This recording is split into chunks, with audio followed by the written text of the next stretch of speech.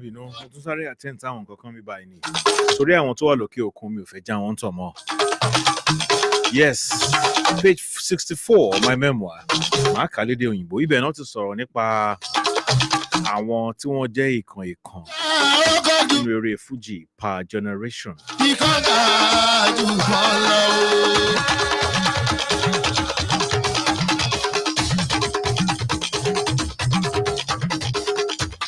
This is a candid compilation of the lists of some notable practitioners of FUJI music from the first generation to the current generation, starting from the man who created it, known as Mr. FUJI,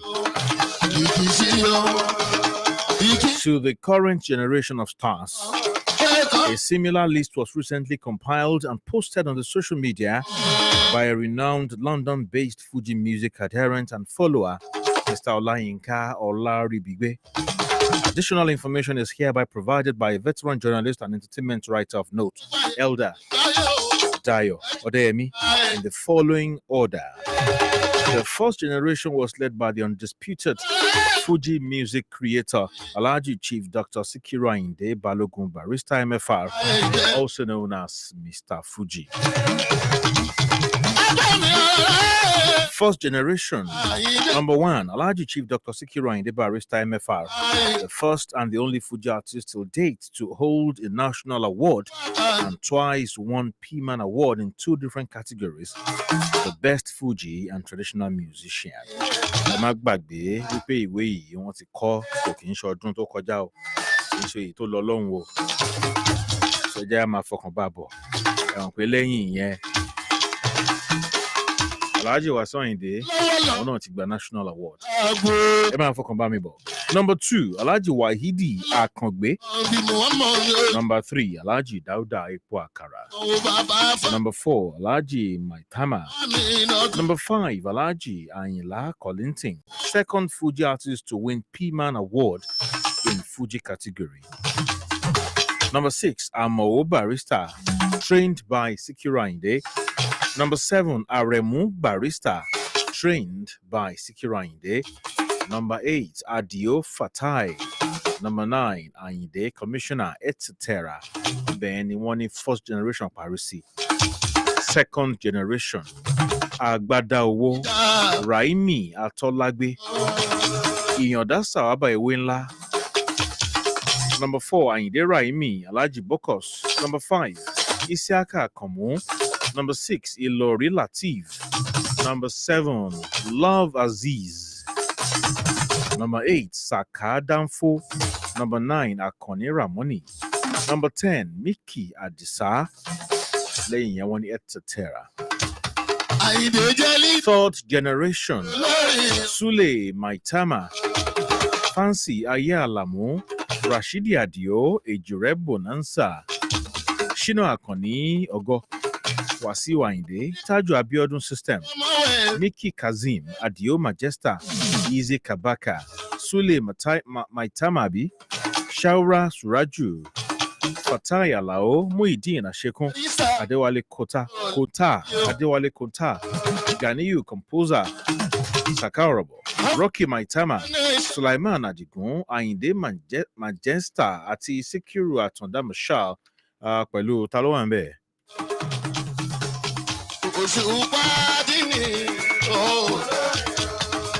Aremu Bonanza, Ejire Bonanza mo kọ́ dárúkọ lẹ́ẹ̀kan, then Aremu Bonanza ní number 22.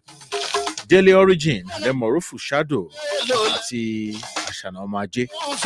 Ní fourth generation, Adewale Ayuba, Adisa Musibao, Sandoka Yoboro Yobonsin, Shenshema, Suleiman Adisa, Musibao Alani, Tajuddin Alade, Deputy Commander, Tajuddin Ishola, Merengue Rashid Ayinde, Karachi Wasiu Ayinla, àti Komi Jackson, etc. Ní fifth generation, wọ́n ní Sule Atawewe, Abbas Obesere, Wasiu Alabi Pasuma, Òṣùpá Saheed, Shefiu Alao, Sule Alao Malaika, Muri Tonda, Soniti Adeshokan, Taye Currency, Remi Aluko, Bola Bolintin, Alaji Composer, Lewali Akonji, Barishoki Etitera, wọ́n ní 6th generation, Siri Leather, àti Shanko Etitera. Inú ìwé yẹn ni mo ti yọ èmi kọ́ ni mo kọ o. Àtẹnijọ́kọ̀ kó mọ́ kí yẹn ẹ̀kọ́ ẹ̀kọ́ dìde mi o. Kẹ́tẹ́ wá àdúrà sí bàbá lókè. Táyé mi o, àdélébàrè. Ẹ já lọ sí page 104 nínú ìwé yìí kan náà. Níbẹ̀ ni wọ́n ti sọ̀rọ̀ nípa àwọn olórin tí wọ́n kọ́kọ́ ya fídíò fún orin wọn. Barrister scored first in video clip in FUJI. It is not an overstatement to say that Alhaji Sikiru Ayinde Barrister was a pioneering FUJI artist in video shows in Nigeria. It is on record that he was the first FUJI musician to record video clips for television promotion in Nigeria, and this is dated back to the 1980s. Investigation conducted revealed that Chief Tony Okoroji and Sonny Okosun were about the first artists to record video clips for television promotion in the country. While Okoroji's work was on his record, Juliana, that of Okosun's was Papa's Land. They were quickly followed by Admiral Dele Abiodun, who also became the first Juju musician to record video clips on television. According to the first set of Nigerian video promotion producers, veterans Yomi Izeko and Bayo Sani, they had their first shot with Chief Tony Okoroji. Mr. Izeko recalled, unquote, now, after a very successful recording of Tony's Juliana record, we approached some top Nigerian musicians like Dele Abiodun, Chief Sikiru Ayinde Barrister, King Sunny Ade, and Alhaji Kollington Ayinla to sell the idea to them. It was Dele Abiodun's recording company that first consented to our request, and we had him recorded as the first Juju musician. Láti ṣe video.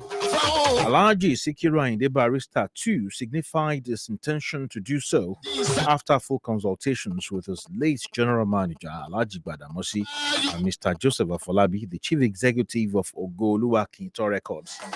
Mr. Izeko pointed out that Barrister's first record to be recorded on video promotion was Appreciation, which was recorded on 2 locations, Doba Hotel and Fuji Chambers. He also explained that they were about recording the second video for Barrister when Mr. Ola Kazim approached them to record the new album of King Sunny Ade, who had just joined his recording stable then. King Sunny Ade's recording was done at his hotel, Orija Club, he asserted. Till date, Barrister recorded several video clips, both on promotional and commercial basis. His first commercial video cassette was Music Extravaganza, while his last promotional clip before turning commercial was on FUJI Garbage Series 2. Mr. Bayo Sani, a member of the crew that first recorded Barrister on video, disclosed that there were 3 in number to carry out the assignment. They mentioned the names of others as Mr. Yomi Izeko and Mr. Gani Kasumu, now abroad.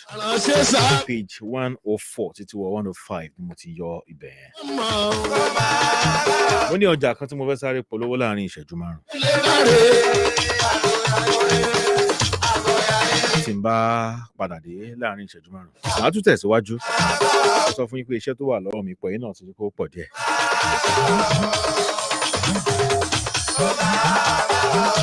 Àránṣẹ́ náà wí.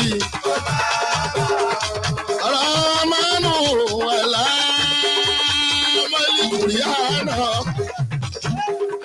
Ramanu wala malikuriana. Alakalisana alamaulibana. Shamusu wali kamaru biusibani. Wanajimu wasajaru ya Sudani. Wasamawara wallaha alimizano.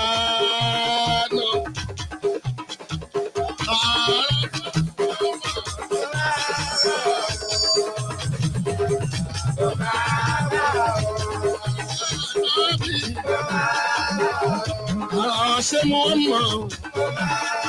Rọ̀bọ̀nà láti kúrò ní ìlọ́bọ̀nà. Báyọ̀ kà í ṣe ọ̀dá ìtànà. Bọ̀lá náà mi ládùn kúrò mọ́ta. Iná ká ń tà lọ́wọ́. Bàbá náà. Èmi ló dé tó rojú koko báyìí. Ojú ló ṣì rí. Ṣé mo tí máa bọ̀ ẹ́ jẹ? Èmi ni mo ṣe. Ẹni bá rí ẹ bó ṣe lé fùrù kọ̀kọ̀. Bí ẹni pé o lè sọ kìdí lẹ̀ ká tó wọ̀ bùsùn. Yóò rò pé irinṣẹ́ gidi ló ń kó lásìkò eré lánàá. Bẹ́ẹ̀ kẹ̀, òkété yẹn ò ní tìtọ́ sàdédàjì ọ̀nà. Tí o ti kárí bọnú bí èkó ló tó fẹnu kan yìí. Àìsàn àtàrùn yóò máa ṣe nǹkan o. Èmi wà ní ṣíṣe báyìí olólùfẹ́ mi. Ṣé èmi ni màá ṣàlọ̀ sọ fún yín pé kẹ́ lọ mójútó ara yín? Bẹ̀rẹ̀ táwọn fẹ́ gámà kárí o. Ó wọ egbògi bàbá òkè ehò. Kí ló wí nù? Ìwọ náà sọ̀rọ̀ sókè. Ṣàlàyé bó ṣe ń ṣe é fún bàbá òkè o. Kọ́mọ aráyé tó gbóúnjẹ alẹ́ rẹ fúnlógún jẹ. Ọ̀pẹ́ yìí tó ń roni gorogo. Ara títa jẹ, ara títa ara yúnyún. Kí bàtà ó máa bọ́ lẹ́sẹ̀ ọmọ ènìyàn kò sùn ọ̀. Kẹ́lẹ́ ó máa ṣẹ̀lọ́ sẹ́rẹ́sẹ́rẹ́ tàbí tó pọ̀ lápọ̀jù. Iṣan ara tó ń buni so. Bàbá òkè ò lè légbògi atura. Lórí èyíkéyìí àìsàn tàbí àrùn tó fẹ́ dáni gúnlẹ̀. Bàbá òkè ò kalẹ̀ sí shop 10A Oyèkọ́lá shopping complex ládojúkọ Deeper Life Church Jákàndé Gate Òkè Afá Ìgbè Road. Ẹ pè 080-944-71143 080-944-71143. Bàbá òkè o elégbògi débẹ̀débẹ̀.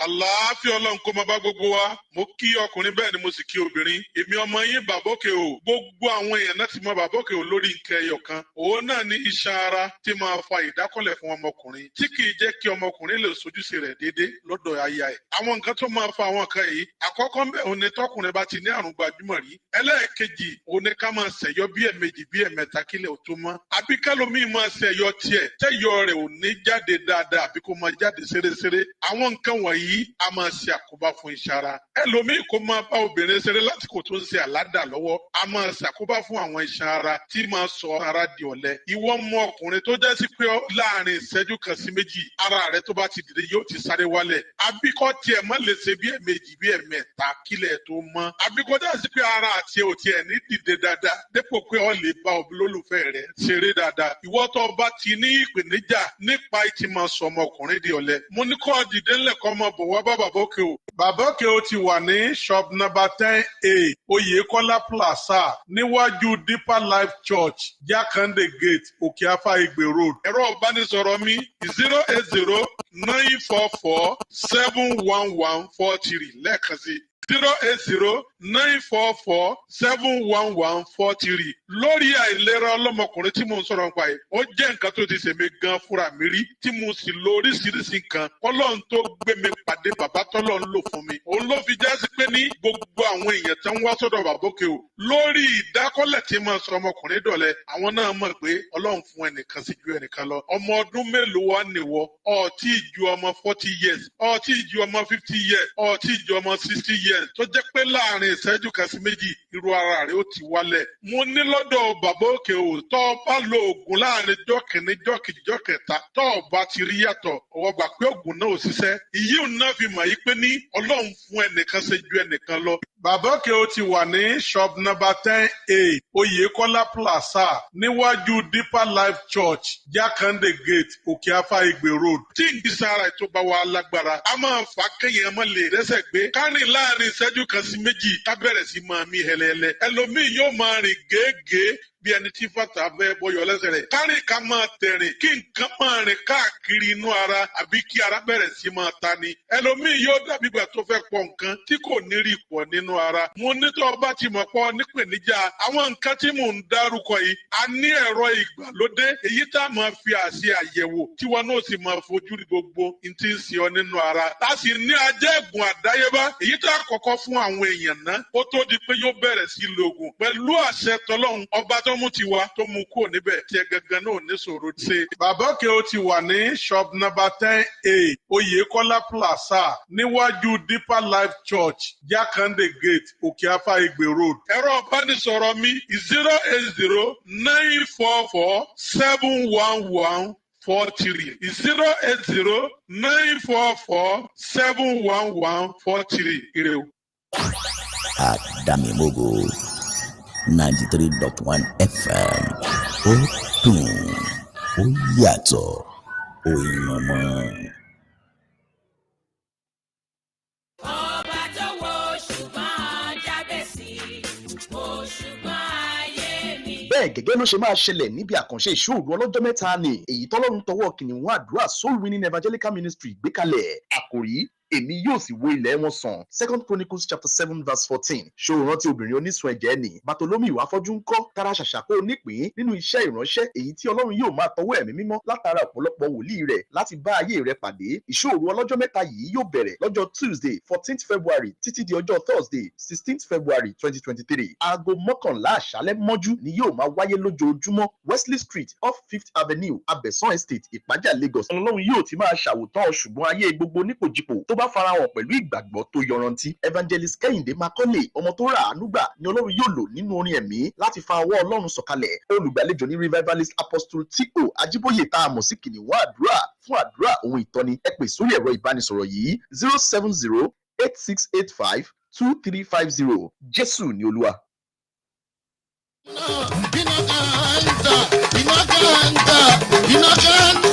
Inakanta Samiyu Duwai Rabana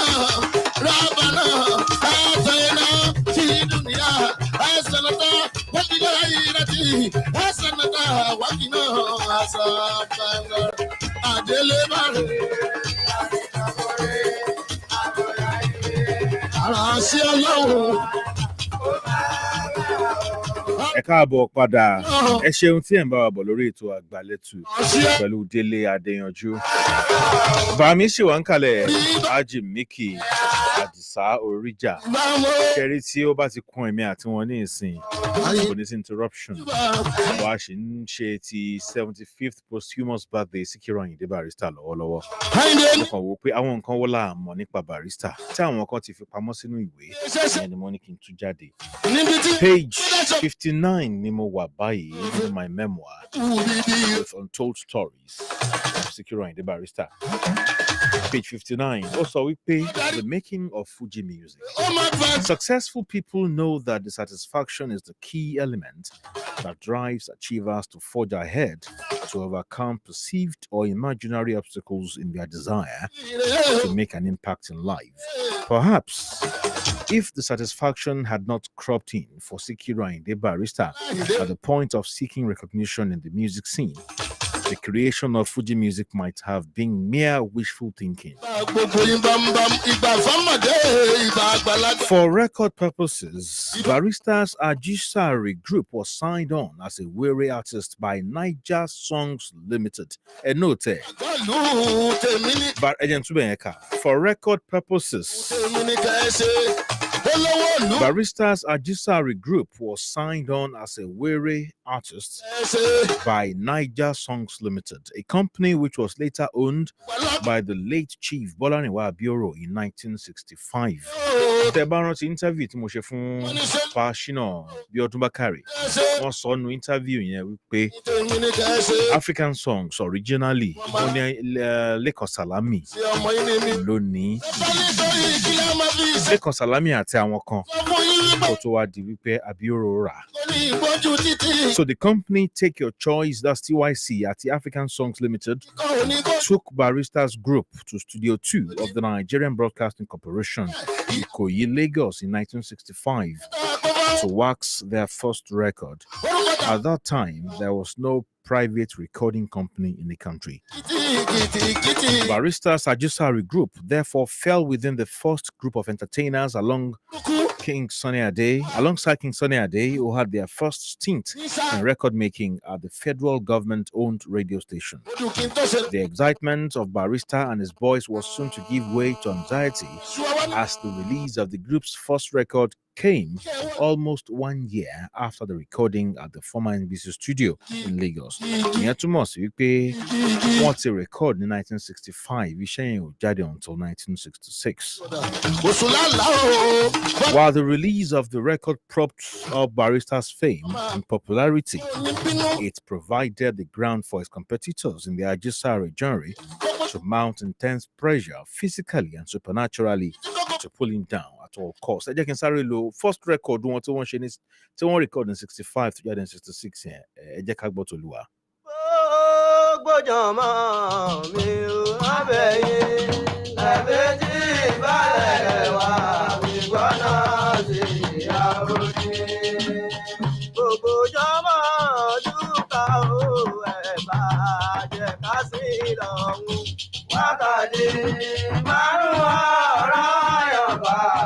mo bèèrè òdodo.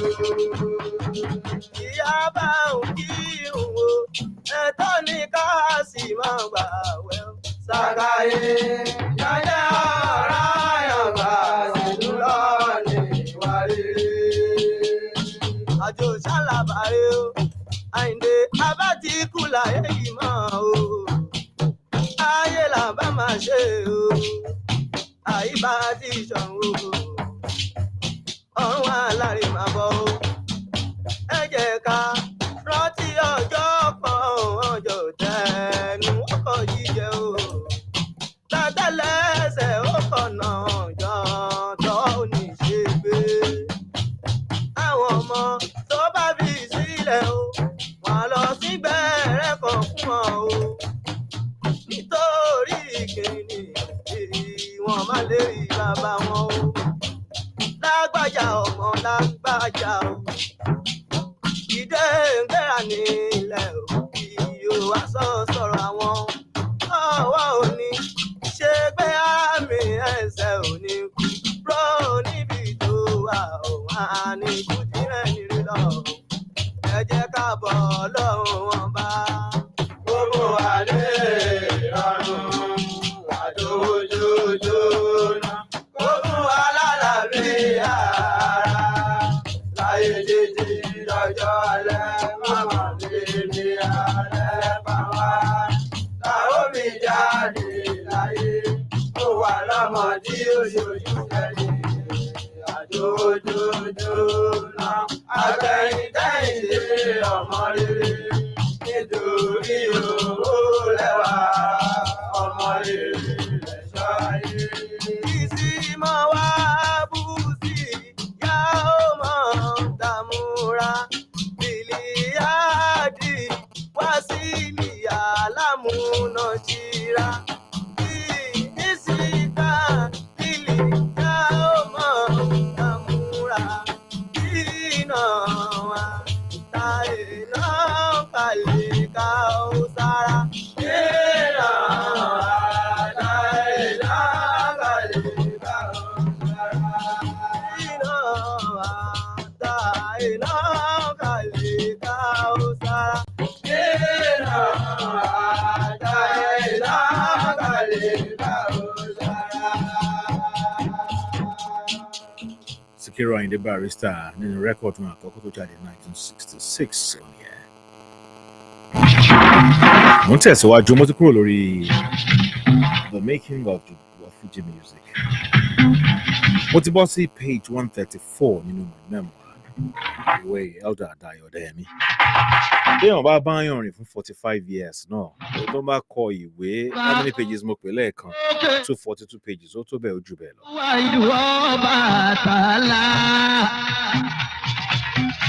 Ẹ jẹ́ n sáré kàn sí àwọn tó ń fún mi ní message ní Facebook àti WhatsApp àti YouTube. Ẹ jẹ́ kí n wò ó. Prince Ayọ̀délé Akínyọ̀dé Adébísí ẹ kálẹ́.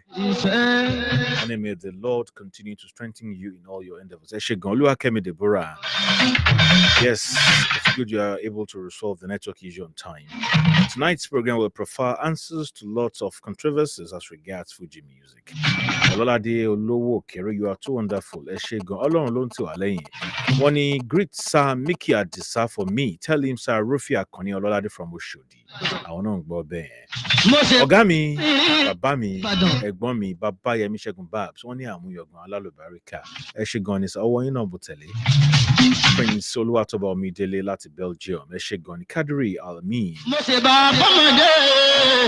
May God forgive him of all his shortcomings. Alhaji Sikiru Ayinde Barrister. Kadri Almi. Taiwo Adewale Adewumi. Emmanuel Abdulkareem Olalawa. Mokiyin. Gbade Gapsin. Gbade Bo. Mokiyin sa. Tinúọlá Ajagun Àjọkẹ́. Ọmọ Uncle Tóyè Ajagun. Ẹ káalẹ́ o. Kẹ́hìndé Ṣọ́tìkárẹ̀ wọ́n ní Okay, wọ́n kọ́ kí mi náà. Okay, wọ́n ṣáà kí mi náà ni. Ọ̀túnba ìpayà lébi oṣù mú kí. Ẹ jẹ́ nípa múra síṣẹ́ yìí, iṣẹ́ yẹn pọ̀ wájú mi ẹjọ́. Àwọn míì ti máa tún rí màmá kà. Rich ní YouTube wọ́n ní you are doing a good job. Ẹ ṣe gan láti Washington DC.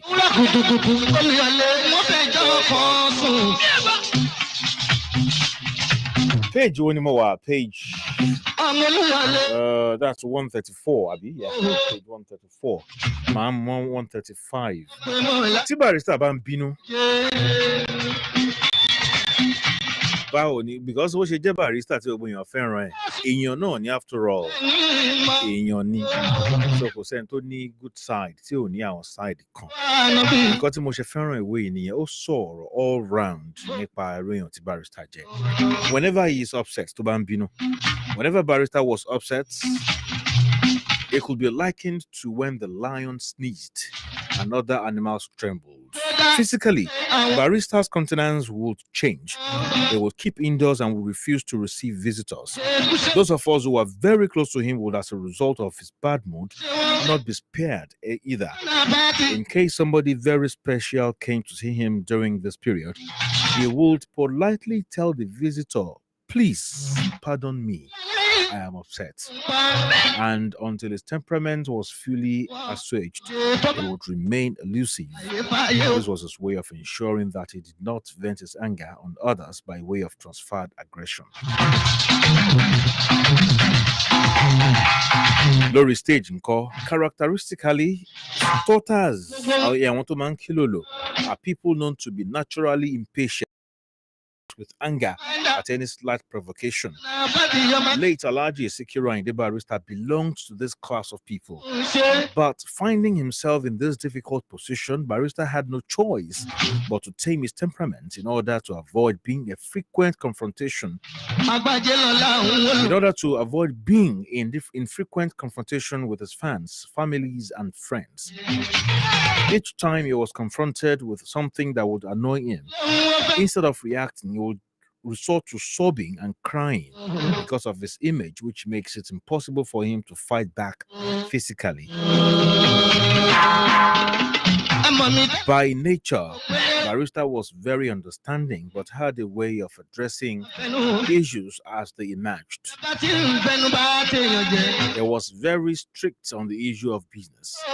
He hated distraction on stage and therefore did not condone indiscipline at any given time.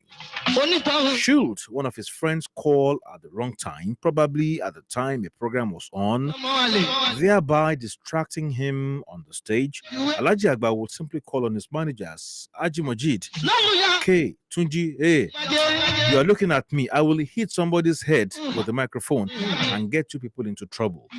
I wonder who will be held responsible for murder.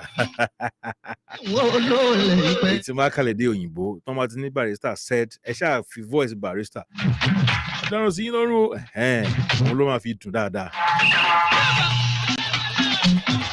Tí Barrister bá broke, Barrister no man broke. Mo ti gbọ́ pé there was a time nígbà tí Alhaji ń ṣe àìsàn tó ní agbára. Lẹ́yìn tí wọ́n ṣe spinal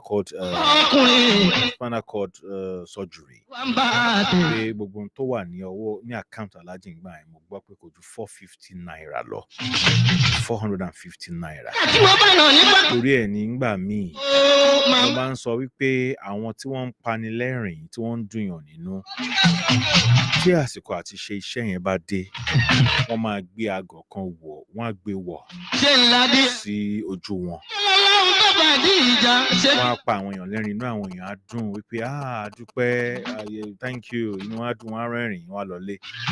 Nígbà tí òṣèré yẹn bá dénú ilé tiẹ̀, tó bá ti ṣe mask yẹn lójú, ẹ máa wá rí wípé omijé tó ti gbẹ mọ́ ojú ẹ̀ ó wà ń bẹ̀ torí pé òun gan náà ń sunkún. Ẹni tó ń pààyàn lẹ́rìn, òun gan náà ń sunkún. Sẹ́ni tí ò kì í broke. Wọ́n kọ́ àwọn kan ti ní Alhaji sí ni pé mo bá ìrànlọ́wọ́ lọ sọ́dọ̀ ẹ̀ kò tiẹ̀ ṣe. When broke, page 135 nìyẹn wà. Unlike any other human being, there were times when the rich also cried. This also applied to our man, Barry, occasionally when financially down and needed monetary redemption. Alhaji Sikiru Ayinde Barrister had a way of expressing himself. He would say, Tunji Majid, I am going to put my hand on 3-phase PHCN meter. If you don't know anything, whenever he uttered that statement, one knew he was broke. In other words, he was indirectly asking his managers to look for money, at least to solve the immediate challenge he was facing at that point in time.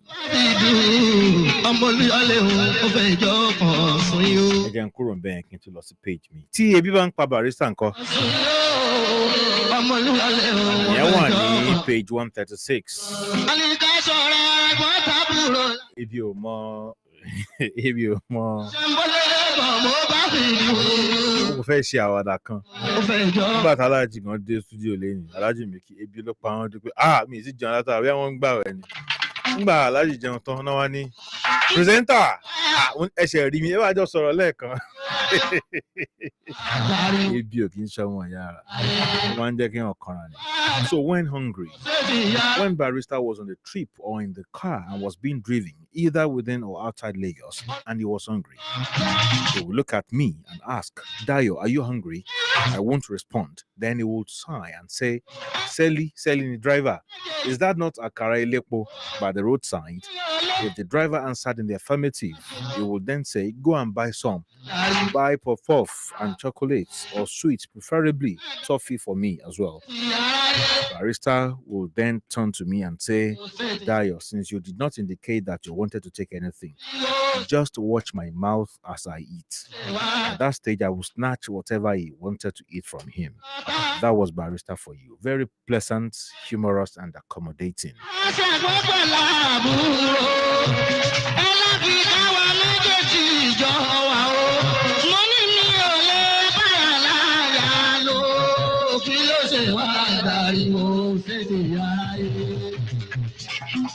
Page 162, the fear of old age. Sometimes near year 2000, about 10 years after Barrister finally succumbed to death, he had nursed a phobia for death. It was on the occasion of waxing the album entitled Millennium Stanza at Ivory Music Studios at Ikeja. The band boys were set in the recording studio awaiting the arrival of the FUJI Lord. At about 11 p.m., Barrister and I arrived at the studio premises and headed straight into the studio. The usual pre-recording proper was about to start when a photographer sneaked into the studio and handed over some copies of the latest portraits of Alhaji Agba to one of the managers for Barry to make his choice for the cover of the album's jacket. To our surprise, when Barry looked at the pictures, instead of making a choice, he burst into tears. He started sobbing silently, so uncontrollably, that some of the band boys who noticed this development asked his nephew, Mr. Tunde Shuti, and I to intervene with a view to finding out what the matter was. On seeing us beside him, Alhaji Agba again wept profusely. We were all worried. What could have happened? After regaining his composure, Alhaji waved the photos at us, and I said, "Can't you see how old I look in these photographs?" he asked us. There was no response from us. He looked around, not uttering a word. It dawned on the FUJI icon that years of toil, years of lack and deprivation had finally taken its toll. Dayo, Barry said remorsefully, "Go and tell these people that they should use my old photograph for the new album. I cannot imagine myself appearing like an old man." I was tempted to remind him of one of the lyrics of his song, which goes thus: "Irejeos, photo," but the atmosphere was too tense for such joke. Unable to attune himself to the mood to do the recording, Barrister announced the shocker: "I am not recording again tonight. Good night, everybody." And that was the end of the recording that fateful day. That was one instance when Barrister wept openly.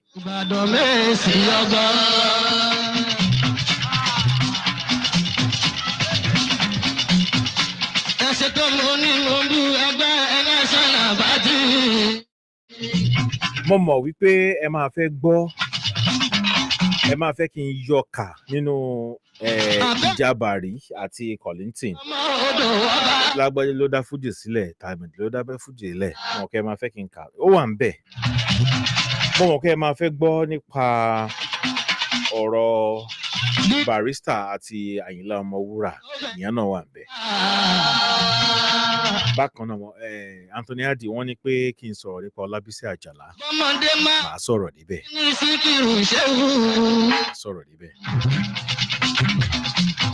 Ṣùgbọ́n kí n tó tẹ̀síwájú ẹ jẹ́ n sáré gbé Dr. Billy wọlé nípa Aragon insecticide tá a ti ń tẹnumọ́ fún yín. Nọ́mbà iléeṣẹ́ Aragon tẹ́ bá ti mú ẹ fi WhatsApp message àbí kẹ́ ẹ pè wọ́n lórí WhatsApp lórí bẹ́yìn náà ṣe máa ní tiyín lọ́wọ́. Aragon insecticide a ti ń gbìyànjú àti tẹnumọ́ nípa iṣẹ́ èyí tí ó ń ṣe. Bẹ́ẹ̀ náà látúnṣe ṣe ní àṣálẹ́ yìí. Mo ń padà bọ̀ àmọ́ ètò ń tẹ̀síwájú ní ìkànnì yìí ẹ ṣeun tí ẹ̀ ń bá wa bọ̀. Àmọ́ ká tó tẹ̀síwájú ẹja dé ilé iṣẹ́ tó ń po oògùn apẹ̀fọn Aragon insecticide. Dr. Billy ẹ káàbọ̀ sórí ètò. Olóòtú ẹ ṣé mo dúpẹ́ lọ́wọ́ yín bọ̀ ká tó kọ́kọ́ bẹ̀rẹ̀ náà ẹ jẹ́ ká kí àwọn aráalé pé wọ́n kú ọjọ́ mẹ́ta. A kí gbogbo àwọn aráalé lọ́kùnrin lóbìnrin lọ́mọdé àti lágbà. Àwọn èèyàn wa tí wọ́n bá wa ra oògùn ẹ̀fọn wa tí à ń pè ní Aragon a kí yín pé ẹ kú ilé o ẹ kú ọjọ́ mẹ́ta o. Ṣàlàáfíà la bá gbogbo yín àwa náà àlàáfíà la wà o. Àwa náà tún rèé o àtúngbèdé o.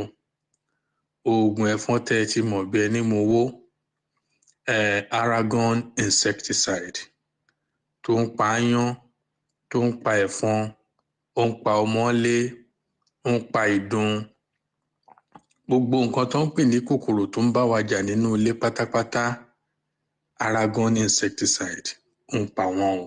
Ẹ ṣeun ẹ já bẹ̀rẹ̀ báyìí ǹjẹ́ oògùn apẹ̀fọn oògùn apakòkòrò Aragon insecticide ǹjẹ́ ó ti gba òǹtẹ̀ ìjọba àpapọ̀ rárá? Federal Government of Nigeria wọ́n ti parí studies tí wọ́n ń pè ní pé àyẹ̀wò lórí oògùn ẹ̀fọn Aragon insecticide. Wọ́n dẹ̀ ti wá finally wọ́n ti endorse ẹ̀ wọ́n ti fi òǹtẹ̀ lù ú pé ní ìlú Nàìjíríà o tí a bá fẹ́ jẹ́ ká gbógun ti àrùn malaria Aragon insecticide jẹ́ number 1 nǹkan tá a lè fi gbógun ti àrùn bà ní Nàìjíríà. Ẹ tún gbọ́ bí mo ṣe sọ o wọ́n ní Aragon insecticide ó jẹ́ number 1 tó lè gbógun ti àrùn ibà ní Nàìjíríà nítorí pé gbogbo nǹkan tó wà nínú ẹ̀ pátápátá ọ̀tá mosquito ni ọ̀tá aáyán ni ọ̀tá gbogbo kòkòrò pátápátá ni kò dẹ̀ sí nǹkan kan tó ṣe fún wa tá a bá lò nínú ilé. Federal government ló sọ bẹ́ẹ̀ o lẹ́yìn táwa sọ fún yín tán tá a tún gbé fún wọn tí wọ́n ṣe àyẹ̀wò ẹ̀ fún ọdún kan nǹkan tí federal government sọ bẹ́ẹ̀ nìyẹn o under Federal Ministry of Health ní Abuja tó ń pè ní National Malaria Elimination Program. Níbo wá làwọn èèyàn ti lè rí oògùn apẹ̀fọn Aragon rà pàápàá nílùú Èkó tá a wà yìí?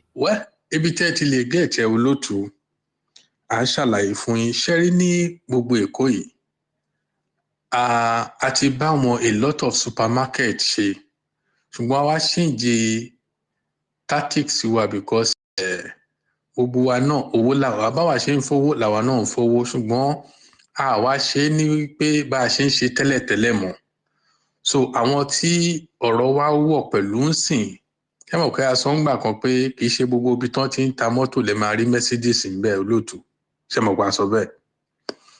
Now ibi tí ẹ ti lè rí Aragon lẹ́kọ̀ọ́ yìí bá a ṣe ń sọ ń sìn lọ́wọ́lọ́wọ́ yìí ní gbogbo Jendol supermarket tó wà lẹ́kọ̀ọ́ yìí Jendol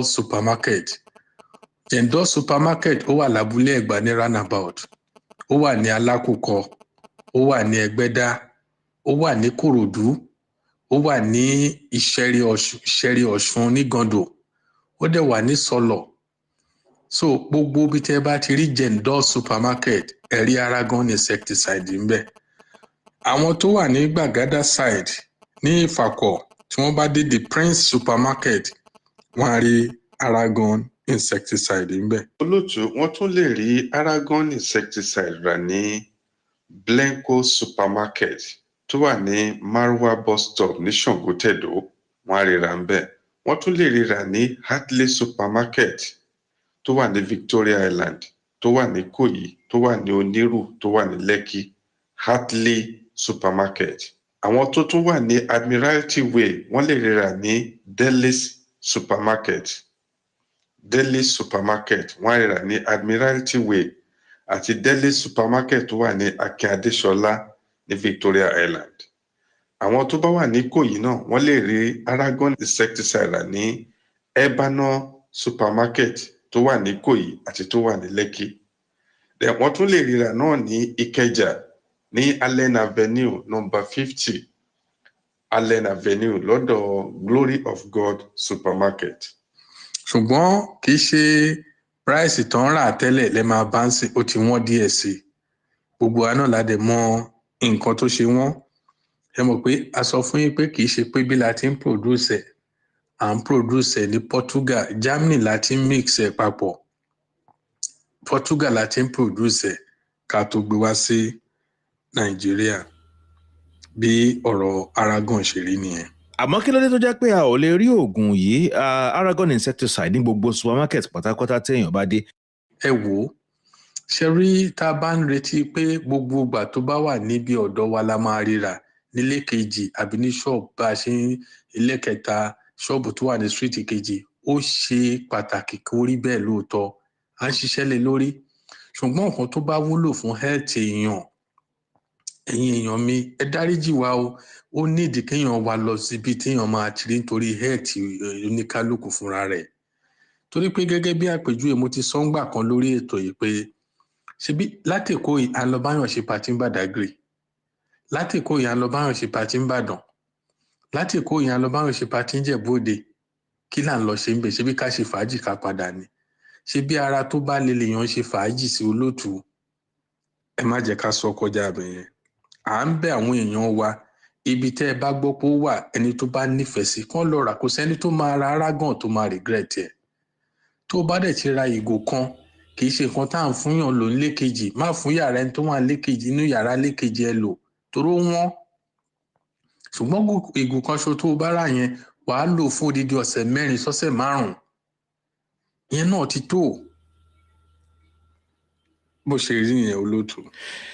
ẹ ṣeun ṣé gbogbo kòkòrò ni Aragon insecticide ń pa ni àbí ẹ̀fọn nìkan lẹ ṣe fún pé tá a bá ń sọ̀rọ̀ nípa kòkòrò yàtọ̀ sí ẹ̀fọn aáyán ìdààmú ni nínú ilé ìdun ìdààmú ni bákan náà yànmùyánmú eṣinṣin ẹmírín eṣinṣin tẹ̀pín sí méjì eṣinṣin ọ̀dẹ́wà eṣinṣin tilé kéékèèké gbogbo ẹ̀ ṣé òun ni Aragon lè kọjú ìjà sí. yes ó ń pa gbogbo kòkòrò tó ń bá ti pè ní gbogbo kòkòrò tó wà nínú ilé pátápátá ẹ̀fọn ni o aáyán ni o ìdun ni o ọmọlé ni o ikán ni o tó ń pè ní termite wall gecko ni o kò sí kòkòrò inú ilé kan tí ò pa ṣùgbọ́n gẹ́gẹ́ bí ìbéèrè tẹ́gbẹ́ ẹ jẹ́ kí n wá ṣàlàyé nǹkan kan fún wa olótùú ṣe rí ní gbogbo nǹkan tó ń pè ní oògùn tó ń pa ẹ̀fọn tẹ́ bá ṣàkíyèsí ẹ máa gbọ́ nǹkan kan tó ń pè ní knockdown.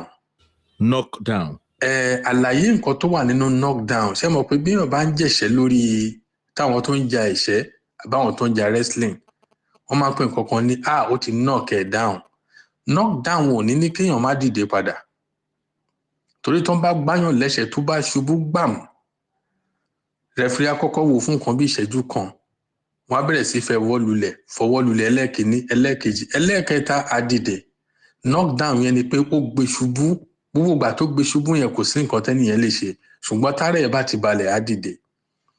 Aragon kì í ṣe knockdown nìkan nǹkan tó ń pè ní knockdown ni pé tó ẹ bá lo oògùn ẹ̀fọn nínú ilé tó bá gbé ẹ̀fọn yẹn ṣubú ó níye wákàtí tó máa gbé ẹ̀fọn yẹn ṣubú òun lè ṣe máa ń rí i pé láàárọ̀ ọjọ́ kejì ọdún bíi aago 4 ní àárọ̀ kùtùkùtù ẹ̀ tún gbọ́n yín tó máa tún dìde ṣé bá a fi oògùn ẹ̀fọn yìí lánàá kí ló tún wá rí báyìí tó ń pè ní knockdown yẹn ó ti knock ẹ̀ down ó tún dìde ni ṣùgbọ́n Aragon ò knock ẹ̀fọn down Aragon máa ń pa ẹ̀fọn ni, ó máa pa pátápátá, ó máa pa áyán pátápátá, ó máa pa ìdun pátápátá, kò ní dìde mọ́.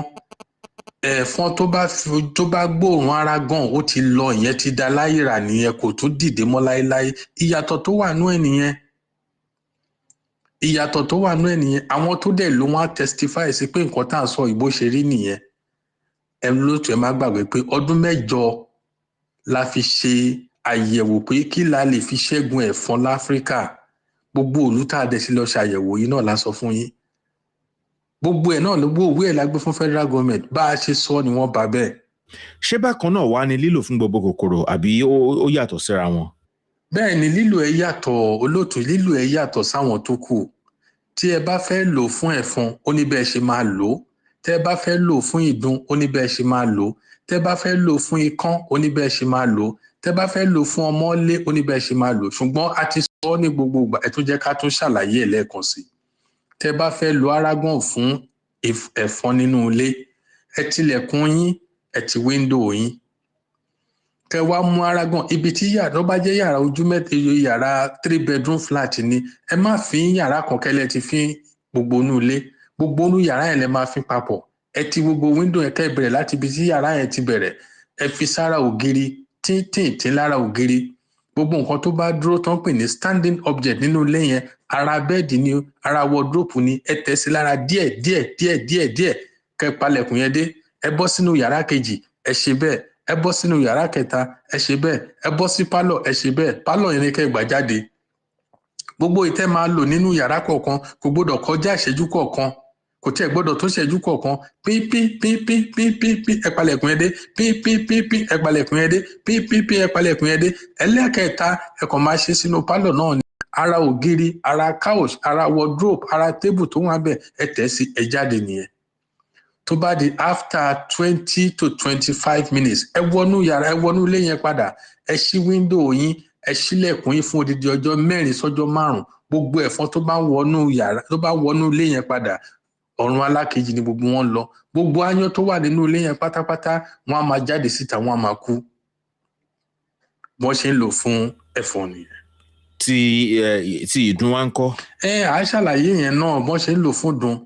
Bọ́n ṣe ń lò fún ìdun ni pé tó bá jẹ́ pé ìdun yẹn ara chair ló wà, àbára bẹ́ẹ̀dì ló wà, àbórí pákó bẹ́ẹ̀dì ló fi sí, ibi tó wà yẹn gangan ẹ tilẹ̀kùn inú ilé yẹn, ẹ ti wíńdò.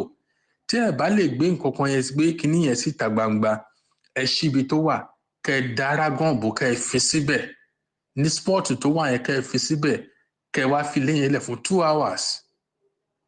Ẹ fi síbi tí ẹ ti rí nǹkan yẹn gangan, abẹ́ chair ni o, abẹ́ bẹ́ẹ̀dì ni o. Tẹ́ bá fi sí ara mattress, ẹ gbọ́dọ̀ gbé mattress yẹn síta, kẹ́ ẹ sá sínú oòrùn. Pẹ̀lú bẹ́ẹ̀ ṣe fi yẹn náà lẹ máa sá sínú oòrùn. So nǹkan tẹ́ ẹ bá lè gbé sínú oòrùn, inú ilé yẹn lẹ máa ti fi direct. Ṣùgbọ́n ẹ gbọ́dọ̀ ṣe ní ọjọ́ mẹ́ta fún at least 5 times. Torí àwọn ìdun yẹn ti bímọ síbẹ̀, wọ́n ti yẹ́yin síbẹ̀. Bẹ́ẹ̀ ṣe máa lò ó nìyẹn. Ṣùgbọ́n tó bá fẹ́ lò fún aáyán, the same way bẹ́ẹ̀ ṣe fi sára ògiri fún ẹ̀fọn yẹn náà lẹ máa lò. Àkídẹ̀ ń fi ẹsẹ̀ tẹ aáyán pa. Tẹ́ bá fi ẹsẹ̀ tẹ aáyán pa nínú ilé, ẹ̀ ń bí aáyán míì sílẹ̀ nìyẹn. Torí tẹ́ bá tẹ̀, àwọn ẹyin tó wà lára àjáde wọn á bẹ́ sábẹ́ chair, ó máa tún àwọn ẹyin yẹn á dìde, wọn á di aáyán padà. Kì í fi bàtà pa aáyán. So bí yẹn ṣe jẹ́ nìyẹn olóòtú. Nọ́mbà wo ni àwọn èèyàn lè pè sí tó máa fẹ́ ra Aragon insecticide, pàápàá jùlọ àwọn tó fẹ́ jẹ́ alágbàtà fún oògùn apẹ̀fọn Aragon? Àti fi fóònù nọ́mbà wa lẹ̀ ó ṣòro nítorí àwọn èèyàn wa, àwọn nǹkan tó ń béèrè lọ́wọ́ wa yàtọ̀ sí nǹkan tá à ń sọ. Ṣùgbọ́n bẹ́ẹ̀ ṣe sọ, ẹni ṣe afálágbàtà, bẹ́ẹ̀ ni afálágbàtà, ṣùgbọ́n alágbàtà tá a fẹ́ lórí Aragon, ẹni tó máa rà á direct, tó máa tún ta nítorí gbogbo àwọn tó fẹ́ rà á àti sọ fún wọn gbà kan pé kí wọ́n kọ́kọ́ lò ó ná. Tí wọ́n bá lò ó, tí wọ́n bá rí bó ṣe rí, yes, kí wọ́n rà á. Ṣùgbọ́n sìn àfúnyàn sample mọ́ o. Sọ̀rọ̀ tó bá fẹ́ rà á direct, á lọ tún ta fúnra ẹ̀ ni. Ṣùgbọ́n gẹ́gẹ́ bí nǹkan tá a ti rí lẹ́ẹ̀sperience, ó ṣòro láti ta Aragon fáwọn ṣọ́ọ̀bù kéléje. nítorí pé owó tí wọ́n ń ta Aragon ẹlòmíì bá débẹ̀ ó máa sọ̀rọ̀ pé akílẹ̀ ń tà tó le tó yẹn so òun la ṣe ń rọ àwọn èèyàn ẹni tó bá ní ìdí ẹ̀ ní kó lọ sí supermarket ibi tó ti ń tà á ní máa fi yọ àwọn èèyàn wa lẹ́nu. Ìwọ̀n bẹ́ẹ̀ ṣe ní ká fi nọ́mbà wa sílẹ̀ àá fi sílẹ̀ ṣùgbọ́n text message àti WhatsApp nìkan ni kí wọ́n máa tẹ̀sí wa. Nọ́mbà wa náà ni 081 83666 081 83666. téèyàn bá fẹ́ mọ̀ sí nípa Aragon insecticide ńkọ́. Wọ́n lè rí wa náà lórí íńtánẹ́ẹ̀tì ẹni tó bá fẹ́ mọ nǹkan kan lórí Aragon kàn lọ sórí íńtánẹ́ẹ̀tì pẹ̀lú ìtasọ̀ pẹ̀lú Federal Government of Nigeria gbogbo ẹ̀ ló wà ń bẹ̀ pátápátá kò nídìí pé website ẹ ṣàkọ Aragon insecticide sórí Google gbogbo nǹkan tẹ́ fẹ́ rí locate ẹ̀ ń bẹ̀ Aragon insecticide ẹ kọ sí Google bá ń bẹ̀ a wà lórí Facebook a wà lórí WhatsApp lórí Instagram so gbogbo information tẹ́ fẹ́ mọ̀ nípa ẹ̀ bá ń bẹ̀. ẹ ṣeun tí ẹ bá wa dá sí ètò lọ́tẹ̀ yìí Dr. Billy amarin bá o. ẹ ṣé olóòtú. Aragon ti gbọ́dọ̀ olórí gbogbo ogun ẹ̀fọn pátápátá. Ẹ bá ti lo Aragon, aáyán àti gbogbo kòkòrò yóò dàwátì yó. Yóò dàwátì sẹ́. Yóò dàwátì yó. Aragon insecticide. Yóò dàwátì yó. Gbogbo ẹ̀fọn gbogbo kòkòrò. Yóò dàwátì yó. Àtàyán àti kòkòrò. Yóò dàwátì yó. Gbogbo ẹ̀fọn pátápátá. Yóò dàwátì yó. Aáyán àti gbogbo kòkòrò. Yóò dàwátì yó. Yóò dàwátì yó. Yóò dàwátì yó. Yóò dàwátì yó. Yóò dàwátì yó. Adamimogo 93.1 FM ó dùn ó yàtọ̀ òyìnbó. Ayérayé wá gbọ́. Jẹ́ kí rògòlò. Ọlọ́run sá Olúwa lọ. Jẹ́ kí rògòlò. Orí ọ̀fẹ́ pẹ̀lú àánú fẹ́ kó àkópọ̀ fún gbogbo èèyàn. Ní Adamimogo Jesus City. Láàárín ọjọ́ méjì tó parí ìrìn àjò. Ìṣòro ọlọ́dọọdún yẹn. Tí Jésù máa ṣẹ. Fún Pàfẹ́sà Olúwalọ bàbá Adamimogo. Last 78 hours of 41 days vigil. Grace and mercy for the next level. Ó yá ká lọ gbàdúrà. Torí ilẹ̀ májẹ̀mú tàánú ti sọ̀rọ̀ togotogo. Àjọ kọjá sípẹ̀lẹ̀ tó kàn níbi gíga. Nípasẹ̀ pé májẹ̀mú tó ń ṣiṣẹ́ agbára pẹ̀lú àánú lórí ìwòlíì Sam Olúwalọ bàbá Adamimogo. Tí màmá Bísí Aláwìyé Àlùkò. Chigo Zé Wisdom. Àpèkí ọlọ́gbọ́gbọ́ fọ́lẹ̀ mi. Táíwò Òjòdú ó máa kọrin ẹ̀mí. Ó yá ká lọ gbàre o. Kí gbogbo èèyàn ti dé sórí ilé agbára ìlákọjọ́ Friday 17 February. Aago 5 ìdájí lọ́jọ́ Sátidé nínú àdúrà ó ti máa jọ. Ní Adamimogo Jesus City. Ìbẹ̀jùlẹ̀ jẹ́ ẹ̀pẹ́ expressway. Ìlàmìjà village nílùú Èkó. Àǹfààní one-on-one counseling máa wà. Ọlọ́run tó pẹ́ wòlíì Sam Olúwalọ. Ó fẹ́ fún yọ̀ bí àtàánú gbé ọkọjá sípẹ̀lẹ̀ tó kọ̀. Ọba tó wo ṣùgbọ́n Jábẹ́sì, wo ṣùgbọ́n ayé mi. Bẹ́ẹ̀ gẹ́gẹ́ ló ṣe máa ṣẹlẹ̀ níbi àkànṣe ìṣòro ọlọ́jọ́ mẹ́ta ni èyí tọ́lọ́run tọwọ́ kìnìún àdúrà Soul Winning Evangelical Ministry gbé kalẹ̀. Àkòrí èmi yóò sì wo ilẹ̀ wọn sàn. 2 Chronicles chapter 7 verse 14. Ṣó rántí obìnrin onísun ẹ̀jẹ̀ ni. Bartolome ìwà afọ́jú ń kọ́. Tara ṣàṣà kó nípìn nínú iṣẹ́ ìránṣẹ́ èyí tí Ọlọ́run yóò máa tọwọ́ ẹ̀mí mímọ́ látara ọ̀pọ̀lọpọ̀ wòlíì rẹ̀ láti bá ayé rẹ̀ pàdé. Ìṣòro ọlọ́jọ́ mẹ́ta yìí yóò bẹ̀rẹ̀ lọ́jọ́ Tuesday 14th February títí di ọjọ́ Thursday 16th February 2023. Aago 11 àṣálẹ́ mọ́jú ni yóò máa wáyé lójoojúmọ́. Wesley Street off 5th Avenue, Abẹ́sán Estate, Ìpájà, Lagos. Ọlọ́run yóò ti máa ṣàwòtán ṣùgbọ́n ayé gbogbo nípòjìpò tó bá farahàn pẹ̀lú ìgbàgbọ́ tó yọrantí. Evangelist Kẹ́hìndé Makọ́lé ọmọ tó rà àánú gbà ni Ọlọ́run yóò lò nínú orin ẹ̀mí láti fa ọwọ́ Ọlọ́run sọ̀kalẹ̀. Olùgbàlejò ní Revivalist Apostle T.O. Ajíbóyè tá a mọ̀ sí kìnìún àdúrà. Fún àdúrà ohun ìtọ́ni ẹ pè sórí ẹ̀rọ ìbánisọ̀rọ̀ yìí 070-8685-2350. Jésù ni Olúwa. Ilé tí mo kọ́ wọ́n sọ pé kì í fi bá bẹ́ẹ̀. Ẹ káàbọ̀ padà. Ẹ má bá tèmi jẹ́ àìsí aláìlé o. Sham Solari Wajuni Agba man for Alaji Agba tonight. We want with I want to Dagba also. Yeah, with all ears and mind. Kazim Raji Ekrole. Oluwakem de Brag, only God bless the biographer. Is right up, is so relatable. Sheikh Kamaruddin Adebisi Hamzat, when someone died over 12 years ago, we are still weeping for losing him. That is how much he has touched our lives positively. May his gentle soul rest in perfect peace. We all have good endings. Yes, me, the Pegbe Alaji Wale, more. What's the party episode tomorrow, bad boy?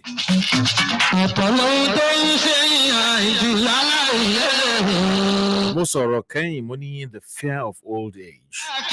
Just see Alaji Agba sun a corny to the old photo array in Dagba. Now, inside if you page, you can lost in next page. Now, 163 on the premonition of death. Still on the premonition of his death, the late Alaji Agba on several occasions are told close associates, including some members of his organization, how he would die in the following order. 1, that he would die in London at the appropriate time. 2, that his death will be controversial. 3, that Lagos and Ibadan would just so fiercely to have him buried in their respective locations. And 4, that he was not bothered about where his permanent resting place would be. However, throughout the period of his protracted illness, he did not state whether he would survive or not, but told this writer, that is Diodemi, of his dream that he saw himself at the TBS being celebrated by a mammoth crowd, all clad in blue-colored fabric uniform.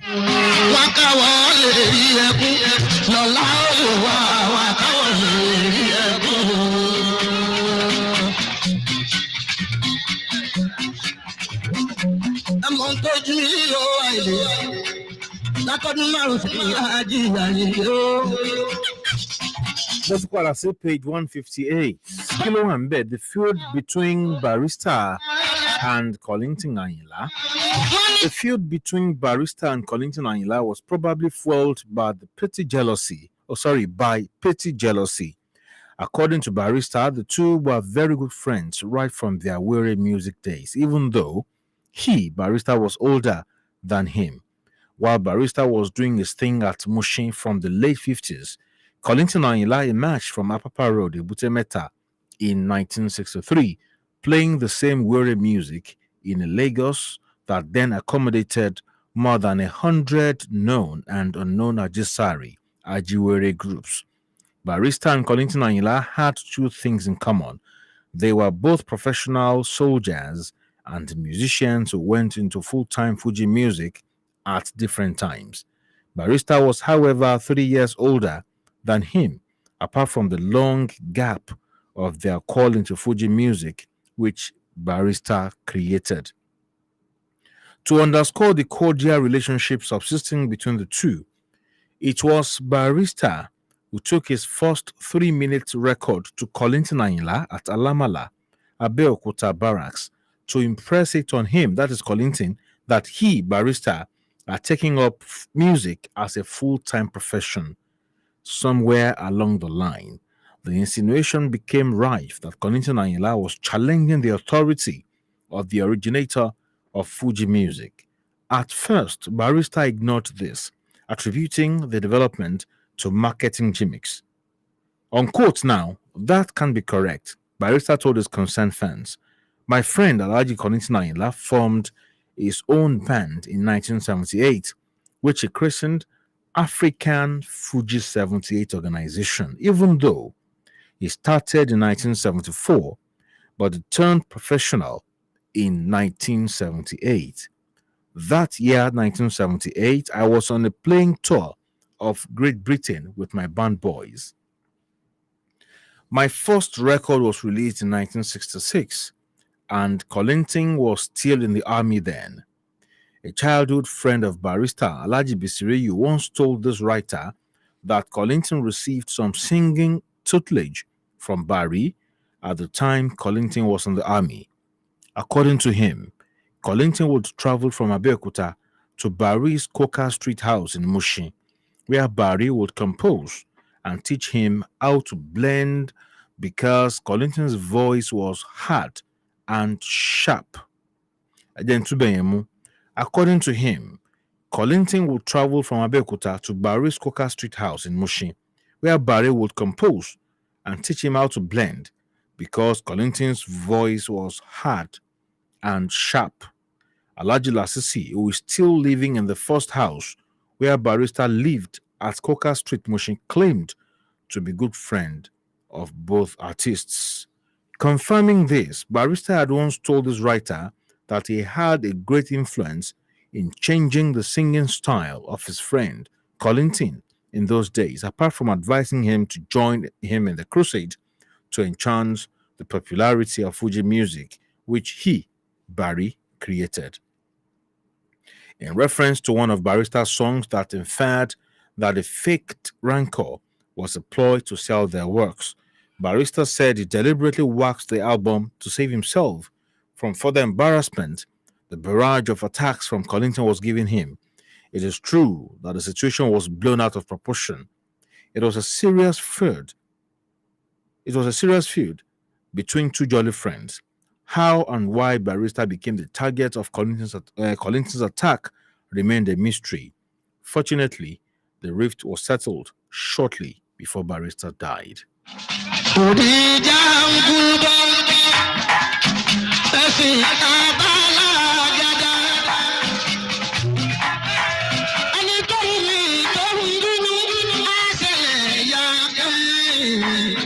See page 154. The friction between Barry and Ayinla Omowura.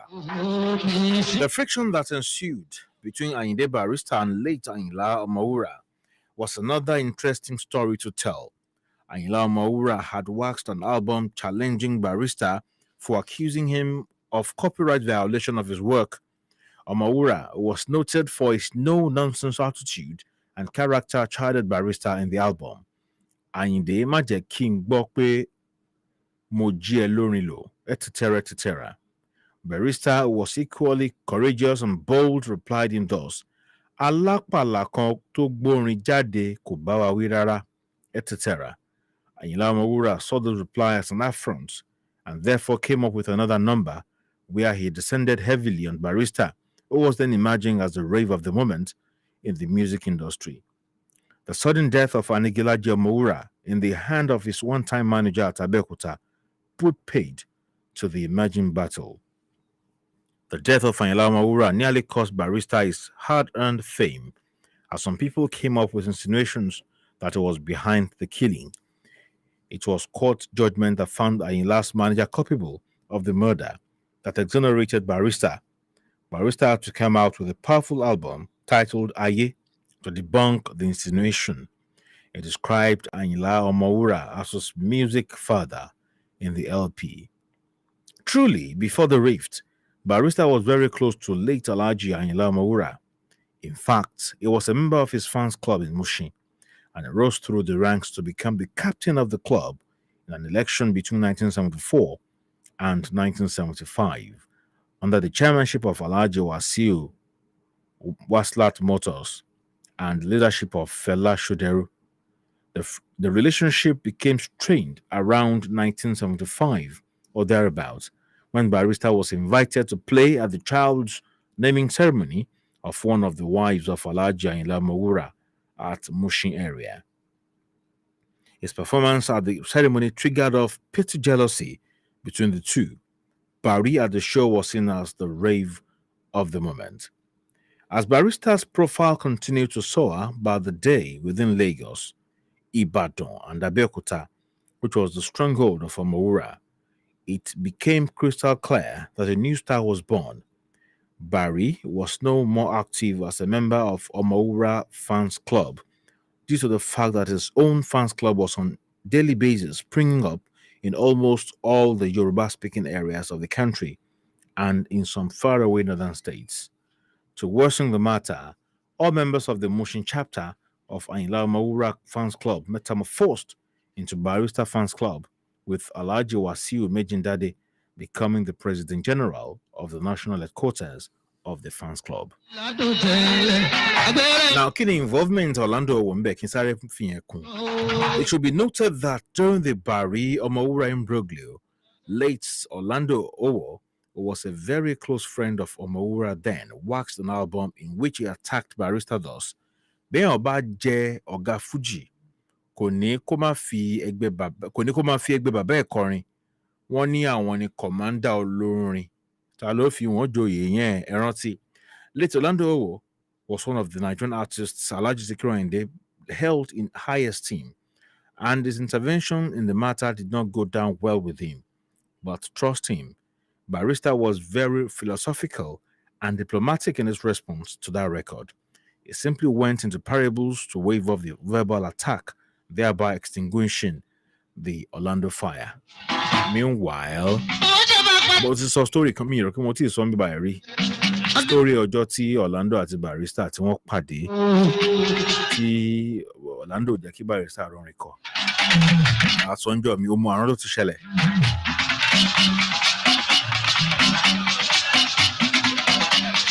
Ẹ jẹ́ n fi ẹyọ kan sí péré kí n tó gbé Alhaji wọlé lórí aago 11 ti fẹ́ lò.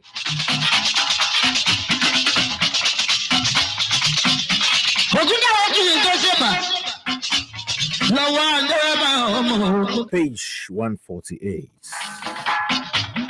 Eléyìí special request ni fún Anthony Adi ní London. Àwọn náà béèrè nípa àwọn ní kí n sọ̀rọ̀ nípa ìjà Barrister àti Olabisi Ajala.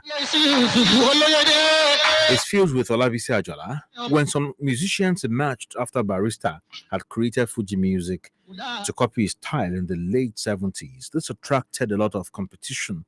A number of FUJI artists emerged across the Yoruba nation, thereby paving way for unnecessary rivalry among them. It was during this period that popular globetrotter, late Olabisi Ajala, emerged as a music promoter.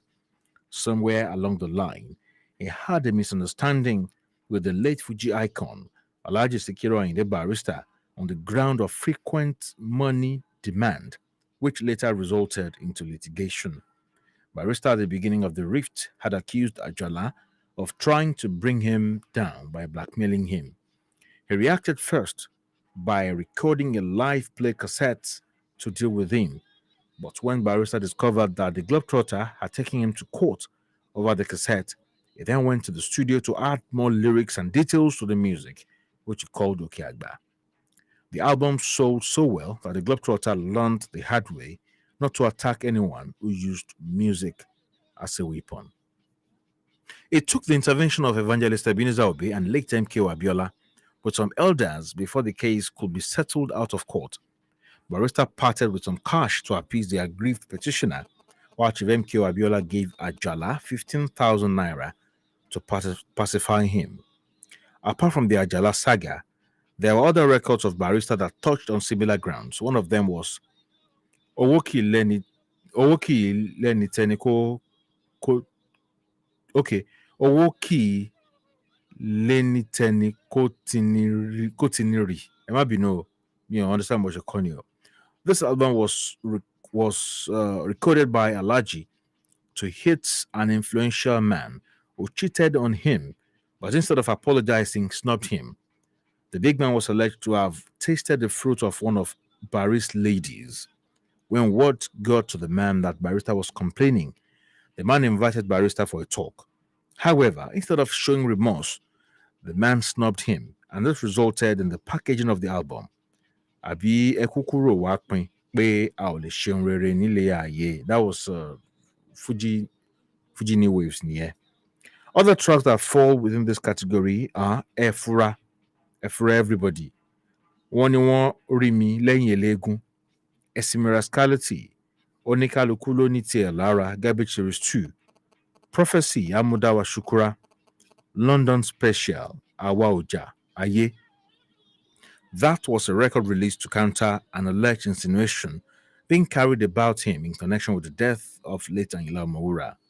The others are Destiny, Okiki, which was released to douse attention over his maternal birth, Superiority, Fertilizer, FUJI Garbage, where he attacked his critics over the title Precaution and Inferno, where in one of the tracks he descended on this writer for interfering in the feud involving him and 2 of his wives.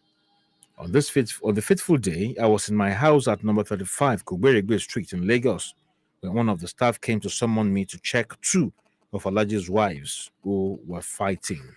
I sought to know if Alaji Barrister himself was at home, and the staff answered in the affirmative.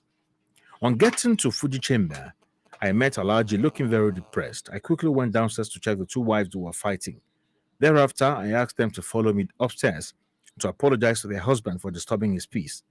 I later chastised the wife who ignited the feud in the presence of their husband, cautioning and asking the woman to learn to behave well.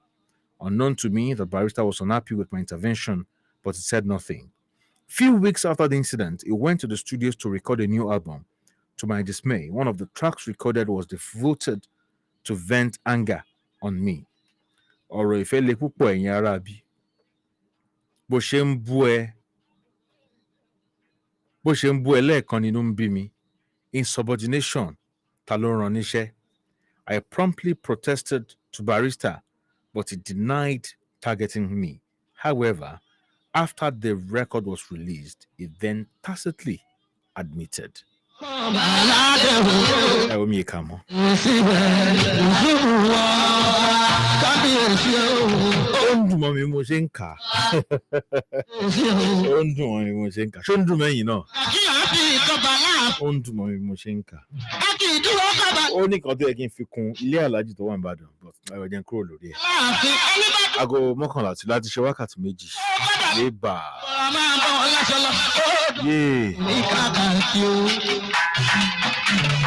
Yes, àlejò mi lálẹ́ yìí. Alhaji Micky Adisa Orija.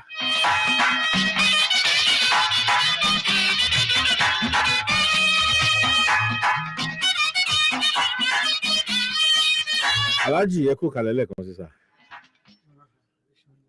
Elétò. Ẹ bá mi gbé kíní ẹ̀ ṣe tí sọ ẹ lè wọ́n fi gbọ́ wa jẹjẹ àbí ẹ̀ẹ́dẹ̀ ní ìdẹ̀ bí ẹ wà òkè bẹ́ẹ̀. Ń gbọ́ iná. Ẹ ń gbọ́ ẹ ṣeun. Ẹ̀yin náà ń fọkàn bá àwọn tí mò ń kà yẹn lọ. Pẹ̀lú àṣẹ lọ́dọ̀ Ọlọ́run. Alhaji ọmọ ìlú wo ni? Bàbá àtìyá mi wọ́n jẹ́ ọmọ Àjàṣẹ́ Èpo ní ìpínlẹ̀ Kwara State. Okay. So mo jẹ́ ọmọ Àjàṣẹ́ Èpo ní ìpínlẹ̀ Kwara State. Ẹ jẹ́ kí n fi orin yín sí. Alhaji Micky Adisa Orija.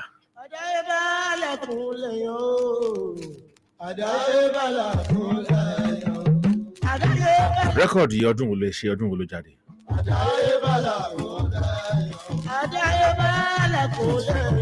Mo ṣe ní kẹ́ gbé kíní ẹ̀sẹ̀ tí kò máa gbọ́. Orí mi máa burú, ẹ̀dá mi máa kọ́re, àríre máa kọ́ mi ní Olúwa, àdáyé bàlá kò lẹ́yìn.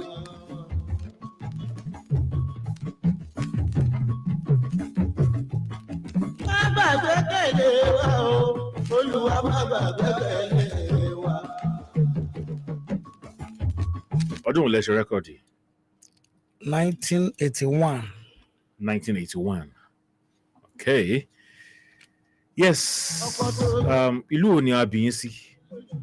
A bí mi sí ìlú Èkó. Okay. Ìlú Èkó ń bí. So you are a proper Lagos boy. Lagosian ni mi. Lagosian ni proper. Ẹ ti tó ẹni ọdún mélòó báyìí? Mo ti lé 60 dáadáa. Kí ló dé tí ẹ̀yin olórin tẹ́ máa ń kí n fẹ́ sọ ìjì yín ní pàtó? Kí ló fà?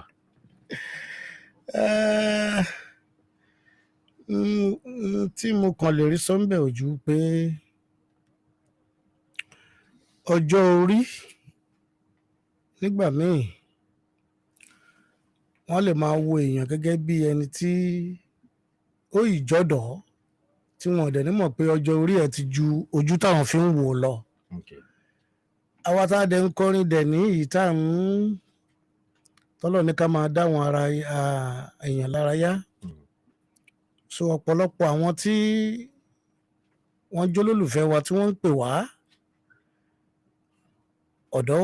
ọ̀dọ́ ló tiẹ̀ ń pè ló ń jó ijó afẹ́jù lóde tìsín so ká má fọ̀rọ̀ gùn àwọn àgbàlagbà náà ń jó àwọn bàbá wa ń jó ìyá wa ń jó ṣùgbọ́n ọjọ́ orí ìṣeun tí wọn kàn lè máa fi yangàn àbí máa so ọlọ́run kó jẹ́ ká dàgbà ká tún dàgbà ká tún ní ìtagbà ní àmì so ká tún bọ̀ dàgbà sí. so nǹkan tí ẹ̀ ń sọ ń sìn ni pé téèyàn bá ti ń claim pé òun dàgbà ó ṣeé ṣe kí àwọn ọ̀dọ́ má fẹ́ pè mọ́ àbí ṣé nǹkan tẹ́ ń gbìyànjú àti sọ ní sọ́mùrì nìyẹn.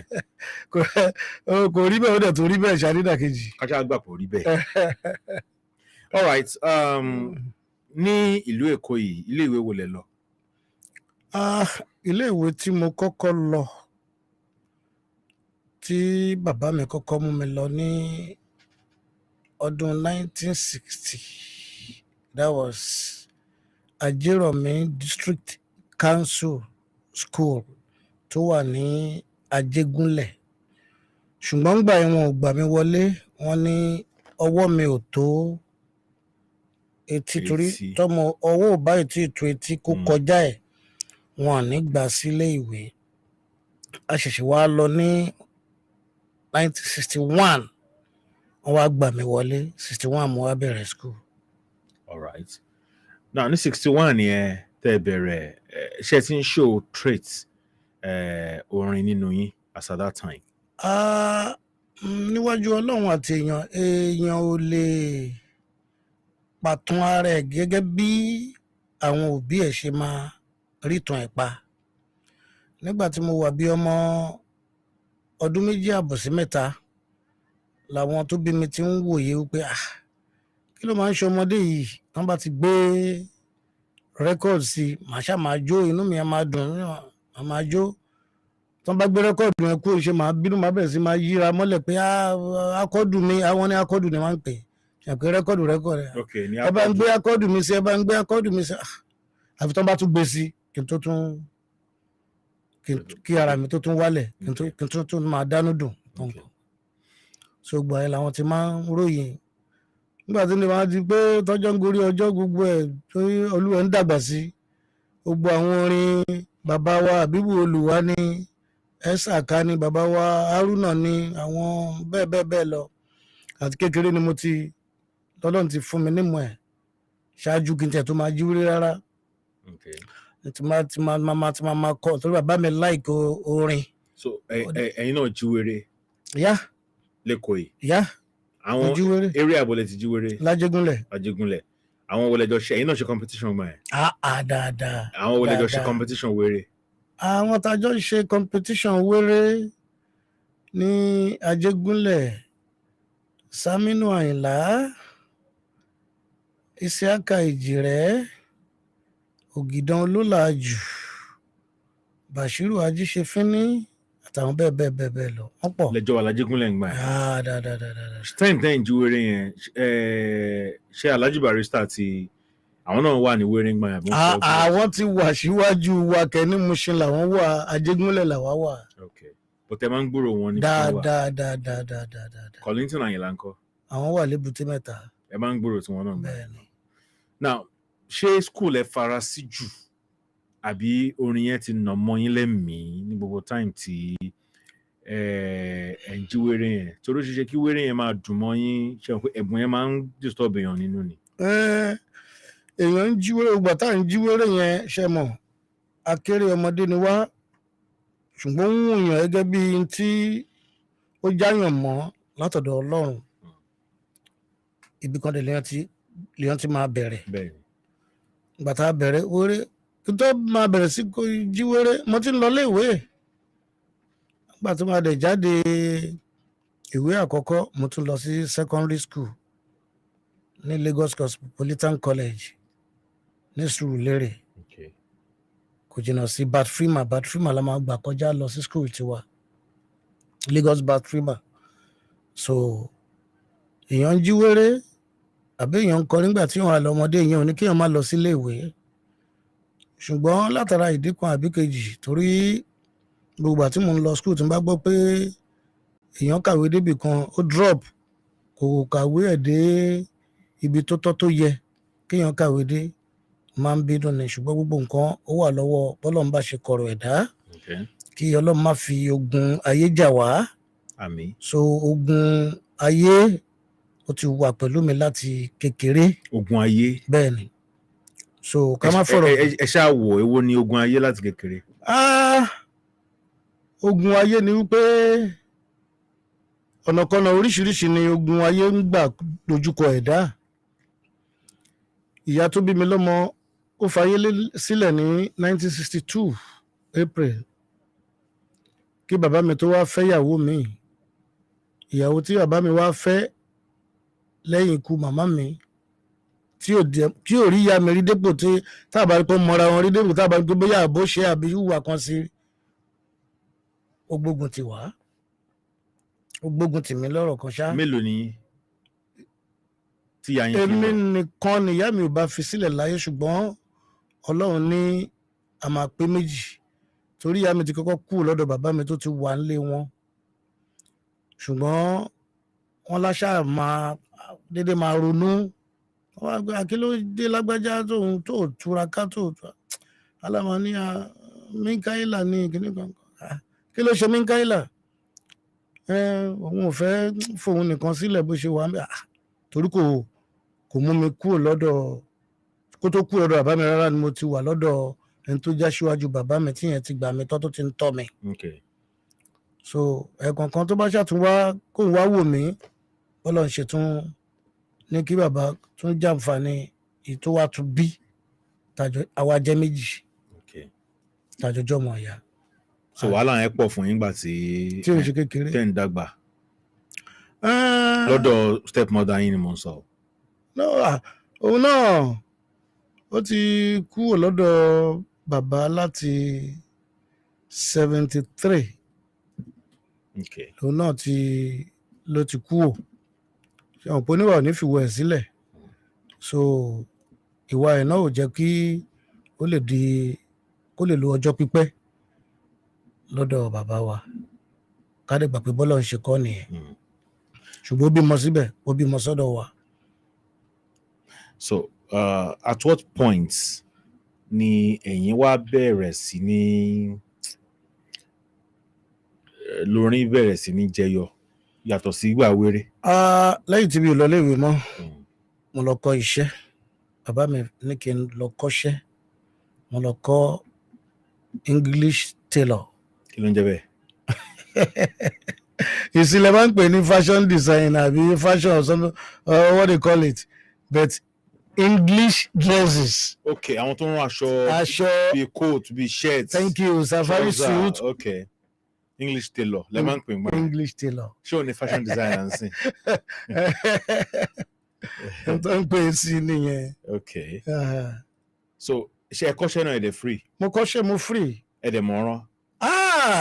Owó yáyáyáyá ni mo kọ́ṣẹ́ mo free mo dí shop tèmi mo tún free fáwọn ọmọ náà.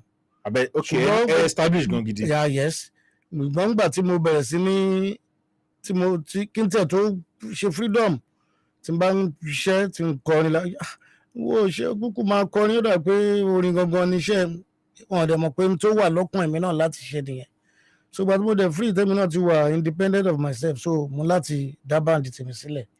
Ṣé ẹ lọ́gàá nínú olórin tẹ́ tẹ̀lé? Mi ò ní ọ̀gá kankan pàtó pé bóyá lágbájá báyìí ni mò ń tẹ̀lé ni mo kọ́ṣẹ́ orin lọ́dọ̀ ẹ̀ Ọlọ́run fún mi ní ẹ̀bùn orin látọ̀run wá ni ṣùgbọ́n máa ń wo àwòkọ́ṣe dáadáa látara Alhaji Chief Dr. Sikiru Ayinde Barrister mo láìké wọn púpọ̀ jù mo dẹ̀ fẹ́ràn orin wọn ìkan òjọ̀kan rẹ́kọ̀dù tẹ ni wọ́n kọ́kọ́ ṣe tẹ play lẹ́ẹ̀kan ó wà nílé lọ́wọ́ mi. Ẹ jẹ́ ká gbọ́ ti Olúwa yẹn. Ẹ jẹ́ ká gbọ́ ti Olúwa yẹn. Tolúwa title record yẹn. náà mo ní. Ẹ sọ pé record yẹn wà nílé. Tẹ ti play lẹ́ẹ̀kan yẹn mo ní gbogbo ẹ̀ lọ́wọ́ nílé. So ìgbà tí ẹ bẹ̀rẹ̀ sí ní fẹ́ ní trade àti kọrin ẹ rò rárá pé àbí ẹ kàn lè lọ fojú sí iṣẹ́ orin lọ́dọ̀ èèyàn kan kó má dàbí ẹni pé ẹ kàn rọ́ọ̀lù ẹ rò bẹ́ẹ̀ rárá? Mi ò rò bẹ́ẹ̀ wá ìtẹ́ ẹ̀rọ bẹ́ẹ̀ ṣé kò sáwọn èèyàn tẹ̀lé lọ bá ń gbà ẹ̀ ni. nígbà tálájì ń ṣe tán bẹ̀rẹ̀ sí ṣeré ní Èkó wọ́n ń ṣeré lọ́fìn wọ́n dẹ̀ máa ń ṣeré ní Anìkàntàmọ̀ lẹ́kọ̀ọ́ máa ń lọ síbẹ̀ Anìkàntàmọ̀ tiẹ̀ máa ń lọ jù níwájú Ìkémọdé náà ti máa ń ṣe jump wọn gbà ẹ̀ that was 1974 máa ń lọ bẹ̀ máa ń lọ ṣe fàájì pẹ̀lú wọn lẹ́ẹ̀kọ̀ọ̀kan máa ń lọ bẹ̀ bẹ̀ tí mi ò fijọ́ kan rò pé jẹ́ ń darapọ̀ mọ́ wọn. Yàtọ̀ sálàjì àgbà gbà ẹ̀ àwọn wo ni ló tún wà ń ta yàtọ̀ sálàjì àgbà. ṣé nígbà yẹn tí wọ́n gbogbo 1974 tí mo wí yẹn. tó jẹ́ pé ìlànà eré tẹ́ fẹ́ kọ làwọn náà ń ṣe. mi ò tí kò sí kí Alhaji Kollington tó wá bẹ̀rẹ̀ sí ní máa jáde a ti máa lọ bí 76 to 77. ṣe nǹkan tẹ́ ń sọ wọ́n sí pé for a very long time Sikiru Ayinde Barrister nìkan ni à ń gbọ́ nílànà orin ẹ̀. ọmọ ìpókíà tí wọ́n jọ record sí African songs máa ń kọ. kíní lẹ̀ ń wí yẹn Alhaji Monsuru Akande. Alhaji Monsuru Akande Mushin náà wà Mushin làwọn wà mí tiẹ̀ gbọ́ pé bóyá ó ń ṣe jump níbi kan ó lè níbi kan tó ti ń ṣe jump bẹ̀ mi gbọ́ rárá.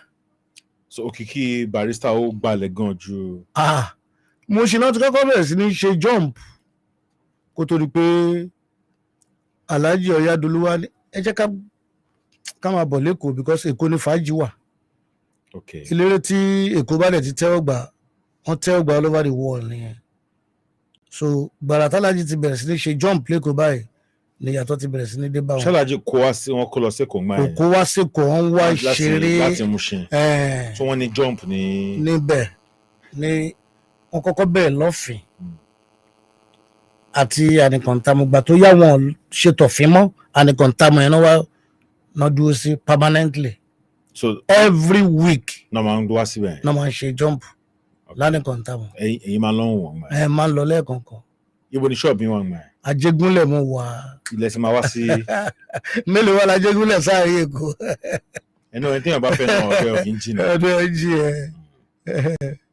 àti pé èmi ìyá mi bàbá ìyá mi àárín Èkó làwọn ń gbé. so Èkó ìjìnà lẹ́sẹ̀ ni. so ẹ̀wọ̀n wò pé bẹ́ẹ̀ ṣe ń wò wọ́n ẹ ti tó ẹ lè dá dúró. ó ṣàwùn mi ṣá pé mi náà ṣá dá eré tèmi sílẹ̀ ọlọ́dẹ fàṣẹ sí. yẹ́ ò lè dá eré tiyín lẹ̀. 1975. tí ẹ bá dá eré tiyín lẹ̀ ní 75 á jẹ́ pé ẹ ṣáájú Kollington Àyìnlá dégbére lẹ̀. Alhaji Kollington Àyìnlá àwọn ò tí ì máa kì í ṣe pé àwọn náà ò tí ì jí wéré sẹ́yìn o bẹ̀rẹ̀ pé à ń bẹ̀rẹ̀ sí ní kọ FUJI ṣó ti yẹ yín ti ṣe àwọn pé àwọn náà máa ń sọ Alhaji náà dẹ̀ máa ń sọ lọ́rọ̀ pé àwọn làwọn sọ pé lágbájá máa bọ̀wọ̀ náà máa wá ṣe kínní ó da àwọn náà ṣàfún nímọ̀ràn pé kóun náà bẹ̀rẹ̀ sí ní kó máa kọrin FUJI. Alhaji Kollington ò fẹ́ kọ FUJI tẹ́lẹ̀ ṣùgbọ́n látara pé ọ̀rẹ́ làwọn méjèèjì ọ̀rẹ́ dẹ̀ ti ń ṣiṣẹ́ ìkíní dẹ̀ ń dún mọ̀rànmọ́rán ẹ̀yẹ bọ́ọ̀ náà ṣe gbà mọ̀ràn nìyẹn táwọn náà dẹ̀ bẹ̀rẹ̀ sí ní. all right mo ka kinní kan lẹ́ẹ̀kan nínú ìwé tí gbogbo ẹ̀ mo kúkú gbọ́ ẹ bọ́ ṣe ń tẹ̀lé. first generation second generation ni wọ́n tò yín sí. now tó ẹ máa gbọ́ ẹ máa gbọ́ ìbéèrè mi o nínú èyí tẹ́ wà ní second generation gẹ́gẹ́ bí ìwé ìṣe sọ wọ́n ní Agbádá Owó Raimi Atọ́lágbé Ìyàndá Sàwábà Raimi Ayinde Isiaka Akànmú Ìlọ̀rí Lateef Love Azeez Saka Danfo Akànní Ràmọ́nì Micky Adisa then wọ́n wá ní first generation wọ́n dárúkọ Àrẹ̀mú Barrister Ayinde Commissioner Adio Fatai Àmọ́ Barrister Alhaji Kollington Àyìnlá Alhaji Maitama Alhaji Dáúdà Ipò Àkàrà àti Wahidi Akàngbé pẹ̀lú Sikiru Ayinde Barrister ṣé ẹ faramọ́ second generation tí wọ́n tó yìn sí yẹn. bí n bá faramọ́ kí ni mo fẹ́ ṣe ṣùgbọ́n wọn ò tó bó ṣe yẹ kí wọ́n tó nígbà tó ti èyí tó ti ẹ̀ worst jù ní ìlà tí Ìlọ̀rí tó dárúkọ yẹn ọmọ tiwa ló jẹ́ l'Ájégúnlẹ̀ ọmọ tí àwa tí ń kọrin kì í ṣọ̀rọ̀ ọdún mẹ́wàá jù bẹ́ẹ̀ lọ òun kò sọ pé òun ń kọrin ó máa ń tẹ̀lé top dandy wá ṣeré ní ECN top dandy jùjú ló ń play ó máa ń lu omele lẹ́yìn ẹ̀ ni ó kàn díjọ́ kan tom daddy ò tí ì dé wọ́n ti set instrument sílẹ̀ bó ṣe mú máìkì ló bẹ̀rẹ̀ sí ní kọrin àyìnlá kọrin lágbájá kọrin tàmẹ̀dò bó ṣe bẹ̀rẹ̀ sí ní kọrin nìyẹn ṣé náà wá fi sí tọ́tò síwájú irú àwa. kí lẹ porúkọ ẹ lẹ́ẹ̀kan sí. láti Ìlọrí Lateef Ìlọrí ó máa ń kọ alias Fàdárọrí ó ti dolóògbé kọ́lọ̀ fọ̀nùkẹ́ ó ti pẹ́ over 30 years about 32 years back ló ti kú. ó wà lọ́mọ 27 years nígbà tó kú. so tabanika dalẹ̀ katusha à ń láti ṣe àtúntò. wọ́n tó bóyá ìyẹn ò mean anything ṣebí táwọn rò làwọn kàn ṣe afẹ́ gbókun àbí afẹ́ gbowó lórí yẹn. àti pé ṣe báwọn kọ́ wà tórúkọ tí wọn ò tiẹ̀ sí ń bẹ̀. sí ń bẹ̀ rárá ẹ̀. wọ́n sọ pé wọn ò lẹ́bùn àbí kó. yẹ ẹ̀wọ́ mi tó kiri Fancy Ayé Àlàmú sí ni. Fancy tabafẹ́ tó Fancy Ayé Àlàmú ń bọ́ la máa tó Fancy. first generation ni. first generation. yes. ní Fancy Ayé Àlàmú Nurudeen ọ̀rẹ́ mi ni wọ́n wá fi sí generation wo náà tó sí. third generation. ẹ̀rọ ìgbàgbé ẹ̀jẹ̀ fi gbogbo èyẹ sílẹ̀ kò sí dáwẹ́ gbà nù yẹn. na ẹni tó ń jẹ́ Wáídì Àkàngbé yẹn mọ́ dáadáa. ọ̀rẹ́ mi ni. ẹjọ́ bẹ̀rẹ̀ lásìkò kan náà ni. gba àmọ́ ń gbórúkọ ẹ̀ ṣùgbọ́n close but lọ́wọ́ yìí a close dáadáa ọ̀rẹ́ mi. wọ́n ṣe àwọn ibo náà wà. ó wà ní area kí ló máa ń pe bóyá mòwe àbí something like area àìsà ló ń gbé. dádọ̀ Epo Àkàrà àwọn ẹ bá wọn lẹ́nu. aṣíwájú náà jẹ́ fún Barrister. ìyẹn Epo Àkàrà. yes nídìí iṣẹ́ orin yìí. kí ni làwọn ń kọ. Àwúrèbe wéré náà ló dá Àwúrèbe tiwọn náà. wéré ló dá Àwúrèbe wéré ló di Fuji so connection kan wà láàrin wọn. ìbí dẹ̀ máa ń rò pé ká ní pé Epo Àkàrà kúrò ńbàdàn tí wọ́n wá sí. ó ti wà lájégúnlẹ̀ ńgbà kan kó tó di kó wá lọ kó tó padà síbàdàn. Ajégúnlẹ̀ náà ti bẹ̀rẹ̀ sí ṣe jump kó tó di pọ́n tó wá padà síbàdàn. tó láwọn ẹ̀wọ̀n pa àwọn Ìbàdàn pọ̀ lájégúnlẹ̀ gan láwọn ẹlẹ́ran láwọn lóríṣiríṣiríṣi bẹ́ẹ̀ tán gba ti Alhaji Dáúdà Epo Àkàrà. Alhaji Maitama ńkọ́. Maitama Sule ó wà Mushin lòún wà kò kọrin mọ́ tipẹ́tipẹ́ o. okay then ẹ sọ pé 75 lẹ́dẹ́gbẹ̀rẹ̀ yín lẹ̀. Alhaji Barrister dẹ̀ insist pé Kollington Àyìnlá pé 78 ipò náà ṣe pé orúkọ ẹgbẹ́ wọn ní African Fuji 78. èmi ti rántí pọ́n pé African 78 náà bẹ̀ tí ṣe mọ̀ sójà làwọn wà àwọn ò lẹ́mìí pé àwọn fẹ́ máa kọrin tẹ́lẹ̀ ṣùgbọ́n gbà tó rẹ̀ wọ́n fún wọn nímọ̀ràn pé alágbájá máa bọ̀ wọ́n náà máa ṣiṣẹ́ yìí dá nǹkan gbà sínú ara 77 náà gbé rẹ́kọ̀dù ọmọ ní pákó àrẹ. ẹ ṣeun. Àmọ́ Barrister yẹn kọ́. Àmọ́ Barrister. wọ́n ní Sikiru Ayinde ló train Àmọ́ Barrister. mo ń gbórúkọ ẹ ní mi fi bẹ́ẹ̀ mọ̀ dáadáa. Àrẹ̀mú Barrister ńkọ́. mo ń gbórúkọ wọn. ẹ mọ Jíbówú Barrister. Jíbówú Barrister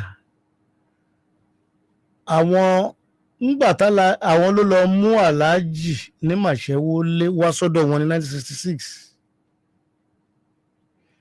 Jíbówú Barrister yìí lèmi pẹ̀lú wọn bẹ̀rẹ̀ sí ní ṣe pọ̀ láti 78 kí n tó wá ṣe first record ní 79.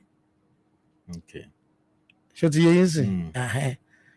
so ọ̀dọ̀ Jíbówú Barrister Jíbówú gbọ̀ngàn ni Barrister òní Jíbówú Barrister tí gbogbo mo ṣe mọ̀. kì í ṣe Sikiru Ayinde. no lẹ́yìn tí tọ́mọ̀lájì wá sínú báǹdì wọn tálájì bẹ̀rẹ̀ sí ní train Alhaji tó bẹ̀rẹ̀ sí ní ẹ̀ṣọ́ ti yé ẹ̀rí pé Alhaji kọrin 1958 mo bẹ̀rẹ̀ sí ní ṣeré wéré o ní Màṣẹ́wó lè rí ẹ̀ o lábẹ́ aláṣẹ múra iná mi Àjàó Erin àgùnbẹ́ olókùn ọ̀la ọmọ àrílẹ̀ yan ká Àjàó Erin pẹ̀láyìnlá Súlẹ̀ mọ́nà pẹ̀láre mú pẹ̀lú Àkànmú mi mo ṣeré fọ́dún mẹ́jọ ohun mi láti kúrò níbẹ̀ ni kí màá ṣe gbèjà kankan rárá 1966 ní jíbó Barrister ohun mi yóò ṣe gbé Barrister oyin mi ló ń padà bí ọgbọ́n sẹ́yìn tí ọmọ ayé ń fẹ́ o. Analysis yẹn ni ó settle láàrin yẹn. Yeah. All right, a ṣe máa padà wá sórí ọ̀rọ̀ Jíbó Barrister. Mo fẹ́ béèrè nípa àwọn artist mi tí mo lérò pé bẹ́ẹ̀ máa agbádá owó tó ta gìtá sí Fuji. Àwa ti ṣeré pé a tó agbádá owó tó gbé jòǹgbòlòjògbò jáde àwa ti wà ń tà ó ti lè máa ṣeré tipẹ́ torí àgbàlá kódì even ìgbà tí máa gbọ́ pé lọ́jọ́ orí gan tún ju Barrister lọ ó yà mí lẹ́nu torí mi ò mọ̀ pé dàgbà tó bẹ́ẹ̀ yẹn later ni mo ṣe wá ń gbọ́ pé agbádá owó ó ju Alhaji lọ lọ́jọ́ orí ṣùgbọ́n pé à ń kọrin àgbóhùn ẹ̀ ń ta rárá àwa dẹ̀ ti ń kọrin tipẹ́tipẹ́ èèyàn lè dàgbà jù yàn lọ kó má tètè bẹ̀rẹ̀ iṣẹ́ yìí ká ti bẹ̀rẹ̀ síwájú ẹ̀ ṣe tí mo yẹn ti yẹ yín sí ẹ̀hẹ́n. Raimi Atọ́lágbé ńkọ́. Àpàlà nìyẹn ń kọ́ bó ṣe wá fi kún sí wéré ṣe ni because èmi really wò pé bóyá Raimi Atọ́lágbé pé méjì. Àbí ṣé kìí ṣe boko tẹ́lọ́ fẹ́ rí fásitì. Raimi Atọ́lágbé ni wọ́n kọ sínú ìwé. The ìyọ̀dá sàwọ́bà ńkọ́. ní Mushin kọ́lọ́n fún oríjì ọ̀rẹ́ mi ní Èbúté Mẹ́ta lòun náà wà tó ti jú eré ọmọ Ìbàdàn ní. Last year ló ṣàjọ lọ́hùn ní pẹ̀tà. Last year. Lẹ́yìn tó ń pé tó ń ṣe 70. After 70 years birthday. Now irú ìyọ̀dá sàwọ́bà ta ló ṣáájú bẹ̀rẹ̀ ẹnu ìméjì. Ṣé sàwọ́bà? Èbúté Mẹ́ta làwọn wà Ajégúnlẹ̀ lèmi wà so mi ò lè sọ pàtó yíyà tó bẹ̀rẹ̀ sí ní jíwéré ṣùgbọ́n à ń gbúrò sàwábà ní Èbúté Mẹ́ta a dẹ̀ ń gbúrò Alhaji Kollington lébùté Mẹ́ta. Lover Seas ńkọ́. Lover Seas àgbàlagbà làwọn. Ṣé Fuji làwọn náà ṣe. Fuji ni wọ́n láti gbà wéré ṣá so àwọn pẹ̀lú Alhaji Barrister wọ́n dẹ̀ lájọṣepọ̀ dáadáa. Ìyẹn Lover Seas. Tó pọ̀ jù. Ẹ jẹ́ kí n wá sí third generation tí a kọ́ ń bì. A ti sọ̀rọ̀ Fancy Ayé Àlàmú. Èjìrẹ́ Bonanza. Èjìrẹ́ Bonanza máa ń gbóhùn máa ń gbórúkọ òun náà máa ń gbórúkọ. But àwọn ṣé level ẹ̀ wà bí lẹ́yìn yín làwọn yẹn dìde. Me are close so kò ní jẹ́ kí n lè sọ much nípa Èjìrẹ́ Bonanza. Wàsíù Àyìndé ńkọ́. Wàsíù Àyìndé Masha. Ọlọ́run ti gbé Masha àga kọ́lọ́run má rẹ̀ sílẹ̀ mọ́ Ọlọ́run gbé gbogbo àná gàbà ṣe ń fẹ́. Mo gbọ́ pé òun náà jíwéré bẹ́ẹ̀ mi ò gbórúkọ ẹ̀ ńgbà tó jíwéré ṣùgbọ́n tá a bá ń sọ pé gbà ti Fuji òun náà mọ̀ pé aṣíwájú la jẹ́ fóun. So gbogbo 75 yẹn. Mi ò tí ì gbúrò ẹ̀ rárá. Until. Ìgbà tí mo bẹ̀rẹ̀ sí gbúrò Wàsíù kí n máa sọ pé maybe around 80-81. Okay. But ẹ mọ̀ Alhaji Wàsíù gẹ́gẹ́ bí kan lára àwọn tó ń tẹ̀lé Barrister rí ṣáájú ìgbà yẹn. Gbà tí máa fi gbọ́ pé ó ti wà pẹ̀lú Alhaji Barrister nígbà táwọn Fuji Londoners tó ń kú lọ́dọ̀ Alhaji Barrister tó wá bá mi àwọn náà máa ń sọ pé ó ti fìgbà kan wà pẹ̀lú Barrister Alhaji lọ́dọ̀ táwọn jọ wà pọ̀ àwọn ló jẹ́ kí n mọ ẹni wọn mo ti kọ́kọ́ ń gbọ́. Ta ni Ṣaura. Suraju Akéré òun náà ti ṣaláìsí kọ́lọ̀ bá fọ̀rùn kẹ́. Àwọn yẹn bá yín lẹ́nu ẹ̀yìn. Àárín Èkó ló wà. Fuji ni mo mọ̀ sí mi mọ̀ bóyá náà jíwéré bẹ̀tù náà ó ń kọ Fuji tó milẹ̀ láàrin Èkó dáadáa. All right, ẹ jẹ́ kí n fìyẹn lẹ̀ tábánikà máa dárúkọ wọn kọ̀ọ̀kan ọjọ́ àlọ́. Báwo lẹ ṣe dá báǹdì àkọ́kọ́ lẹ̀ báwo lẹ ṣe rí àwọn èèyàn kó mọ́ra tí wọ́n fi darapọ̀ mọ́ yín. Ṣégbà ti wéré àbígbà ti Fuji. Ìgbà ti Fuji ṣàgbégbà ti wéré yẹn bígbà tẹkọ̀ fi ń ṣe. Àti ẹ̀ láwọn tó ń ṣàkóso wa ń gbà yẹn tó ń já síwájú wa tó tán organize wa. Bọ̀ ìgbà tí Fuji yẹn ẹ ti ṣe iṣẹ́ English kílẹ̀ pé mo ti English tailor yẹn. So now nígbà yẹn pẹ̀lú English tailor yẹn ẹ fẹ́ dá band sílẹ̀. Báwo lẹ ṣe recruit àwọn èèyàn? Láì ṣe jump rí. Láì ṣe jump ṣe mọ̀ pé a máa kọ́kọ́ gádà ká tó bẹ̀rẹ̀ sí máa ṣe jump. So àwọn ọ̀rẹ́ yín wò lẹ pè ládùúgbò? Àwọn tí àjọ wà ń gbà yẹn láti bàbá àbèjì Razak Alebiosu Ayuba Lawal then Azan Ojoku àṣà à ń lọ bí 9 sí 10 tí a bá jù bẹ́ẹ̀ lọ ń gbà yẹn. Okay. So èyí 10 lẹ bẹ̀rẹ̀ band. Yeah. Kí lorúkọ band yín gbà yẹn? Ńgbà tá a kọ́kọ́ bẹ̀rẹ̀ ńgbà tá a ń jíwèrè à ń jẹ́ Mikaela Adisa jẹ́jẹ́ láyé gbà group. So ńgbà tá a dẹ̀ bẹ̀rẹ̀ Fuji yẹn náà bá a ṣe kọ́kọ́ ń jẹ nìyẹn àní jẹ́jẹ́ láyé gbà Fuji band. So bàbá wa kan ló wá sọ fún ló wá encourage mi pé àní jẹ́jẹ́ láyé gbà tá a ń lò yẹn pé ó look somehow local pé ká modernize name yẹn pé instead of jẹ́jẹ́ láyé gbà kí n máa jẹ́ Micky Adisa and His Excellency Barrister and Excellency Fuji and His Barrister kìnìkan ṣá. So bá ṣe change ẹ nìyẹn láti 1975 to 76 náà láti change. So kò pẹ́ tẹ́ fi change ẹ̀ náà. Kò pẹ́. So lẹ fi ń jẹ́ Micky Adisa Excellency. Excellence. Orija yẹn kọ́ owó ló ti jáde. Orija Jogun. Okay, orúkọ tí ń gan. Orúkọ tèmi gangan nìyẹn. Okay, Mikaela Orija Jogun. Adisa Agbalanja is my surname. Okay. All right. Now, ìgbà tẹ́ bẹ̀rẹ̀ band yẹn, ṣé àwọn èèyàn tètè tẹ́wọ́ gbà yín ní eré àbítẹ́wà? Pẹ̀lú àṣẹ lọ́dọ̀ Ọlọ́run àdúgbò wa náà láti ṣe ìfilọ́lẹ̀ ní agbègbè kan tó ń pè ní Ìyálóde Lájégúnlẹ̀ láti ṣe ìfilọ́lẹ̀. Ẹ̀rọ irinṣẹ́ ni abẹ́ rent? Rent irinṣẹ́ ni. So okay, àyè àti rent wà ń gbà yẹn? Àyè àti rent wà, rent irinṣẹ́ ni. Mo mọ̀ pé band míì tó ń bá jáde bẹ́ẹ̀ eré tó máa ń kọ́kọ́ sá ni eré àti ṣe record. Ṣẹ́yìn náà sáré record kán lè tètè mọ̀ yín káàkiri. Nígbà tí ara àwọn tá a jọ ń ṣe pọ̀ wọ́n pe ẹ̀gbọ́n yẹn ní Ọláníyì Odù, òun ti fìgbà kan wà ní ẹ̀gbọ́n ní aṣíwájú ló jẹ́ sí mìíràn Bisawawu ló jẹ́ pẹ̀lú Alhaji Barrister. So àwọn ti wà Mùṣín wọ́n dẹ̀ mọ Jíbówú Barrister. Olúwa ní Mikaela jẹ́ kó mú ẹ lọ sọ́dọ̀ Jíbówú Barrister pé Jíbówú Barrister bá rí ẹ tó bá gbóhùn ẹ ó máa láìkẹ́ ẹ wá bó ṣàṣe. Òun ló jẹ́ kí n mọ Jíbówú Barrister. Òun ló mú mi lọ sọ́dọ̀ Jíbówú Barrister. Báwo ni Jíbówú Barrister ṣe rí? Èèyàn sísanra ni, èèyàn pẹ́lẹ́ngẹ́ ni, èèyàn gíga ni, kúkúrú ni?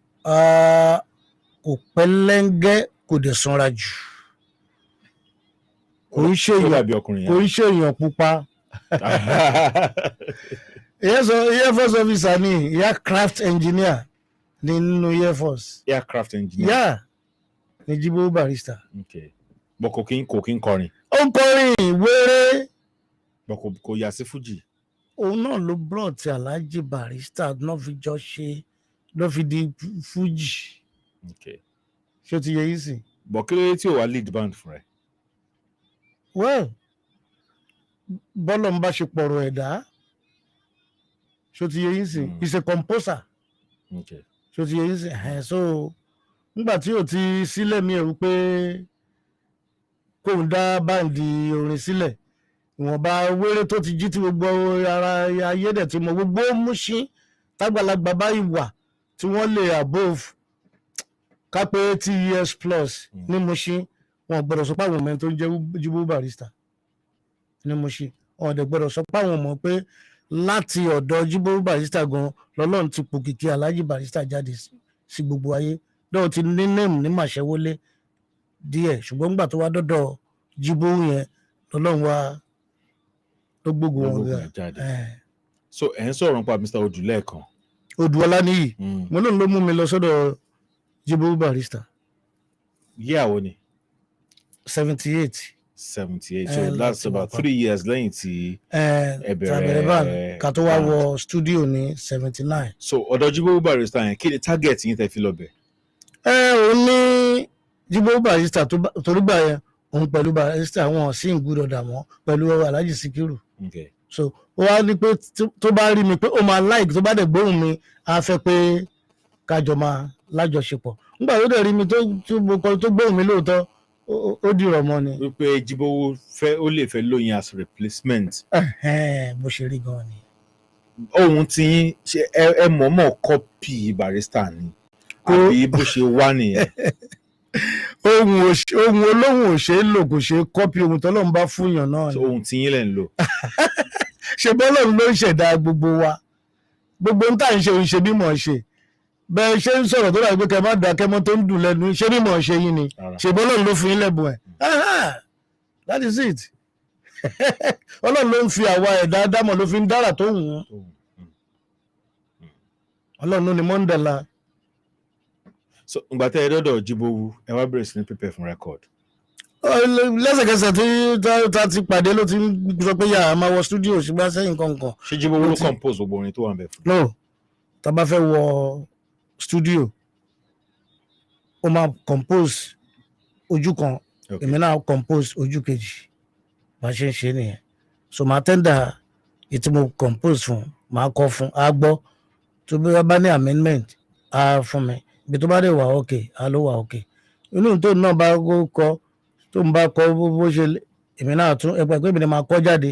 So tó bá ní amendment náà yìí náà ẹ lè mọ̀ sínú pé bí a máa parọ́ nǹkan kan bẹ̀. Náà pẹ̀lú band Jibowu yẹn pẹ̀lú band Jibowu nìkan lè ń bá ṣiṣẹ́ ń gbà yẹn. Àwọn méjì náà jọ wà pọ̀. Okay, Jibowu Barrister. Bọ̀dá Jibowu Ìṣọ̀lá Jibowu Ìṣọ̀lá lórúkọ ẹ̀ gangan. Jibowu Ìṣọ̀lá Barrister. So kí èwo ni surname méjèèjì? Jibowu bóyá surname ni Ìṣọ̀lá ẹ̀yẹn o bóyá others name ni o but Jibowu Ìṣọ̀lá ló ń jẹ́. Ṣùgbọ́n ọ̀rẹ́ wọn Emperor Salami Taurid Salami so àwọn méjì yẹn 2 and 4 ni wọ́n fira wọn sílẹ̀. Wọ́n jọ ń ṣorin náà ni. Wọ́n kàn jẹ́ ọ̀rẹ́ ṣùgbọ́n wọ́n jọ gba label ìtorí Alhaji Barrister lọ fi gba label yẹn gẹ́gẹ́ mọ́ ṣe sọ fún mi ní 1972. Orin kan tí Alhaji kọ ní 1972 jáde tó ń ṣe ní volume 2 gbogbo fẹ́rẹ́ Martins ẹ̀tẹ̀ lèmi ká lọ èrò tó ń lọ èrò àtàtà nílé jìgà ìlú bí mi mo fẹ́rẹ́ Martins ẹ̀tẹ̀ lèmi ká lọ mo fẹ́ lọ ra àwọn èèyàn rẹ̀ wọ́n ti ṣe rẹ́kọ́ọ̀dù yẹn kalẹ̀ sọ́dọ̀ àwọn Jibowu gẹ́gẹ́ bí wọ́n ṣe sọ. Mo rò pé ibi tí misunderstanding ti bẹ̀rẹ̀ sí ń wáyé láàrin wọn nìyẹn. So ìgbà táwọn àjẹ máa fi lọ first mẹ́ka àwọn tó máa kọ́kọ́ lọ 72 yẹn kò sí gá kò sí go nígbà tó máa dọ̀hùn wọ́n nídìí owó àbíòrò fún wọn ló ó dẹ̀ tọwọ́ wọn bọ̀ wí. So ìwé tó wá tọwọ́ wọn bọ̀ nígbà tó máa délé táwọn rí pé táwọn bá lọ rẹ́kọ̀d táwọn ṣe yìí gbèsè àbíòrò àwọn máa sú àwọn sí kóòtù lẹ́gbẹ́jọ́ báyìí mà ti so wọ́n láwọn lè gbé rẹ́kọ̀dù yẹn jáde. So mo fi pé àárín ibẹ̀ yẹn ni àìṣedéédéé wọn ti bẹ̀rẹ̀ sí ní bẹ̀rẹ̀. Okay. So kí lorúkọ record label yẹn wọ̀nyẹn? Kí lorúkọ record label náà? Record label Emperor Records. Emperor Records. Okay. Ṣé orí ẹ̀ lẹ́yìn wá gbé record jáde sí? Orí ẹ̀ ni. Emperor Records. Yeah. Studio lẹ ti record? Studio tá a kọ́ record gbàrà Ògo Olúwa kì í tán lóṣogbo. Let's lọ record. Yeah. A ṣe record méjì ń bẹ. Ó ní studio. As the creator record lẹ́kọ̀ọ́ bí studio ṣe pọ̀ tó lẹ́kọ̀ọ́. Nígbà tó bí tó ń gbé mi lọ nìyẹn. Why táwọn gbé yín lọ Òṣogbo? Ṣé báwọn ló ń darí ni? Ṣé mo lè pàṣẹ lé wọn lọ́wọ́? Àbí wọ́n fẹ́ hide yín wọ́n fẹ́. Kíní náà ni Ògo Olúwa náà ló ń gbé rẹ́kọ̀dù wa jáde. Ògo Olúwa kan náà? Yeah. So Ògo Olúwa ní studio s'Óṣogbo àbí? Ó ní studio. Okay. Bẹ́ẹ̀ studio yẹn kò function mọ́ after. So lẹ́yìn yẹn àwa ń record ní. Ògo Olúwa kọ́ ni Afọlábí ni. Ó ní òun náà ti kú. àwọn record ní Decca tó di Aphrodisia nsìn lábúlé ọjà close to Bariga. Okay. But first record yín Òṣogbo lẹ ti lọ record. First second Òṣogbo láti first and second. Ta ló ta Ògoolúwa? Òun ló ta. Ṣé ó ta? Ṣé record yín tàn mọ́ ẹ? Ó ta ní bọ̀ ṣé ó improve. ẹ mọ̀ pé record cassette tí sí ń ta rárá gbogbo ìgbà yẹn eléré tó bá dẹ̀ ṣeré tó lè ta tó bẹ́ ṣẹ̀ṣẹ̀ bẹ̀rẹ̀ eré tó ta almost 2,000 yeah 1,000-3,000 records ọ̀gá eléré ni. Ṣé ó improve bọ́n ṣe ń pè ní lóde eré? Ẹ̀yà dáadáa nígbà yẹn dáadáa torí Mushin gangan ni rẹ́kọ̀dù wa máa ń jáde sí Mushin ní Ògoolúwa wà. Okay.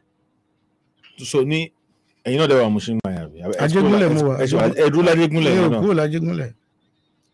Àwọn wọlé jọ ń compete nínú FUJI lájégúnlẹ̀. Ṣé nígbà yẹn? Nígbà yẹn. Lájégúnlẹ̀. Ní FUJI ò kò ń ṣe wéré o. Ó yé mi lájégúnlẹ̀ ń gbà yẹn. Èjì rẹ̀ náà ń ṣe FUJI kó tó di pé òun gan ò fi bẹ́ẹ̀ wá àgùntàn àfi gbóhùn ẹ̀ mọ́ lájégúnlẹ̀. Ìṣẹ́ka ìjì rẹ̀ onìkan náà ni mo lè sọ pé lájégúnlẹ̀. Sámínù náà ó fẹ́ máa ṣeré bẹ́ẹ̀ kò àti ẹ̀ fi bẹ́ẹ̀ gbóhùn ẹ̀ kan lọ títí. Okay. So first and second pẹ̀lú àwọn báńtẹ̀ kójọ fúnra yín ẹlẹ́jọ́ ṣe. Yeah. Ẹ ṣe first ní 1978 àbí? 79. 79. Yeah. Ló jáde. Ló jáde. That is Fàájì Super 1. Okay. Àtúnwá ṣèkejì Fàájì Super 2. That was early 80.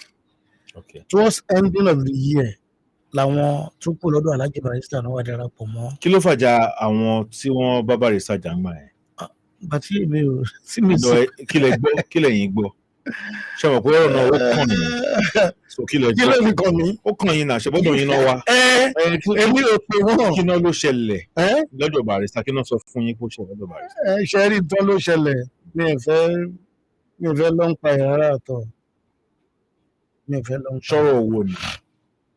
Ọ̀rọ̀ owó ni wọ́n sọ pé ó ṣẹlẹ̀ bẹ̀ tí mi ò fẹ́ ló ń pa ẹ̀. Kò sígbà tí ẹni ló ń pa ẹ̀. Akílódé. Agídí ni. Agídí bíi ti báwo. By force. Àdìyẹ má jẹ́ àlọ́ ń pa ẹ̀ ẹ jẹ́ ká mú mi sọ. Ó dẹ̀ mí kí n johùn sílẹ̀ kí àwọn tó fẹ́ gbóhùn wa tó lọ́jọ́ ti ń lọ. Ọjọ́ òòlù ẹ má wọ̀. Kí ló táìmù wí? Ẹ má wò èmi ni mo ń ṣàkóso táìmù bí ẹ fọkàn nígbà ẹ ṣáà máa tẹ̀lé mi. Ṣẹ̀gbọ́n ó ṣe pàtàkì. Nígbà tí Barrister àti àwọn band boys tí wọ́n jà òkìkí yẹn kàn nígbà yẹn lọ́hùn débi pé Barrister láti lọ sí Ìbàdàn wọ́n lọ recruit àwọn new boys. Àwọn old boys yẹn kóra wọn jọ ẹlẹ́ẹ̀fẹ́ sọ nǹkan tó ṣẹlẹ̀ but ẹ̀yin náà wá bá. Ẹni tó ṣẹlẹ̀ tó fi kú ọ̀nbẹ kò kàn èmi. Ó dà mo ti gbọ́ mo gbà pé kò. Àbókàn mi. Tẹ bá ní kò kàn yín. Kò kàn mí. Nígbà tó ti gbogbo ọkọ lọ́kọ́kọ́ wá bá mi. Àwọn olùkọ́kọ́ wa alùkọ́kọ́ wa. Alhaji Ọ̀yádolú ni mo rí. Tó jẹ́ leading talking drummer. Ó ní mo rí lálẹ́ ìjọ yẹn lọ bí aago 8 àbọ̀ lálẹ́. Mo kírun tó mo wọlé. Èyí bí àti àwọn jíbówú dẹ̀ ṣe wà nígbà yẹn. Àjọ wa. Ok, Ọ̀yádolú wá bá yín lé. Ọ̀yádolú wá bá mi lé. Kí ni Ọ̀yádolú sọ? PRO ni Ahmed pẹ̀lú ẹ̀nà jọ wọlé. Mo ṣe rí wọn Alhaji a máa rí kí ló dé ṣé ò sí pàákàmọ́ ìyẹn Ahmed wọ́n ń ṣe ò sí ilé máa ṣó nǹkan ní kò sí ṣùgbọ́n nígbà tí mi ti rí àwọn ó yẹ kí mi mọ̀ pé ó wà náà nìyẹn ó wà bíi ti báwo kí ló ń ṣẹlẹ̀ oníṣẹ́ mi ò gbọ́ pé àwọn ti kúrò lẹ́yìn ọ̀dọ̀ Alhaji Barrister ni mo ní èmi ń gbọ́ ṣùgbọ́n orúmọ̀ ni mo kà á kún torí mo mọ bí àárín yín ṣe gúnrégé sí ìròyìn òkèrè tí ò bá dẹ̀ lẹ́kàn á dín nǹkan mú ní mi ò nígbàgbọ́ wípé ẹ ti kúrò ńbẹ̀ ṣùgbọ́n bẹ́ẹ̀ ṣe wá sọ pé ẹ ti kúrò ńbẹ̀ ṣe mo ṣe àmọ̀ pé lóòótọ́ ẹ ti kúrò láwọn ò sí pẹ̀lú ẹ̀ mọ́ lóòótọ́ kí ni tó dé kí ni tó le tó yẹn wọ́n ní kí ṣáàtì ẹ̀ kọ́kọ́ fìyẹn lẹ̀ náà torí àwọn tí wọ́n ní aláàjì ti kórin iṣẹ́ fáwọn àwọn dẹ̀ ti fẹ́ dá dúró àwọn ti dá dúró aláàjì release irinṣẹ́ fún ẹ. bọ́n ṣe sọ ìdàbọ̀lì instrument àwọn dẹ̀ ti ń practice àwọn táwọn fẹ́ fi lè yọ tó bí àwọn méje táwọn ti practice nígbà táwọn adédọ̀ Ahmed abakamọ tí mo wí yẹn PRO ni àwọn ó wá ń play ìkan náà àwọn live music wa tá a ṣe ń ta àwọn àmì pé bó làwọn ti ṣe live yìí wọ́n sọ pé kì í ṣàwọn làwọn ṣe pé àwọn kọ́ làwọn ṣe báwo pé tátún lẹni tí tóun ẹ̀ tún rí bíi ti Barrister báyìí wọ́n náà sọ pé kì í ṣàwọn làwọn ṣe sẹ́ pé ọ̀rọ̀ àti kóun ṣáà máa gbọ́ nígbà tó wá débi tí mo ti dárúkọ mi pé Micky Adisa Micky Adisa ṣé kìí ṣe Micky Adisa ọlọ́run sọ pé òun náà nípa àwọn mọ Micky Adisa náà gbọdọ̀ Micky Adisa onígun báyìí báyìí lálẹ́ yìí náà ló dẹ̀ máa ń mú un dọ́dọ̀ ẹ̀ wọ́n ní báwọn ṣe pinnu láti máa bọ̀ lọ́dọ̀ mi nìyẹn mo ní akíní tó wá ṣẹlẹ̀ báwọn fẹ́ pé kájọ máa ṣe mo ní láéláé mo ní kò lè ṣeé ṣe kíni ká ti gbọ́ pé ẹ̀yin kúrò lọ́dọ̀ Alhaji Barrister èmi pẹ̀lú kájọ máa ṣe pé fún kíni wọ́n ní mi ò ní interest nípa ẹ̀ ìjọ yẹn ṣá ọ̀rọ̀ wa ò yé ra wa wọn lọ so nígbà tí mi ò dẹ̀ lè ṣe kí n má sọ fún Jíbówú alábọ̀dá Jíbówú so ìsọ tí máa sọ fún Jíbówú pé báyìí báyìí máa wáyé nǹkan kan bóyá òun gbọ́ ọ̀tẹ̀ tí lè máa gbọ́ orúmọ̀ pé nǹkan bẹ́ẹ̀ ti ṣẹlẹ̀ pàápàá ibi tó ti wà mọ́yà nìyẹn pé ńgbà kan ti wá bá mi pé yẹsẹ́ gbọ́dọ̀ máa gbà fún wọn kíní kan mo ní mi ò ní interest ìgbà tí bàbá mi náà dẹ̀ gbọ́ bàbá mi ní kò sí tó jọ bẹ́ẹ̀. bàbá tó bí yín Jíbówú rí gẹ́gẹ́ bí revenge àbí. Ṣe mọ̀ pé òun pẹ̀lú aláǹjì wọn wọ́n ti ní kó aṣọ tí ó bẹ̀rẹ̀ bá ṣe lọ́wọ́ àti revenge. so tí bàbá yín sọ pé rárá Jíbówú sọ bẹ́ẹ̀ kẹ̀ tẹ̀síwájú. Èmi sọ mo ní bàbá mi ò gbà bàbá mi ní rárá kò sí tó jọ wọ́n ṣe wá lọ bá bàbá mi lé ní òun pẹ̀lú ìkejì ẹ̀ àwọn náà ṣàkó bọ́ bàbá pé bóyá ọ̀nà tó lọ́ọ́ máa ní kinní ní gangan ṣé ẹ mọ̀ pé mo sọ pé mo fẹ́ ká lọ sí ọ̀nà it's part of your story and we have to but, talk about it. I regret it. I regret it. Mo ń bọ̀ ká tó wá sí orí regret yẹn ẹ wá agree eventually. Ìgbà tó ti fún bàbá ní ìmọ̀ràn pé ọlọ́run lè nígbà yẹn ló máa gbà ṣe kẹ́ni nǹkan kan gbọ́gbọ́ àwo kí bàbá náà ti mọ̀ kó ti sọ pé rárá kó ti kọ̀ délẹ̀ so bàbá náà ló bá gbà fún wọn bá ṣe tara bọ̀ ni. so studio lẹ kọ́kọ́ lọ. àṣẹmùpá máa plan àkànṣe dédé lọ studio rẹ àṣẹmùpá plan ní orí ta fẹ́ kọ́ before kí àwọn Ọ̀yádolú tó wá bá yín kí ni relationship tó wà láàrin ẹ̀yin àti Barrister ṣáájú báyìí. kò sí much relationship yàtọ̀ sígbà tí mo yìí máa ń lọ ń bá wọn ní lánìkan tamọ̀ yẹn nìkan lájọ máa ń lọ bá wọn lájọ máa ń sọ̀rọ̀ sí wá sẹ́yìn ṣùgbọ́n nígbà tẹ́mi pẹ̀lú bọ̀dá Jíbówú ti bẹ̀rẹ̀ sí ní wà pọ̀ àwọn ti gbọ́ bàtà máa ṣe FUJI super 1 super 2 nínú orin tá a bá kọ́ ń bẹ̀ òun ṣòtìyẹ́sì òun sọ̀kò òun ló máa ráì tẹ̀ èmi ni máa kọjá. so wọ́n mọ̀ yín dáadáa. Alhaji Barrister ó ti kúrò ní mímọ̀ náà bí ìgbà tó yọ owó. so ẹ wá ṣe rẹ́kọ̀dì yẹn. ṣe rẹ́kọ̀dì. ṣé ẹ wá change orúkọ báǹdì yẹn. ṣé ń gbàtà ṣe fàájì super one. gbàtà àwọn Ọ̀yádolú dọ́dọ̀ yẹn. kàn sí tó kàn wá ń bẹ̀ ojú pé Micky Adisa Excellency and original FUJI Londoners Ọ̀yádolú squad. Okay, original FUJI Londoners. Ọ̀yádolú squad. So we going to drop band ti. Micky Adisa Excellency ó wà ńbẹ̀. Kí lorúkọ band yín tẹ́lẹ̀. Olóòrè Excellency yẹn náà ni mo ń jà ní FUJI Barrister. So ẹ wá change ẹ kúrò ní Barrister ẹ wá change ẹ sí original. Wọ́n fẹ́ ká include original Fuji Londoners mọ́. Ẹ ti drop Bright Stars bẹ́ẹ̀. Barrister náà yìí ó pẹ̀lú ẹ̀ ó wà lọ pẹ̀lú ẹ̀ kọ́ ṣàfihàn kan mọ́ pé àwọn original Fuji. So kí ni àdéhùn yín lórí àti máa pín owó? Ta ló máa jẹ́ ọ̀gá eléré? Nígbà yẹn tá a bá ní purọ́ torí mi kì í purọ́ o.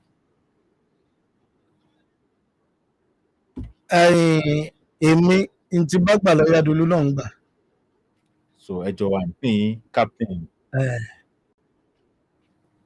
Olúlù tó ń lùlù fún yín tẹ́lẹ̀ nǹkan. Olúlù tó ń lùlù fún mi tẹ́lẹ̀. Ṣé Ọya Dolú tó dé? Gbàrúkọ máa yìí tó lu àpàlà ń gbà yẹn. So nígbà táwọn máa dé àwọn ti lọ mú kí ló ń pè Liadi yẹn kúrò lọ́dọ̀ Délé Abíọ́dún. Tó ń pè ní KBA. Liadi ó mọ́ra báyìí ó kọlà. So mi ò mọ bóyá ń pẹ̀lú Délé Abíọ́dún ní misunderstanding gbà yẹn ni. So làwọn tí wọ́n mọ́ra so pẹ̀lú Liadi yẹn làjọ ń play pọ̀. Òun lù àpàlà. Nǹkan tí mo fẹ́ get ni pé ìgbà tó Ọya Dolú dé ṣé ẹ bẹ́ǹchì alápàlà ọ̀dọ́ yín fún Ọya Dolú? Alápàlà ọ̀dọ́ wa gangan ti wà pẹ̀lú Kollington tẹ́lẹ̀. Bàbá Lukman gbàgbé orúkọ tó ń jẹ́ gangan. So òun dẹ̀ ní kò fi bẹ́ẹ̀ so wọ́n ṣàṣe òun gbọ́ ló drop rẹ̀ nígbà ìgbà wàgídé bóyá sọ pé. Àwọn elégbè nǹkan. Àwọn tó wá látọ̀dọ̀ Alhaji they were 19 in number. Nǹkan tí mò ń sọ nìyẹn àwọn nígbà tí èèyàn 19 fi band kan lẹ̀ band làkọ́kọ́ yẹn ti kọ́kọ́. Àwa ní. Ó ti kọ́kọ́ lọ. Náà wọ́n dẹ̀ wá máa ń band tí 19 bá yára pọ̀. Nígbà yẹn tábánikà ṣírò gbọ́ ọkọ̀ nígbà yẹn à ń lọ bí 25. Pẹ̀lú àwọn tó ń bá lọ́dọ̀ yín. Irinṣẹ́ ò lẹ́ ń lò. Àbálẹ̀ jù bẹ́ẹ̀ lọ. Ṣùgbọ́n àwọn kan gbàtà láwọn máa ṣe practice at least ẹ̀ẹ̀kan lọ́sẹ̀ àbẹ́rẹ́ méjì ń gbà mí tó ń bá ní káyé ẹ̀yọ. Níbi tá a ti ń lọ ṣe practice ní Mushin ni torí majority wọn Mushin ni wọ́n pọ̀ sí. So ọ̀pọ̀lọpọ̀ àwọn ọ̀ráyè Mushin náà ní Barrister wọn gbà. Àwọn tiẹ̀ ti wà ní wọ́n ti gbogbo ìgbà tí wọ́n ń wé yẹn wọ́n ti wà ní 79 làlájì kọ́ Fuji Chamber náà. Wọ́n ti wà ní Fuji Chamber from Mushin Ìjẹ̀ṣà Tẹ̀dó from Ìjẹ̀ṣà Tẹ̀dó wọ́n kọ́kọ́ lé Agége wọ́n tó wá kọ́ Fuji Chamber. So ẹ wá bẹ̀rẹ̀ sí ní jọ jáde káàkiri. Ẹjọ́ bàjẹ́ jọ ń play. Báwo ni Barrister ṣe survive ẹ̀? Kí èèyàn 19 kúrò nínú band ẹ̀ ti kọ́kọ́ tú. Bọ́n ṣe survive ẹ̀ ojú pé ọlá Ọlọ́run ọlá Kàmọ́rù Àyànṣọlá ni. Àyànṣọlá ló jáde síta ló lọ wá àwọn èèyàn. Àwọn ọmọ èèyàn. Bọ̀ nǹkan tó ṣẹlẹ̀ pẹ̀lú Ọya Dolú àti Barrister yẹn ó padà ṣẹlẹ̀ pẹ̀lú Àyànṣọlá náà àti Barrister. Kò gbọ́dọ̀ ṣẹlẹ̀. How? Torí ìjà tí wọ́n tó ń jà fún Àyànṣọlá ni ò jẹ́ kó ṣe ṣe. Táwọn band boys ń jà fún ẹ. Tí gbogbo wọn tó ń jà fún lóòótọ́ Núrù ọmọ ìyá Alhaji ni òun wà ń bẹ̀. Tájù house mail ni kó tó di pé wọ́n group ẹ̀ máwọn band pẹ̀lú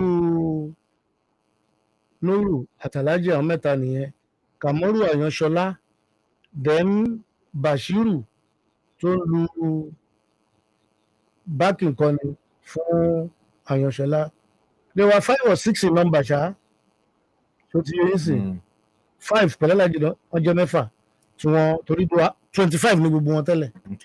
So àwọn 19 ló kúrò níbẹ̀. Lọ́ yà kúrò níbẹ̀.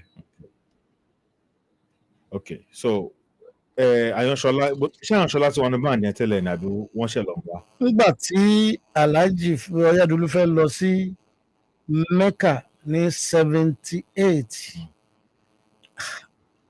Alhaji wa Barrister wa ní ìyá Alhaji Sikiru Barrister pé Mecca lẹ́ ń lọ yẹn báwo lọ́jà fẹ́ ṣe gbó engagement wa tó wà nílẹ̀ nǹkan tá a wá ṣe.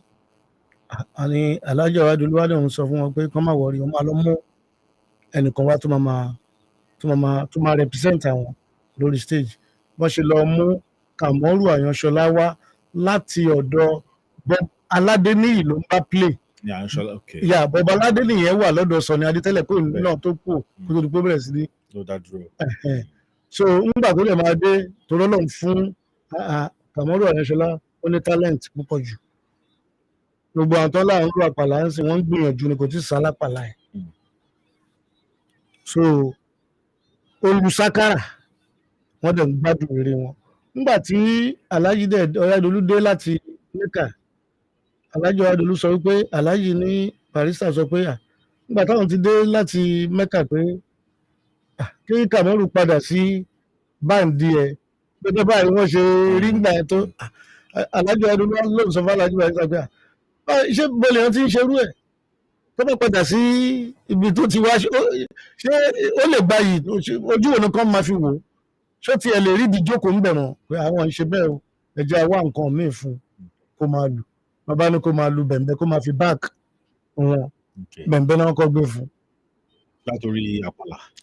kò lu àpàlà lórí lù níbi tó wà lọ́nà sákàrà tí Ọ̀yádolú ń lù kó tó lọ Mẹ́kà náà gbé fún ló ń lù sọgbà tó Ọ̀yádolú tó gba sákàrà padà náà wá gbé kó máa lu bẹ̀m̀bẹ̀ ẹ̀rí rẹ́kọ̀ọ́ tó ṣe ọmọ Ayọ̀ṣọ́lá bẹ̀m̀bẹ̀ ò jẹ́ dúró bó ṣe gúdúgúdú ẹ̀ka mi nù máa yọ o tó ti yé bẹ̀m̀bẹ̀ náà kọ́ ẹgbẹ́ fún nígbà tó wáyé náà gbé ẹ jẹ́ ká kó máa lu àpàlà kó máa fi báàkì Alhaji Ọ̀yádolú ó bẹ̀ jẹ́ pé tí ó jẹ́ profession gbọ́ngàn nìyẹn ó ṣe gbogbo ní tẹ́yìn play lẹ́ẹ̀kan yẹn ayẹyẹ ìlú Ayọ̀ṣọ́lá ni gbogbo àwọn old music tẹ́yìn play yẹn. Now record tí tẹ́ ṣe pẹ̀lú àwọn Ọ̀yádolú mélòó ni. mo ṣe àkọ́kọ́ ṣe táìtù babalámilámi. yíyàwó. early 81. Ọ̀yádolú squad ẹ náà ni. No, Micky Adisa Excellency and his original FUJI Londoners. Micky Adisa Excellency ọgbọ́dọ̀ má sí ń bẹ̀. Ó yé mi, nǹkan tí mo sọ pé pẹ̀lú tíìmù Ọ̀yádolú náà ni. Okay. Then a ṣe àkìgbìyànjú lódó torí táìtù la máa ń lò ń gbà yẹn. A ṣe kàtẹ́pámọ́ṣẹ́ mẹ́ta yẹn. Nígbà tó wá yá ta fẹ́ ṣe àìgbọ́fàlàwọ̀ òkè Ifá kò sí ń para.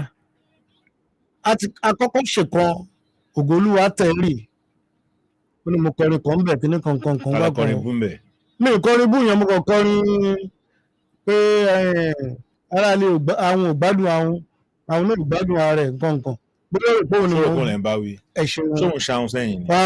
àwọn tó paraku ni bàbá yẹn ṣó ti yé nísìn so kò jẹ́ kí rẹ́kọ̀dù yẹn jáde torí tó ṣe tó tiẹ̀ dùn mí jù wípé nígbà tí mo bí ọmọ mi kan lọ́ọ̀yà lọ́mọ yẹn sìn 1982 la bí ọmọ yẹn wọ́n á yọ̀ fún bàbá kíní kankan gbàgbọ́n àwọn pé mo bí ìyàwó mi bímọ kíní kan gbàgbọ́n àwọn. ó ní bàbá yẹn láyé láti sọ tàdé wà lọ́dọ̀ yìí tẹ̀ ń tarẹ́ pé ìgbà kó má lọ sọ pé alágbájá gbàyè báyìí bóyá ohun tó rò pé bóyá mèmí kókó dẹ̀ tó bá kàn wá sọ́kàn olórin lè fi kọ ohun kọ àwọn bàbá wa Yusuf náà ti kọrin ọ̀rọ̀ àwọn kíní kankan so bó ṣàyè tẹ rẹ́kọ̀dù yẹn rẹ̀ yẹn tí ò jẹ́ ó jáde. so ó ní ìbá fi jẹ́ mẹ́ta àbí. mẹ́rin. then yìí ta tó wá ṣe lẹ́yìn yẹn kó tó di pa ṣe rẹ́kọ̀dù yẹn láti ń gbọ́ pé Alhaji Sikiru Barrister wọ́n ti ń wá Ọ̀yádolú wá wọ́n rí wọn pọ̀ ní area torí Posthumously road ó jáde sí kókà wọn náà níbi kan ń bẹ̀ tí restaurant kan tí wọ́n ti máa ń pàdé so nígbàdàn bíi Alhaji Ọ̀yádolú adéwọ̀ ni kò rí bẹ́ẹ̀ kí ní kankan ìbílẹ̀ ń sọ fún Alhaji Ọ̀yádolú ẹgbẹ́ ìrọ̀ bá fi pa kọ́lọ̀ ń fi ẹ̀jẹ̀ nígbà ń parọ́ bẹ́ẹ̀ ṣé wò mí mo ní tí Alhaji bá ní ẹ padà sọ́dọ̀ àwọn ẹ padà sọ́dọ̀ àwọn meanwhile ojú ti ń rí lóríṣiríṣi ẹ̀sìn jàǹgbà ọ̀pọ̀ àjà kò síjà láàrin pẹ̀lú Alhaji Barrister náà. no Ọ̀yádolú. àjà ẹ̀bí ń dà pé Alhaji ti ń fẹ́ gbà wọn padà for reasons so ibi tẹ́yọ̀ bá ti ṣe náà ni ó jọ bẹ́ẹ̀ so mo ní ọba ní kẹ́ ẹ padà mi ò bínú sí pé ẹ ṣe padà tó ń gbà lọ́dọ̀ máa padà ní wọ́n fa ọmọ wọn wàhídì pé kó máa tẹ̀lé mi kó máa lùlù fún mi wàhídì nígbà tó máa kọ́kọ́ bẹ̀rẹ̀ sí máa lùlù ní mo ṣe ń pọmọ kan ní múríkà his ni wàhídì kọ́kọ́ bẹ̀rẹ̀ sí ní lórí tẹ̀lé kó tó di pé bàbá ẹ̀ ń fà fún mi pé kó máa tẹ̀lé mi nígbà táwọn ti wọn ò tètè jẹ́wọ́ fún mi pé lóòótọ́ ni ọ̀rọ̀ yẹn ṣùgbọ́n à ń gbọ́ léraléra nígbà táwa fẹ́ ṣe àìgbọ́fọ́ là ń kó òkè yẹn àwa wà ní studio that was nígbà yẹn a ti kúrò lọ́dọ̀ Ògoolúwa àwọn ganan ní ká lọ ṣe lọ́dọ̀ ọmọ ajé records bàbá tó padà jọba nìbàdàn so àwa wà ní studio 8 hours dẹ̀ ní a ti ń lo 3 hours ti ń lo bí 4 hours àárí aláàjì Ọ̀yádolú ṣé a máa waste gbogbo 8 hours sí tán lófo ni bí aṣáṣe bẹ̀rẹ̀ sí ní a ti ṣe rẹ́kọ̀dù ojú kan tán kí aláàjì ṣe tó wọlé àṣà wa ń gbọ́ lẹ́yìn pé aláàjì Barrister gan ni wọ́n lọ bá níjọ́ yẹn ló jẹ́ kí wọ́n pẹ́ kí wọ́n tó dé so lẹ́yìn ìgbà yẹn ṣá in fact iṣẹ́ mọ̀ tó bá ń dùn mọ́yàn ló dá kéèyàn máa rántí ṣùgbọ́n tó bá ń jẹ́ ìbànújẹ́ ọkàn kì í ṣe tí wọ́n gbọ́dọ̀ máa tẹ̀síwájú mọ́ nípa ẹ jẹ́ kí n sọ kankan sà ẹ má bínú ní ọgbọ́n ọmọdé tèmi ó ní àwọn ìrírí kan tó jẹ́ pé téèyàn bá ní kò ń ṣe fún ẹ̀yin nìkan mọ́ fún gbogbo èèyàn tó bá jẹ́ ọ̀dọ́ láti kẹ́kọ̀ọ́ lára yín. torí ìrírí ayé ìrírí kò ṣe nípa ẹ̀ ọgbọ́n ló fi ń kọ́yàn. so ṣe rí àwọn kankan wà ó dáa kẹ́ ẹ sọ because àmọ́ èèyàn kan lọ́wọ́lọ́wọ́ tó wà ní crossroad oríta mẹ́ta tí òun ibi tó máa yà sí ọ̀rọ̀ kan lẹ́ẹ̀kan máa sọ lálẹ́ yìí tá a dẹ̀ bọ́ sójú ọ̀nà wọn lèmi ò ṣe kí n fẹ́ kéèyàn máa bo àwọn ọ̀rọ̀ kọ̀ọ̀kan. ṣé mọ̀ pé ọ̀rọ̀ tó bá jẹ́ téèyàn ló máa dùn lẹ́nu èèyàn láti sọ tí ò bá jẹ́ téèyàn èèyàn ò lè fi taratara máa sọ. tí ọdún mélòó lẹ́yìn àti àwọn Ọ̀yádolú ṣe papọ̀. àgbàdùn báàdì yẹn fóṣù mẹ́fà 1981 ní aláàjẹ́ǹtì kan tọmọ kan kú nínú ẹ̀ èmi pẹ̀lú Ọ̀yádolú gbà yẹn ó ní mọ́tò kan 504 la máa ń gbé jáde tàbá Kwara láti lọ ṣeré àwọn àdẹ̀mgbà ẹmọ̀gbọ́n mo sọ pé lọ́bí 25 àwọn mọ́tò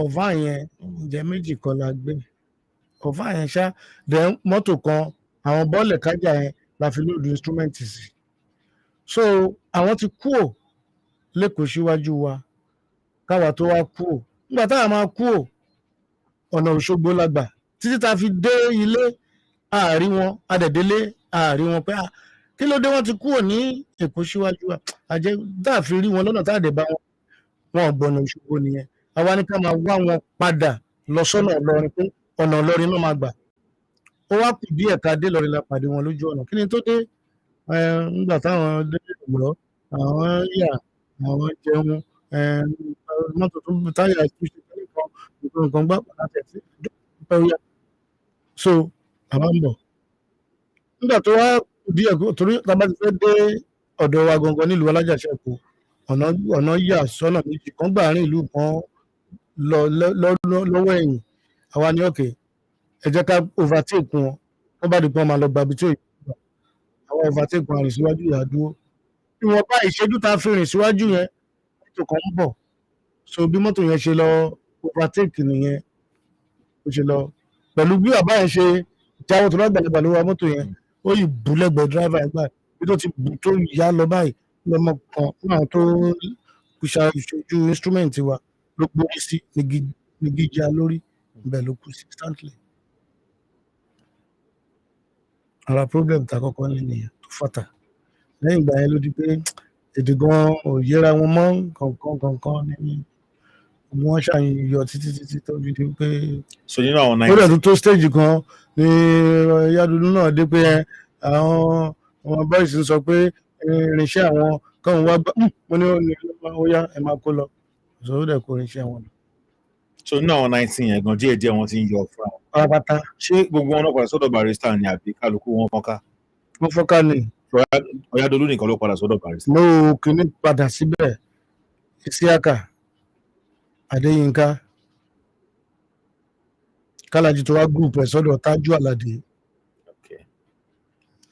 ṣe Tájú Àlàdé yẹn ni second set àbí. Yeah. àwọn records tẹ̀ ṣe sọ́dọ̀ tẹ̀ ṣe pẹ̀lú Ọ̀yádolú kò sẹ́jọ́ ń pa ẹ̀ ó kàn wà lọ́dọ̀ Ògolúwa síbẹ̀ àbí. ẹjọ́ báwo. nípa pé wọ́n fún wa lówó apín owó record àbí nǹkan kan. à ń gba ẹ̀tọ́ wọn tó bá fún wa. ṣé nígbà tá a ṣe rẹ́kọ̀dù àkọ́kọ́. kò ń ṣe ìtẹ́yìn ṣe fúnra yín o. tá a jọ ṣe pẹ̀lú àwọn ọgbẹ́ civilian boys fún wa. so wọ́n dẹ̀ ń yọ owó ẹ̀ lára wa. gbàtọ́ ń lọ bọ́ọ̀lù yìí ṣe ọ̀rọ̀ civilian boys. nígbà tó yá Ògolúwa gba civilian boys yẹn gbà padà. owó tó ń tó wá yọ ń gbọ́. ara ń tà ń sọ nìyẹn. níwèé àdéhùn. nígbà tó pè mí pẹ̀lú àwọn ọ̀rọ̀ ìgbàdàgbòwú pẹ̀lú ẹ̀ńpọ̀ rẹ̀ wọn àwọn náà jọ ń ṣe wọléwẹ̀dé nípa ọ̀rọ̀ ṣó ti yé yín sí. sọ́jọ́ orí dẹ̀ kéré gbà ẹ́ èmi ò dẹ̀ lè máa sọ pé mo fẹ́ ṣe ìmọ̀tán àmọ̀jù àmọ̀dàbí pé bóyá àbí. so ìgbà tí Ọ̀yádolú wá lọ finally. orí ìrìn ló ti gba mọ́tò yẹn kì í ṣe pé. orí ìrìn ni ló ti gbà. ó ti di ṣọta yanyan ń gbà yẹn. wà tó Ọ̀yádolú wá padà bọ́ọ̀lù ẹ̀ṣẹ̀ wá tún rí àwọn new boys. ọ̀rọ̀ èèyàn nìyẹn kò sí bẹ́ẹ̀ ìgbà tí ìṣẹ̀ṣẹ̀ iṣẹ́ tó yọ fẹ́ sọ pé òun ò ṣe mọ́ sórí ìdọ̀rọ̀ yàrá rí bọ́ìsì náà tó wọ́n jẹ́ tó gádùn àwọn tí ó wà pẹ̀lú mi náà tọrọ kú o kì í ṣe gbogbo wọn náà ni ṣe báwọn tó já wọn ti wọn lọ yọ ní kọ̀ọ̀kan so bí àwọn ni ẹrù group táwọn Ọ̀yádolú ló tẹ̀ regroup ọdún òní tó tí last person group yẹn tó lọ. tí n bá sọ fún pé ṣé láàrin 83 sí 84 ṣótú kẹ́ni kankan nínú wọn lọ́dọ̀ mi. so gbogbo tó lù lọ́dọ̀ mẹ́rin àbí. kò tó bẹ́ẹ̀. kò tó ọdún mẹ́rin. kò tó bẹ́ẹ̀. kí wá ló fà á. ok irinṣẹ́ yín jó. ti lé ọ̀dọ̀ mi jó. lé lójú àbí. yà bẹ̀tẹ̀ àwọn nǹkan míì náà ojúmọ́lé. ọdún wo ni. 1988. ọdún wo lẹ lọ bẹ̀ Barrister. 88 yẹn náà ni. mo lọ bẹ̀ aláàjì bóyá ló pé oṣù méjì tí ilé ọ̀dọ̀ mi fi jóná. now kí lẹ gbà lérò tẹ́ fi lọ bẹ̀ Barrister. tí mo gbà lérò ju pé. 83 ni àwọn Ọ̀yádolú ti lọ 84 85 86 87 títí wọ 88 ẹ ti ṣeré ọdún márùn-ún. ṣé ẹ rò ní lọ́dọ̀ àrùn ìgbà. play lè wọ́n lọ play. so kí wàá lẹ rò tẹ́ fi lọ ẹ rò pé ẹ ṣiṣẹ́ Barrister. tá a bá ní ká má dé ìnà pẹ̀lú pé ká má fọ̀rọ̀ gùn làwọn bàbá máa ń wí bẹ́ẹ̀ láì dé ìnà pẹ̀lú. so definitely ó yẹ kẹ́yìn náà kémi náà mọ̀ tí tẹ́mi náà dẹ̀ mọ̀ pé kò sọ́gbọ́n ẹ̀ inú aláàjì o. kò lè yọ sí yín. èyí nìyẹn. Ọ̀yádolú lè ṣọ̀nà bá ń dẹ́gbà ẹ̀ ní 88. aláàjì Ọ̀yádolú. wọ́n ní wọ́n ti kú o 83 làlájì ti padà. nínú báńdì Barrister tó ń padà sí. asat 88 yẹn ṣọ́ọ̀ṣì wà ń bẹ̀ ń báyìí. wọ́n wà ń bẹ̀ náà ni màá sọ because wọ́n ti padà síbẹ̀ wọ́n sí lọ́dọ̀ tèmi mọ́. ṣó ti yé wọ́n wà ń bẹ̀ náà ni màá sọ. so bí yẹn ṣe rí nìyẹn. so ẹ wá wò pé ẹ ti ṣe bàbá yìí o. pé kí n lọ torí ọ̀pọ̀lọpọ̀ àwọn tó jẹ́ fans wọn tí n bá lọ play láàrin Èkó wọ́n máa ń ṣó ti yé yín sí mo máa ń rí i pé inú wọn ò ń dùn àti pé èmi gan pàápàá fúnra mi wọ́n rò pé èmi pẹ̀lú bàbá yìí ṣẹra wà mi ò ṣẹ̀wọ̀n wọn ṣẹ̀mọ́ báwo ni eléyìí máa ń mú tó lè jẹ́ nìkan tí tọ́lọ̀ ní kò fẹ́ràn jù mo kàn pinnu ni pé ó dà pé màá lọ bá bàbá yìí kí n lọ bẹ̀ mo wá ṣe rẹ́kọ̀dù kan that was Kavidisco 85 kọ́ ni wọ́n kọ níbẹ̀ pé Ọ̀yádọ́lú mo bá ẹ yọ Àyìndé mo bá ẹ yọ àlèmí kọ́ mi mo ṣe báríkà kan ò sí mọ́ mo yọwọ́ lóṣì mo dúpẹ́ lọ́wọ́ Olúwa àlè àtijọ́ kọ̀ mí ó dìgbà o. So mo fi yẹn tó ti yẹn sìn now Alhaji wa ṣeré ní Gasikia College fáwọn ẹgbẹ́ ready made mo dẹ̀ ti ṣe rẹ́kọ̀dù yẹn gba that was 1988 ìgbà yẹn làwọn ṣe Barrister at 40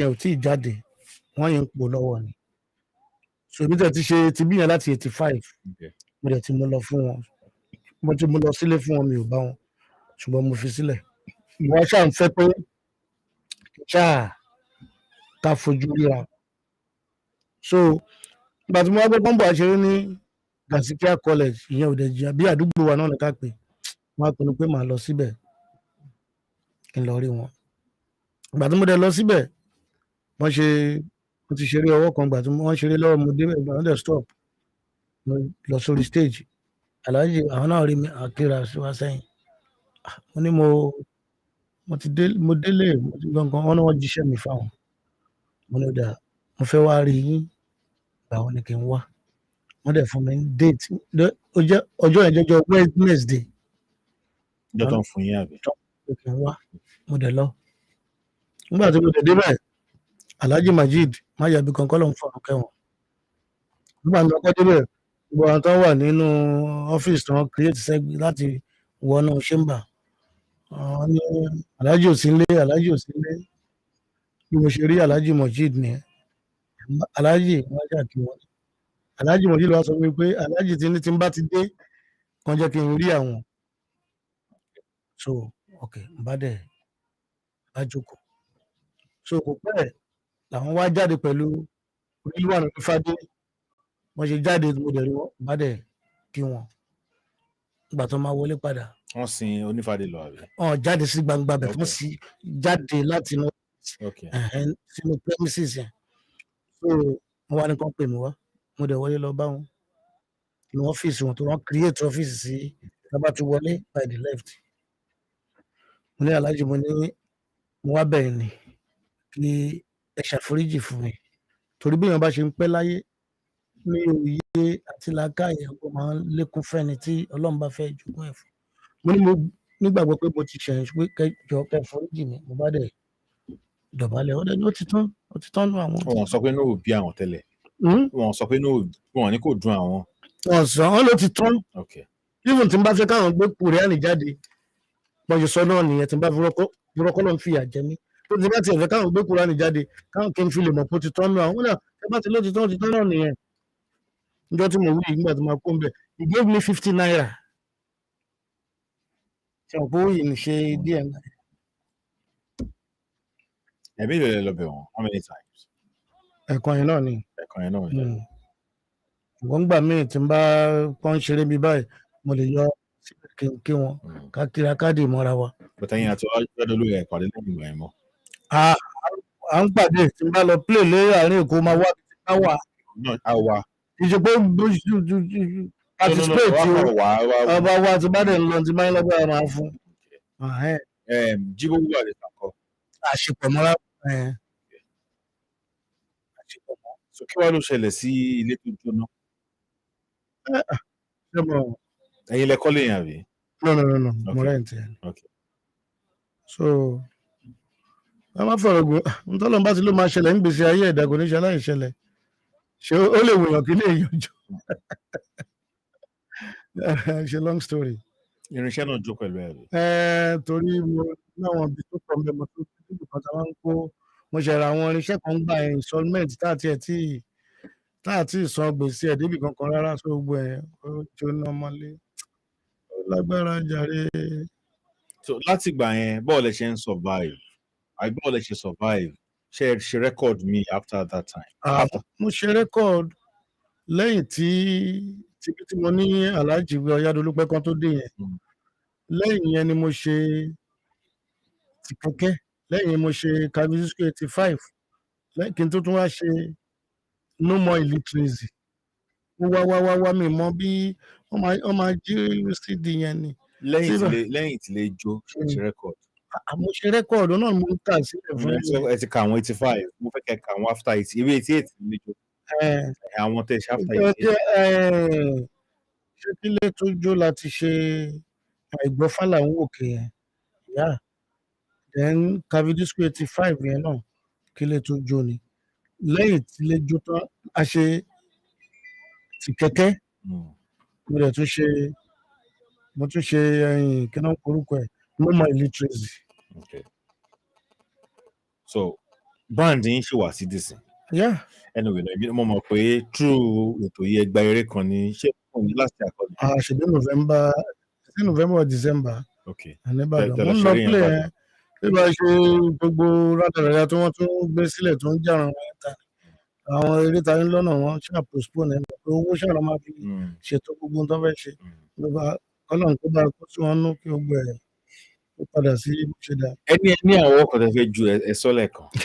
kí ewu ìmọ̀ ẹlẹ́sìn ṣe mọ̀ pé tó tiẹ̀ tó mo lè sọ pé ó bá ètò gbogbo awuyewuye táwọn sọ látara náà ju pé nípa tọrọ tàlájì ilẹ̀ ń jẹ èèyàn Àyìndé lọ sọ̀rọ̀ ilẹ̀ ń jẹ èèyàn ilẹ̀ ń jẹ èèyàn agbẹ́jẹ́ lọ́la lọ ilẹ̀ ń jẹ èèyàn ikú tó pọ̀ mọ́ Yádólú Àlàmú ló pọ̀jù jẹ́jẹ́dẹ́ káàmọ́rù mi lọ́jọ́ sí ohun ló pàgbàjẹ́ lọ́la Àyìndé mi ilẹ̀ ń jẹ èèyàn mo gbọ́kú fádà omi bọ́ lójú mi o bàbá mi Sikiru fún gbogbo òṣèré ayé àgàgà láàrin gbogbo àwa ẹgbẹ́ ní FUJI dédé kárí ayé ọjọ́ ìlàgbájẹ́ lọ́lá fáwọn tí ṣèrí ìyàmú sọ̀rí pé Sikiru kú ọ̀gá lọ́mọ Yádólú fáwọn tí lù sákàrà o ìgbà tó Yádólú kú ó ti bú sákàrà lọ forí sílé ayé ikú tó pa Sikiru tí mo ní fàájì lọ mo ní kàmọ́pọ̀rọ̀ FUJI ti kẹ́rù ó gbọ́rùn àdàmọ̀dìrú ẹ̀ ló máa kú. níjọ́ tí fàdà jáde láyé ọjọ́ ńlá lọ́jọ́ yẹn o ìpè ń gbọ́dọ̀ tún pẹ̀lú òsì wọn fẹ́ mọ bó ṣe jẹ́ ní kété tí mo gbọ́ Adisa Orija Micky Abalanja ni mo bá pọ̀ rẹ̀ mi àmọ́ ó jẹ́ lílì mi rẹ̀ mi àbúrò mi ó ní bó ṣe jẹ́ nìyẹn Adisa mi Micky Bari ti jáde láyé ikú dalẹ̀ ikú dóró Àyìndé Sikiru ti wá jà Àyìndé lọ́sàn-án kò dé agbẹ́jẹ́ lọ́lá lọ́sàn-án kò dé o ẹ̀rí páyé asán ilé ayé asán ló jẹ́ ọmọ tó fi sáyé ẹkú òyà ọ̀rẹ́ tó fi sáyé ẹkú òyà gbogbo aya tó fi sáyé ẹkú òyà tẹbítọ̀rẹ́ tó fi sáyé ẹkú òyà bẹ́ẹ̀ nìkan lọ sọ́run lójijì gbogbo ẹni tó sì ń bẹ láàyè ó ronú mọ́ níwọ̀n tó sunkún mọ́ níwọ̀n torí kú tó mọ́nítọ̀ ń lọ lójijì ó gbà ẹni tó ń sọ fún Èdùmàrè má ṣe kú tẹ̀lé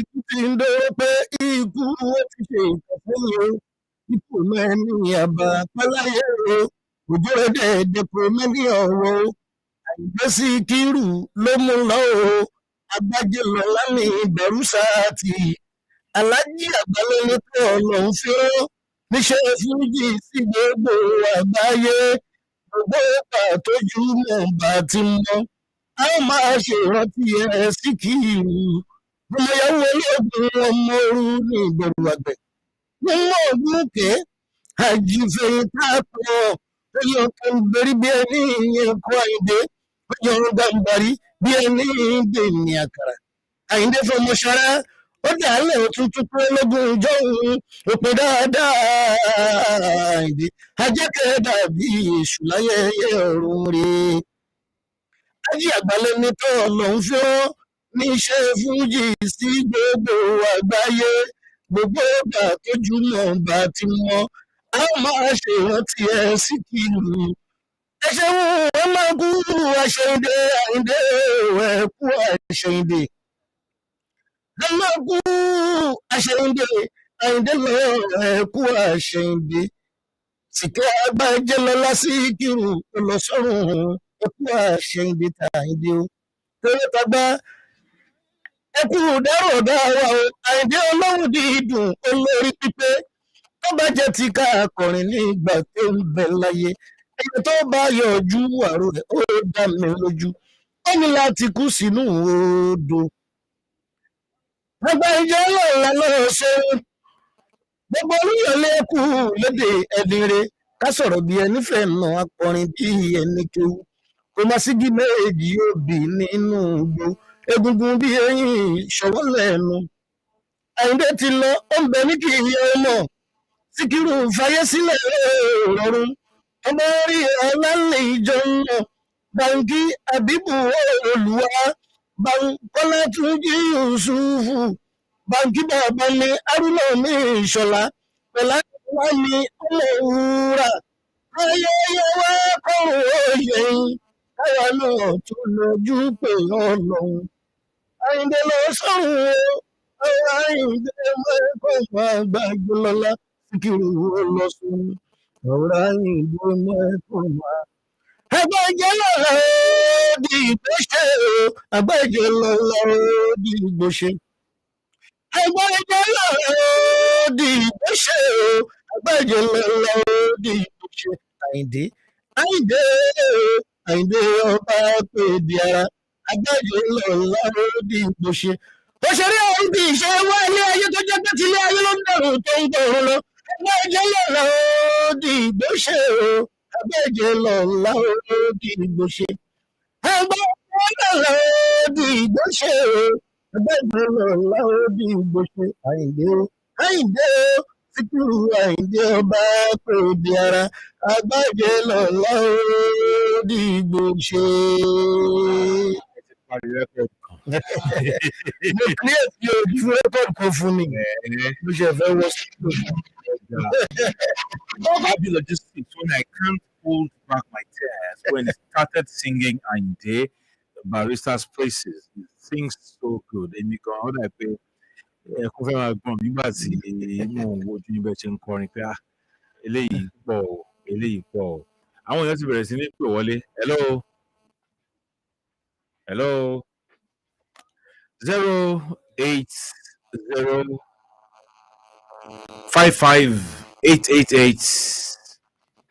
55888 àti 080 55888 193. Hello. Ẹ kálẹ́ o. Aha, a ti ń gbọ́ yín báyìí. Ọlọ́run máa fún yín ṣe, à ń gbàdùn yín. Ẹ ṣé gan ni sà. Adébídẹ́ pé wà bọ́dà mi ní lájà sẹ́ẹ̀kù. Ok. Ilé ọ̀fẹ́ ẹ̀dùn nílé tiwa. Owó dájú wọn mo mọ̀ ọ́ náà dáadáa. Bọ́dà wa ló jẹ́. Mo ká náà yí jọ bàbá ẹ̀sìn. Mo mọ bàbá wọn dáadáa. Ẹ ṣé mo ń gbádùn yín, ẹ ṣé mo dúpẹ́. Bàbá mi, mo dúpẹ́ ilé ọ̀fẹ́ ẹ̀dùn nílé wa. Ìyá kan àbá kan ló bí wa. Mr. Adéyanjú. Sáà. Mo dúpẹ́ lọ́wọ́ yín. Ọlọ́run máa fún ìṣe. Ọlọ́run tó fún ìṣe mẹ́tọ́dà lẹ́yìn. Àmín àmín àṣẹ. 1977 mo Barrister ó wá sí ilé lájà sẹ́ẹ̀kù wá sí Bẹ́ẹ̀ni. ilé alájà oníṣìgá. Bẹ́ẹ̀ni. Láti ìgbà yẹn tó àdúpẹ́ lọ́dọ̀ lọ látàárọ̀ ní ọdún gbogbo rẹ́dí pèsè ti ń ọjà tí ó kù láti 75 years yẹn láti òní tó wá ga. Mo dúpẹ́ lọ́wọ́ yín o àárọ̀ àdúpẹ́ lọ́dọ̀ lọ́kàn wá balẹ̀. Ẹ ṣé gan sà. Gbogbo ń tà àmà àti káàmù ẹ̀ ń ṣàlàyé fún wa. Ilé-iṣẹ́ ní òní jóná o. Àmín àṣẹ. Wọ́n níbi tí ti ta wọn burúkú o. Àmín àṣẹ. Bọ́dà mi mú kálá Adisa. Yes sir. Ìgbàlá ti ṣe jọ́ọ̀bù láti fún ẹ̀ torí ìfẹ́ lódò ni mo wà. Nífẹ̀ẹ́ lódùn kan náà. A máa bẹ̀rẹ̀ ní àpàdé Amon Club láìpẹ́. Wọ́n máa sọ lórí ètò kan tó lọ. Ẹ ṣe bẹ̀rẹ̀ ti bàbá ọ̀sán sí. Yes sir. Mọ́tò ní dáàbì wà láti mú lọ sí Kwara. Adúgbò fúnlé Dubai. Ẹ ṣe mo dúpẹ́. Hello. Kalẹ̀. Ló yé mi, ojúmọ́ ò tí mọ̀ bọ́yá máa bọ̀rọ̀ yín bọ̀. Ojúmọ́ ti mọ̀ nígbà tí 12 ti kọjá. Ọ̀ya, àmì. Kẹ́rí iléeṣẹ́ yìí ó ń jẹ́ kí nǹkan jẹ́ tó ń wọ ọmọ Nàìjíríà lójú. Gbogbo iléeṣẹ́ rédíò Ádámìlì jẹ́ nọ́mbà 1 ẹ̀ ní wálé láti. Àmì. Kẹ́rí mo kí bàbá wa tó wà ní èmi gẹ́gẹ́ bí èèyàn kan láti ṣàkíyèsí lójú ilé ìgbórúkọ wọn. Ó wá ṣàtọ́jú sí bàbá tàbí ṣàkóso. Ẹ gbóhùn sókè ká lè gbọ́ yín dáadáa. Wọ́n láti ṣàkíyèsí pọ́jú sá. Hello? Hello, sir. Mo dàbí pàtó ẹ̀sìn bàbá Barrister ó ń jí padà sáyé ní tó ń fi báyìí. Ẹ̀jẹ̀ tí bàbá àti bàbá ẹ̀ síta. Kí wọ́n kí ògo wọn túbọ̀ búyọ dáadáa ju bí wọ́n ṣe wà lọ. Ó dà sọ. Ẹ ṣeun. Ẹ ṣe àdúpẹ́. Nọ́mbà tẹ máa pèsè 08055888192 láti jẹ gbogbo ẹ ṣe gan ni sà. Ẹ ṣe gan ni. 08055888192 àbí 08055888193. Hello. Ẹ ṣeun sà.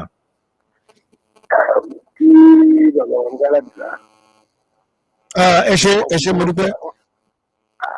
Ìjọ mẹ́ta ọkọ̀ àtọ́dúnmọ́dún. Ẹ sà ẹ kú afẹ́rẹ́ sà. Àwọn àti bábọ̀ láti ṣe ìpínlẹ̀. Ẹ̀yà. Ìjáde tọ́nà yà. Castro lọ́jọ́ road. Bẹ́ẹ̀ni.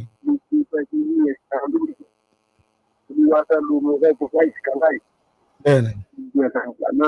Ó tó wá rí ẹgbẹ́ ìlú kọ́lé sí àdúgbò àdúgbò tó àwọn náà fàì. Ó tó wá rí ní ìdíjọ́ láti ẹ̀.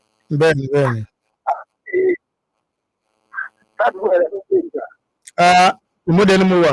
Tá a bá ti kọjá ṣìbírí síwájú.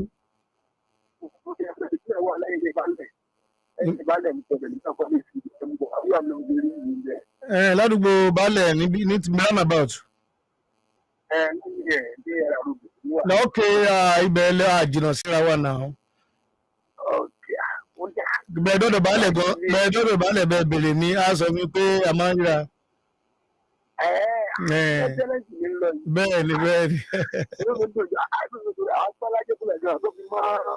Ọmọ yín bí nǹkan tó ti lórí tẹ́lọ̀ ẹ̀ náà sí àwọn ìgbésí. Bẹ́ẹ̀ni. Bẹ́ẹ̀ni mo rántí. Wọ́n láti bẹ́ẹ̀ fi narrate ìtàn lórí yẹn fún wọn. Ọ̀rọ̀ burúkú Ìlọrin báwo ni? Ọlọ́gbọ́n yá tún padà. Àmín. Ẹ ṣé mo dúpẹ́. Ẹ ṣeun sà. Àmín àṣẹ. Ẹ ṣé mo dúpẹ́. Yes, Bàbá SOA Ọlárìbígbé wọ́n ti fi mẹ́sẹ̀jì ránṣẹ́ o. Wọ́n fi mẹ́sẹ̀jì ránṣẹ́ o. Wọ́n ní Micky Adisa Excellency Olóhùn Àrò. Wọ́n ní wow. Bákan náà Prince Ayọ̀bámidélé wọ́n ní you are doing a good job. Since I've been listening to your program, I always enjoyed it. Please bring more oldies. Malio Entertainment, Swani Agbaman, another explosive edition. This is partly a bang from the FUJI music genre. More will come in the nearest future, I can assure you. But Micky Adisa Excellency, my very beloved elderly friend, he doesn't stop to amaze me. I hope one day it will wax the best of FUJI music for our enjoyment. With much love, Baba Orija, you are always on my top list.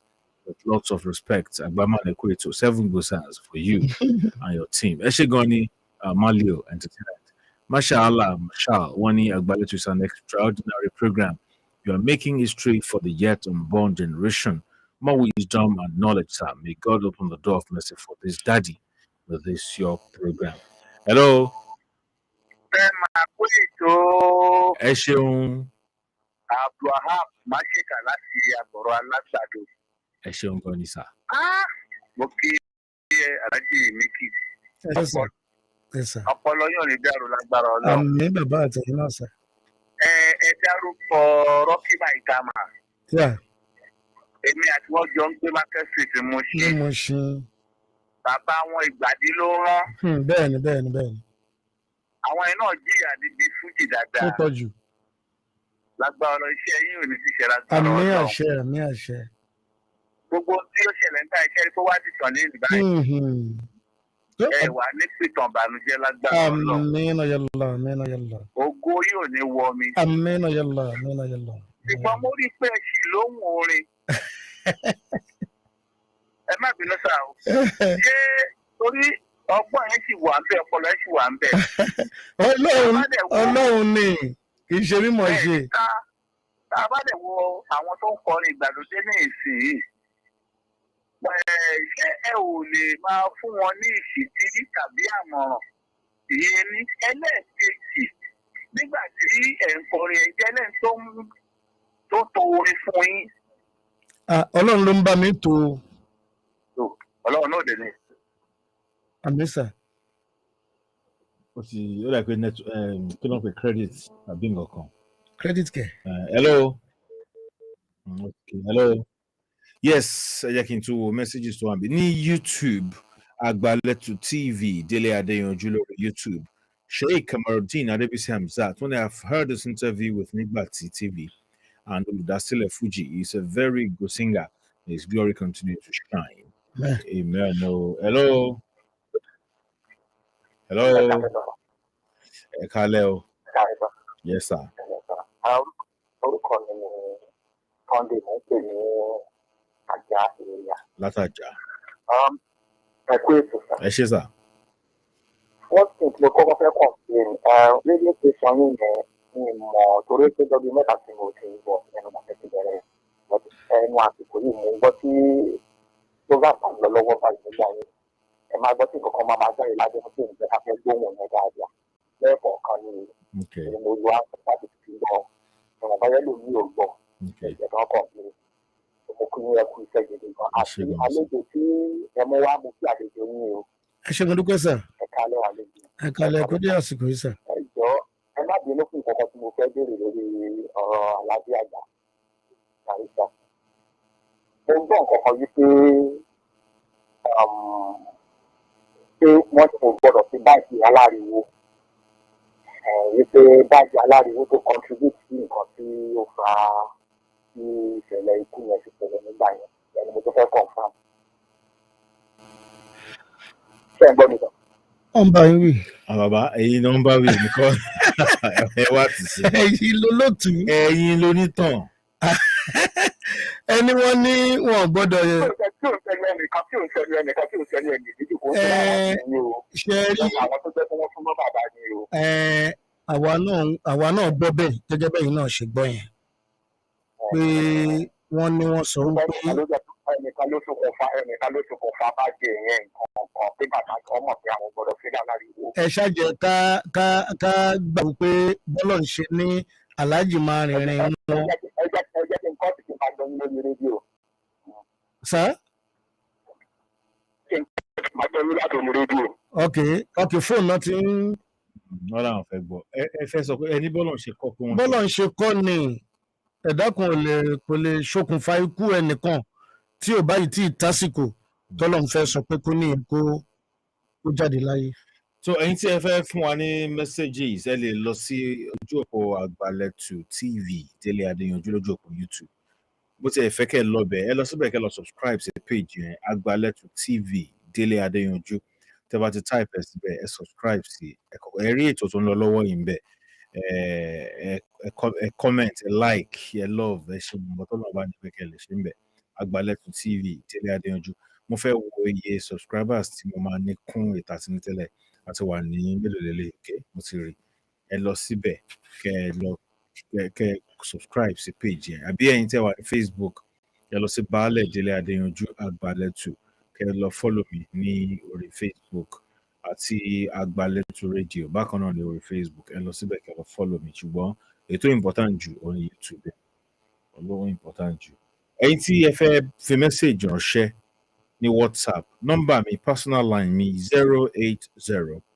080-338-52815 080-338-52815 ẹ lè fún mi ní WhatsApp message pẹ̀lú personal line tí mo drop so màá kà sí ká tó kúrò ní orí ètò bàbá nọ́mbà tí yín gangan ẹ fàyè ẹ síta. ok nọ́mbà tí a lè pè mí sí 090-36-15-9191 lẹ́ẹ̀kan sí 090-36-15-9191. 0 ẹ tún pè lẹ́ẹ̀kan sí. 090 36 15 91 91. Yeah. Hello. Hello, sir. ẹ káàárọ̀ kíkó. Ẹ ṣeun sir. Ẹ̀rọ àgbàdo ti. Bàbá ọmọdé láwọ́ àmì. Ẹ̀rọ sọ àgbẹ̀ ọlọ́run tó máa gbé ní títí sí o. Àmín náà yálà. Mo kí bàbá wa Micky. Ẹ ṣe mo dúpẹ́. Ẹ tíráì bàbá. Ẹ ṣe mo dúpẹ́ sir. Èyí láti máa ní kó máa béèrè ohun tí ìṣètò ọ̀rọ̀ gbígbé ọdún sẹ́yìn lọ́wọ́ èèyàn tó ẹ ti ń dáhùn àìgbìyànjú ọlọ́run kàlákà yìí. Àmín àṣẹ. Ọlọ́run túbọ̀ jẹ́ kẹ́ pẹ́ fún wa. Àmín àṣẹ. Jẹ́rí lórí ọ̀rọ̀ bàbá olóògbé ìròyìn bàbá Barrister jẹ́ sọ parọ́ lórí èmi tí mo bá ń sọ̀rọ̀ èmi ìtàkùn ẹni ń sọ̀rọ̀ láti máa sọ̀rọ̀. Mo láǹfààní láti lògbà díẹ̀ pẹ̀lú foundation member wọn kan Aláàjì Bàbá Múlíká. Bàbá Múlíká. Àwọn náà sì dé olóògbé báyìí lẹ́nu bí ọdún méjì lẹ́yìn báyìí. Bàbá Múlíká ti kú. Bàbá Múlíká ti kú. Mo ti rí wọn ti pẹ́. Nípa èmi àti bàbá torí bàbá fẹ́ràn mi gan-an wọ́n mú mi bí ọmọ mi ní Aláàjì. Wọ́n máa ń sọ nípa sórí Aláàjì Barrister fún dáadáa. Ọ̀pọ̀lọpọ̀ ọdún tó wà láì ṣe rí nìyẹn. Hello.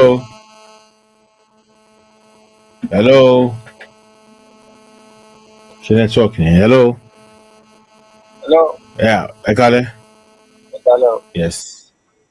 Orúkọ tèmi Ṣóbọ̀wálé Adéṣínà. Ṣóbọ̀wálé Adéṣínà. Láti owó dé náà kúrò. Okay. Ṣẹ́ni èyí tẹ́yìn gan ṣe ìlú ẹ̀gbọ́n ni. Ẹ̀gbọ́n ńlá kan ni tí wọ́n ṣe gbogbo èèyàn lọ́lọ́run fún. Ọlọ́run tó dẹ̀ fún yàn nígbà lọ́wọ́ yín. Àmín. Bàbá wa tó lè gbé wá náà inú mi dùn. Èmi náà mo ti ní oríṣi ọmọ kékeré mọ́ bọ̀ tó orúkọ yẹn mo ti fún orúkọ òwúrú ti pẹ́.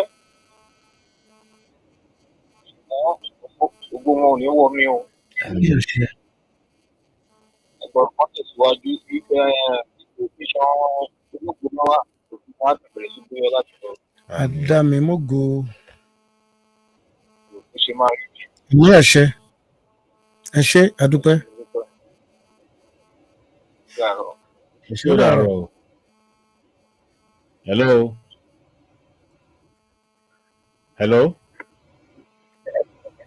Ẹ kálẹ́. Ẹ jọ èmi tí mò ń sọ̀rọ̀ ni láti dín àṣàmọ́. Ní pẹ̀lú ní Aláàjì Mukaila. Ẹ kálẹ́ sà. Àṣìṣe tí eré bí ẹ̀yà ìmúkú Barrister ṣáájú sílẹ̀. Nínú ìyá wa ìdílé òbí sí. Ọ̀gá wa Olújídé Àlàmú. Jídé Àlàmú. Bẹ́ẹ̀ ni àjọjáde wéré ni. Bẹ́ẹ̀ni. Lọ́dún 1972. Ní Àwòkó. Ní Àwòkó Barrister.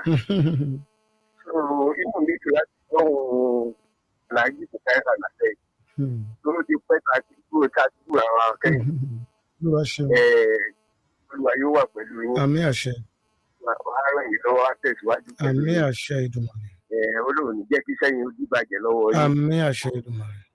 A ó máa gbúrò ara wa láyé àti àlàáfíà. Àmín àṣẹ Ìdùmarè. Mo ti kọ́pì nọ́mbà yín so anytime máa tún mọ̀ kàn sí. Okay, sir. Ẹ ṣé mo dúpẹ́, sir. Ẹ ṣeun. Yes, sir. Yes. Message oríṣiríṣi wà níbí. Àwọn nọ́mbà tí mo pè yẹn ní kẹ́ ẹ pè sí. Nọ́mbà tèmi tí mo pè yẹn WhatsApp message nìkan ni kẹ́ ẹ fi sí orí ẹ̀. Hello. Adámi gbogbo mo wọlé. Ọlọ́run ṣeun. How are you, sir? Very fine, sir. Hello. À ń gbọ́ yín, sir. Yeah, gómìnà bí orúkọ mi.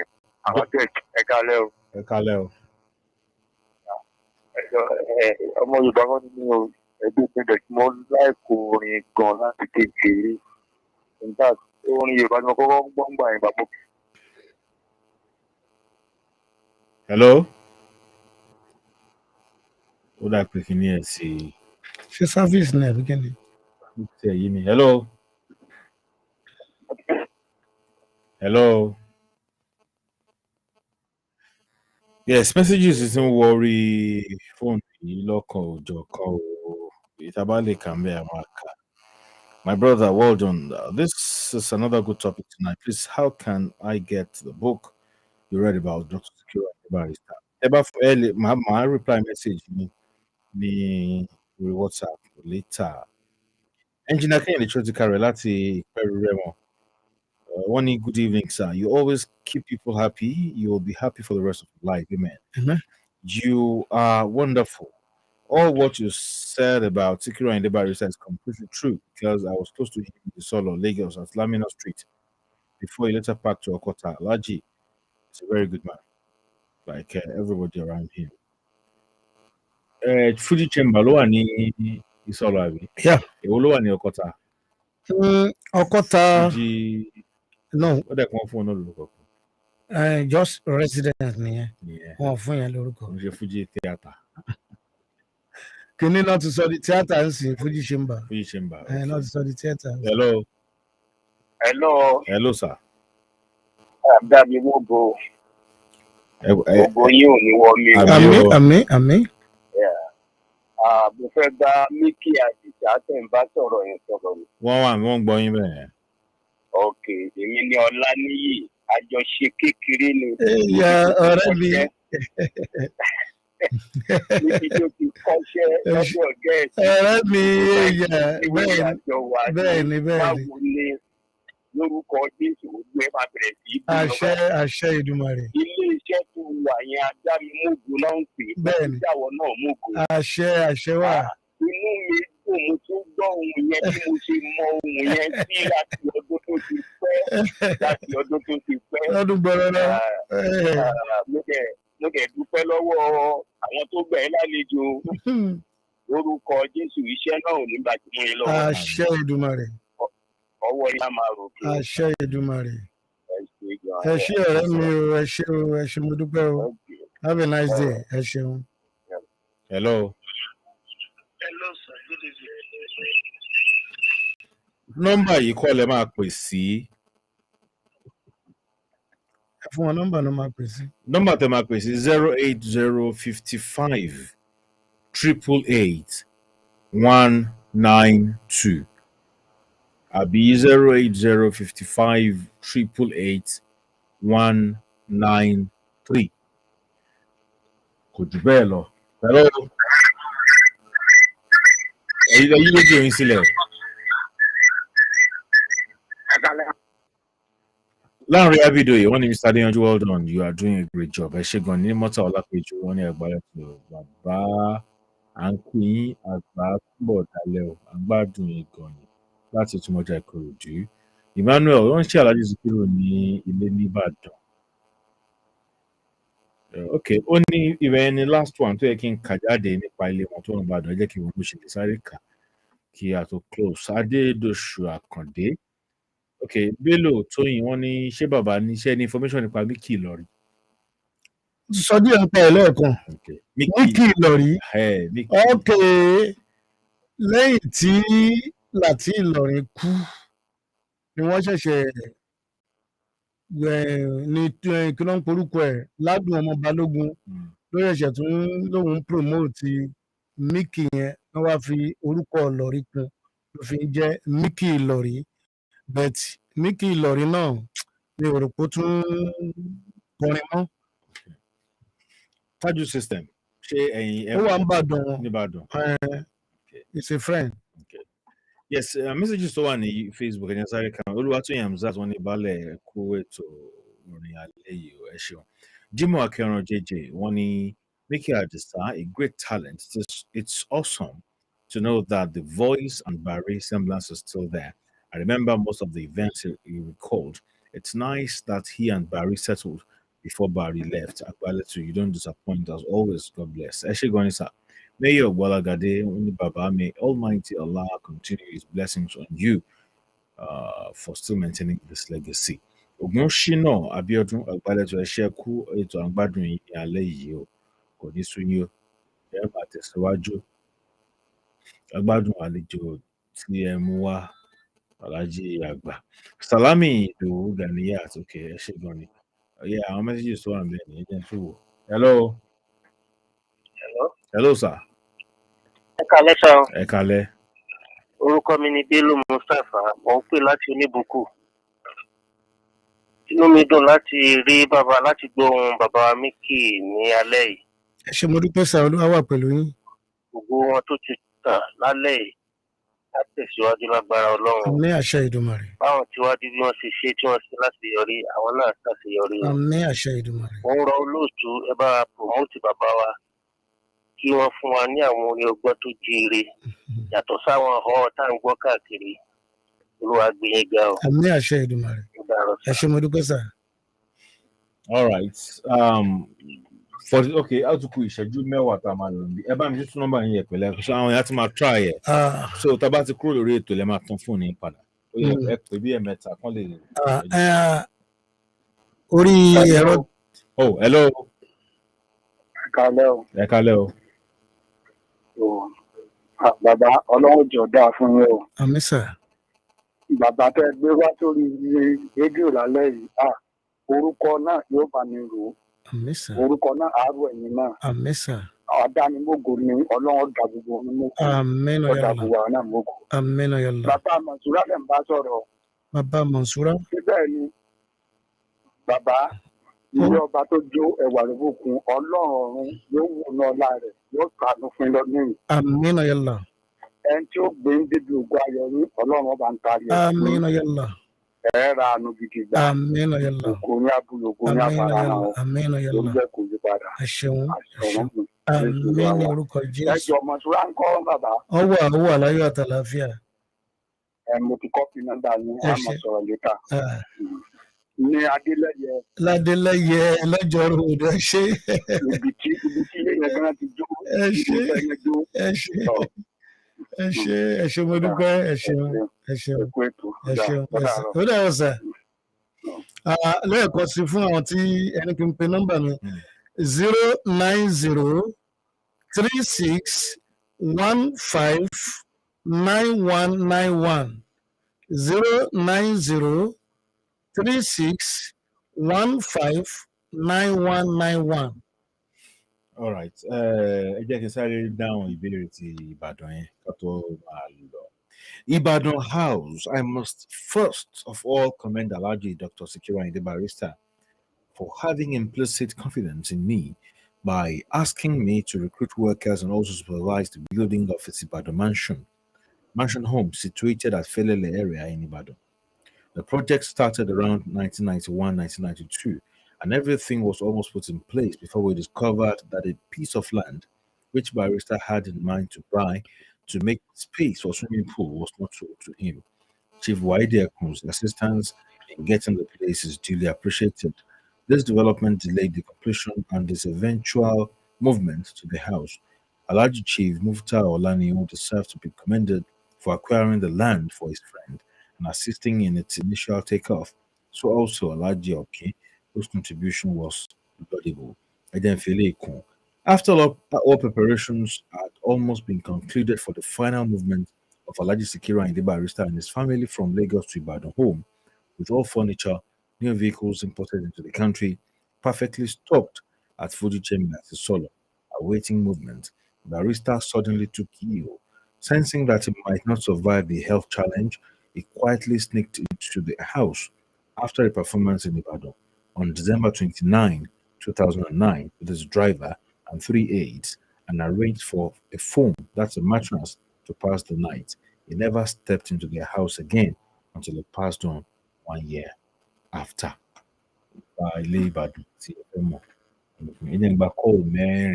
Hello.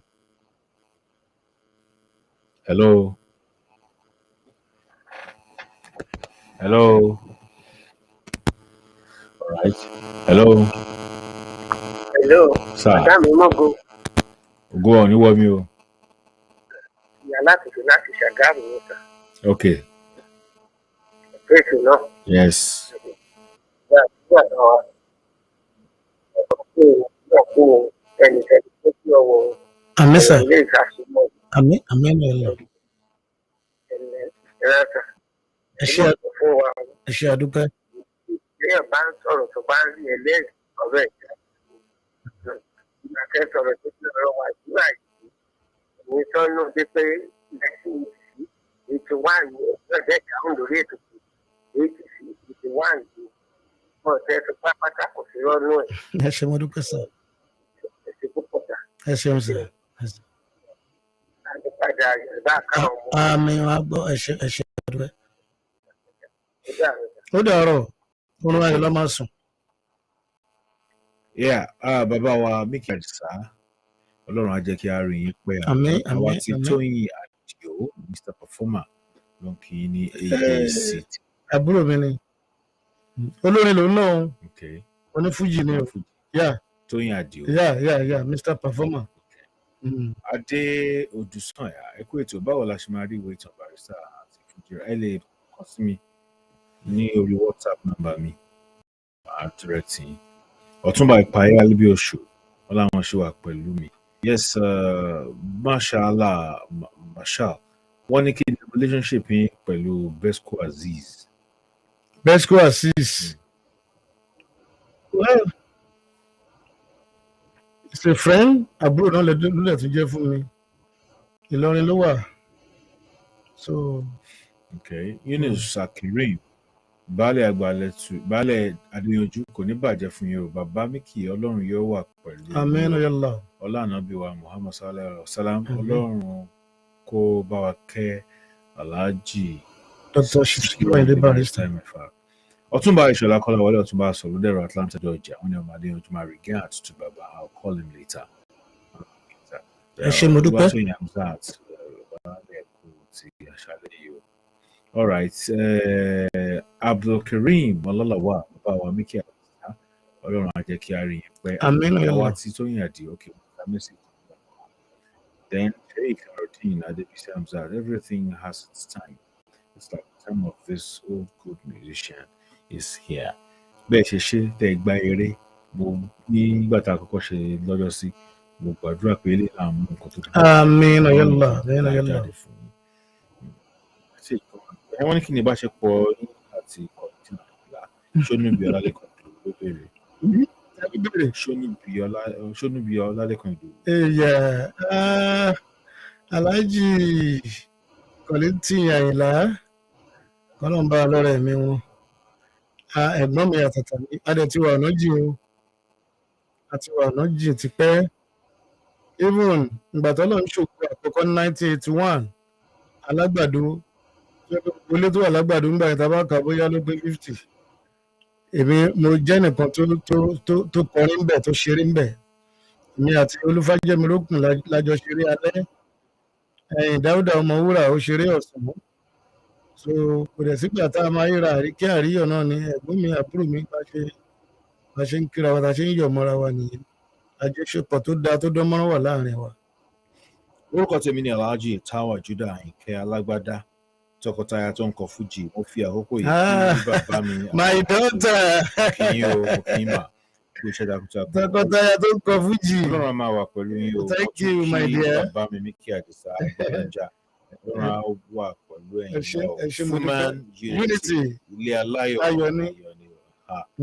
All right, ó dà pé àti Abimajẹ látàgò mẹ́sàn-án.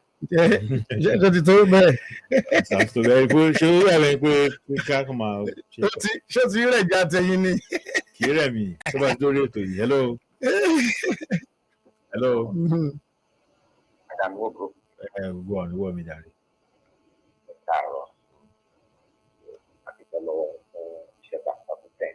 Ẹ ṣeun. Mo kọ̀ ní ìbéèrè kan tí mo fẹ́ béèrè lọ́wọ́ àwọn bàbá àtọ́jà tó lè tó. Ní ìgbà tí wọ́n fẹ́ kán lọ rí Àyìndé Barrister, tí wọ́n lọ tọrọ àforíjì. Ǹjẹ́ wọ́n ní ìjẹ́ Àyìndé Barrister lo àǹfààní yẹn láti gbàdúrà fún ọ̀sẹ̀ tó kọ̀ tó ṣe náà lọ́rọ̀ bí ní. Ẹ ṣeun mo dúpẹ́. Ntí a nílò ń bẹ̀ náà ni pé ẹ̀yin àgbàlagbà náà lọ sọ pé tí ẹlẹ́jọ́ bá mẹjú ẹlẹ́bi kò ní pẹ́ lórí ìkúnlẹ̀. Tí a bá dẹ̀ ti wá báyàn tí a ní ẹjọ́ àti ìgbà wípé aṣẹ̀yìn ìdọ̀bálẹ̀ mi rè ẹ ṣàforíjì wá ẹ ṣàforíjì fún mi. Tí oníyẹn dẹ̀ ti sọ pé pẹ̀lú tọkàntọkàn tára òun ti ṣàforíjì fún yín. Even tí wọ́n bá tiẹ̀ fẹ́ pé kó ń gbé àlùkùránì síta kó ń fi gba pé kẹ́ lè mọ̀ pé ó ti tọ́nà nìyẹn. So bó ṣe lọ nìyẹn kò jù bẹ́ẹ̀ náà lọ. Ìṣègbè bóyá àbí wọ́n ṣe wá sọ pé lágbájá báyìí kan báyìí kàṣà kò sí yẹn ń bẹ̀. Ẹ ṣeun o. Ẹ ṣe mo dúpẹ́ sí. Ó ti pẹ́ tí a ti ń gbọ́ nípa yín. Then there was a time tó ṣe pé wọ́n ń ṣe wàhálà tó ti lè ní àǹfààní láti ṣe nígbà tó fẹ́ sọ pé ìgbà ẹ̀mọ́ wà ní ìlú jẹ́ torí ọ̀rẹ́ ẹlẹgbẹ́ sí ẹ̀sùn tèmi.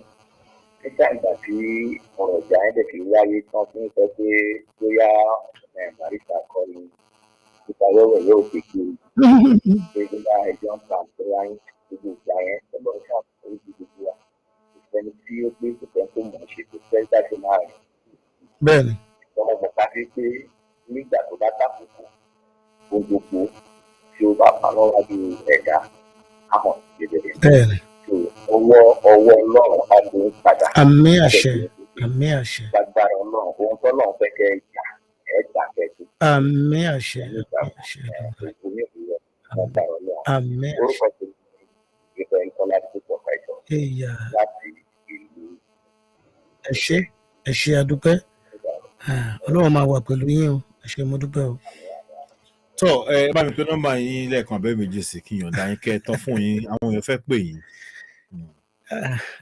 Nọ́mbà tí ẹ lè pè mí sí náà ni 090 36 15 9191 090 36 15 9191. Níbi ayé ìdoríkọ kò sẹ́ni tó mọ̀ ọba òkè mọ́mọ́ dáwọ́dọ̀ọ́rọ̀ yóò. Níbi ayé ìgbèríko kò sẹ́ni tó mọ̀ ọba òkè mọ́mọ́ dáwọ́dọ̀ọ́rọ̀ yóò. Láìsí láyé mọ́ ìkẹ́rù ọgbọ̀rún owó lọ sóko àpọ́nlé lọ sódò ìmọ̀ wọn ara nìkan náà fi sílẹ̀ nígboro. Mo ní láìsí láyé mọ́ ìkẹ́rù ọgbọ̀rún owó lọ sóko àpọ́nlé lọ sódò ìmọ̀ wọn ara nìkan náà fi sílẹ̀ nígboro. Tó o bá ṣe ohun tó tó tán tó ń sá fòfin tó mọ wọn ara ẹ ihun tí ń dààmú ẹ̀dá tán. Ayé ìsẹ̀yìn kò gbọ́mọ̀ lówó kò gbọ́mọ̀ lóògùn o àfẹnibà ń lọ ní mẹ̀tẹ́mẹ̀jẹ o. Tí mo bá lè jà ọ̀bọ̀kún mo ṣe kí sáfà máa là pẹ́lẹ́ yọ. Àgbálẹ̀tù tí mo bá lè jà ọ̀bọ̀kún mo ṣe kí sáfà máa là pẹ́lẹ́ yọ. Tí n bá ronú mi tútù kan àtẹ̀mí àtìyàwó mi ìgbádùn ńlá wà o. Tọ́ ẹ ṣeun ẹ tán fún yín kẹ́ máa papọ̀ ìlọ lọ́wọ́ kan.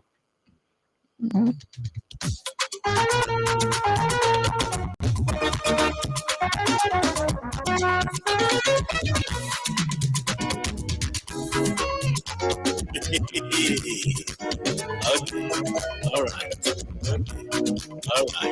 nonsense, Sikiru,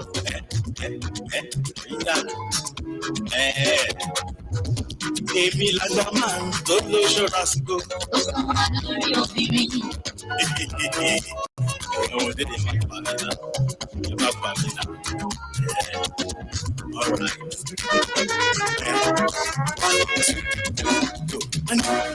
Mi ń bọ̀ orí tí ló bára èkó jẹ́ màmá mi ti ń bá wékò kí n rántí lé.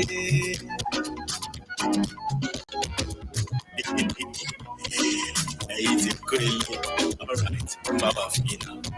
Mi ń bọ̀ orí tí ló bára èkó lọ màmá mi ti ń bá wékò kí n rántí àdúgbò mi o.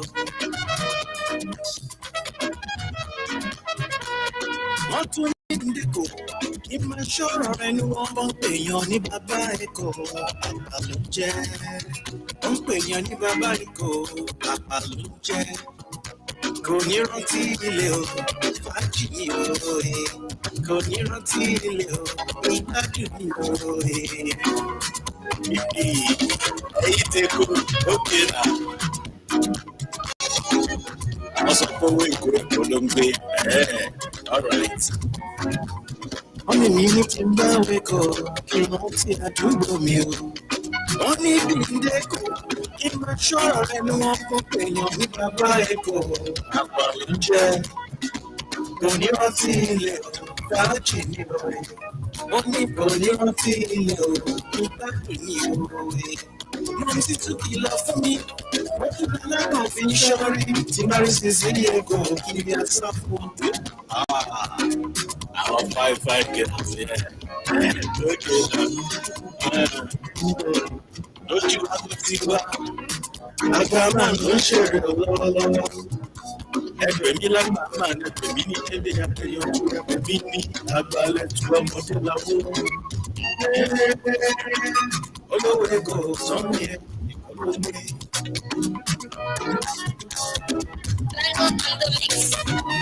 Ọjọ́ kan wọ́n máa celebrate àwa náà. Wọ́n tuntun ṣe wọ́n sọ ní ìdìmọ̀gùn kí n sá fún wọn.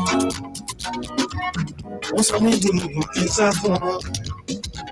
Owó ẹ̀kọ́ tó ń wí ìyàwó ẹ̀kọ́ ló ń gbé. Sísí ẹ̀kọ́ láwùí o, ìyá ṣọ́ra. Tèmi tó pé má jẹ́ kó dùn mí lájọ ṣiṣẹ́. Ó wá sọ pé Délé Adéyanjú lórúkọ tèmi. káfó títọ́. Ẹ pè mí ní Ìbánlẹ̀ Àgbàlẹ̀tù Village lójú òpó Telegram t.me/àgbàlẹ̀ figure 2. Owó tí ó lẹ́jẹ̀. Títà wà nìyẹn lójú òpó Telegram. Ní Facebook, Ìbánlẹ̀ Délé Adéyanjú Àgbàlẹ̀tù àbí Àgbàlẹ̀tù Radio. Ní orí YouTube, Àgbàlẹ̀tù TV Délé Adéyanjú. Ọjọ́ Monday ní kẹjẹ ká tún pàdé lórí ètò Àgbàlẹ̀tù láago 10 alẹ́. Tó bá di ọjọ́ Sunday aago 4 nídàjí ẹ pàdé mi lórí ètò orin ìgbàanì. Tó bá dẹ̀ sì di ọ̀sán láago 2 sí aago 4 ẹ jẹ́ pàdé lórí ètò orin ìgbàanì. Ẹ ṣeun o 08033852815. Prophetess Ẹ̀rí Jésù ẹ ṣé mo dúpẹ́. Ó dàárọ̀ ẹ̀yin ará, ó dàárọ̀ ẹ̀yin ọ̀rẹ́. Gbogbo owó tí ẹ̀gbọ́n rẹ̀ bá ti ló fi ṣe.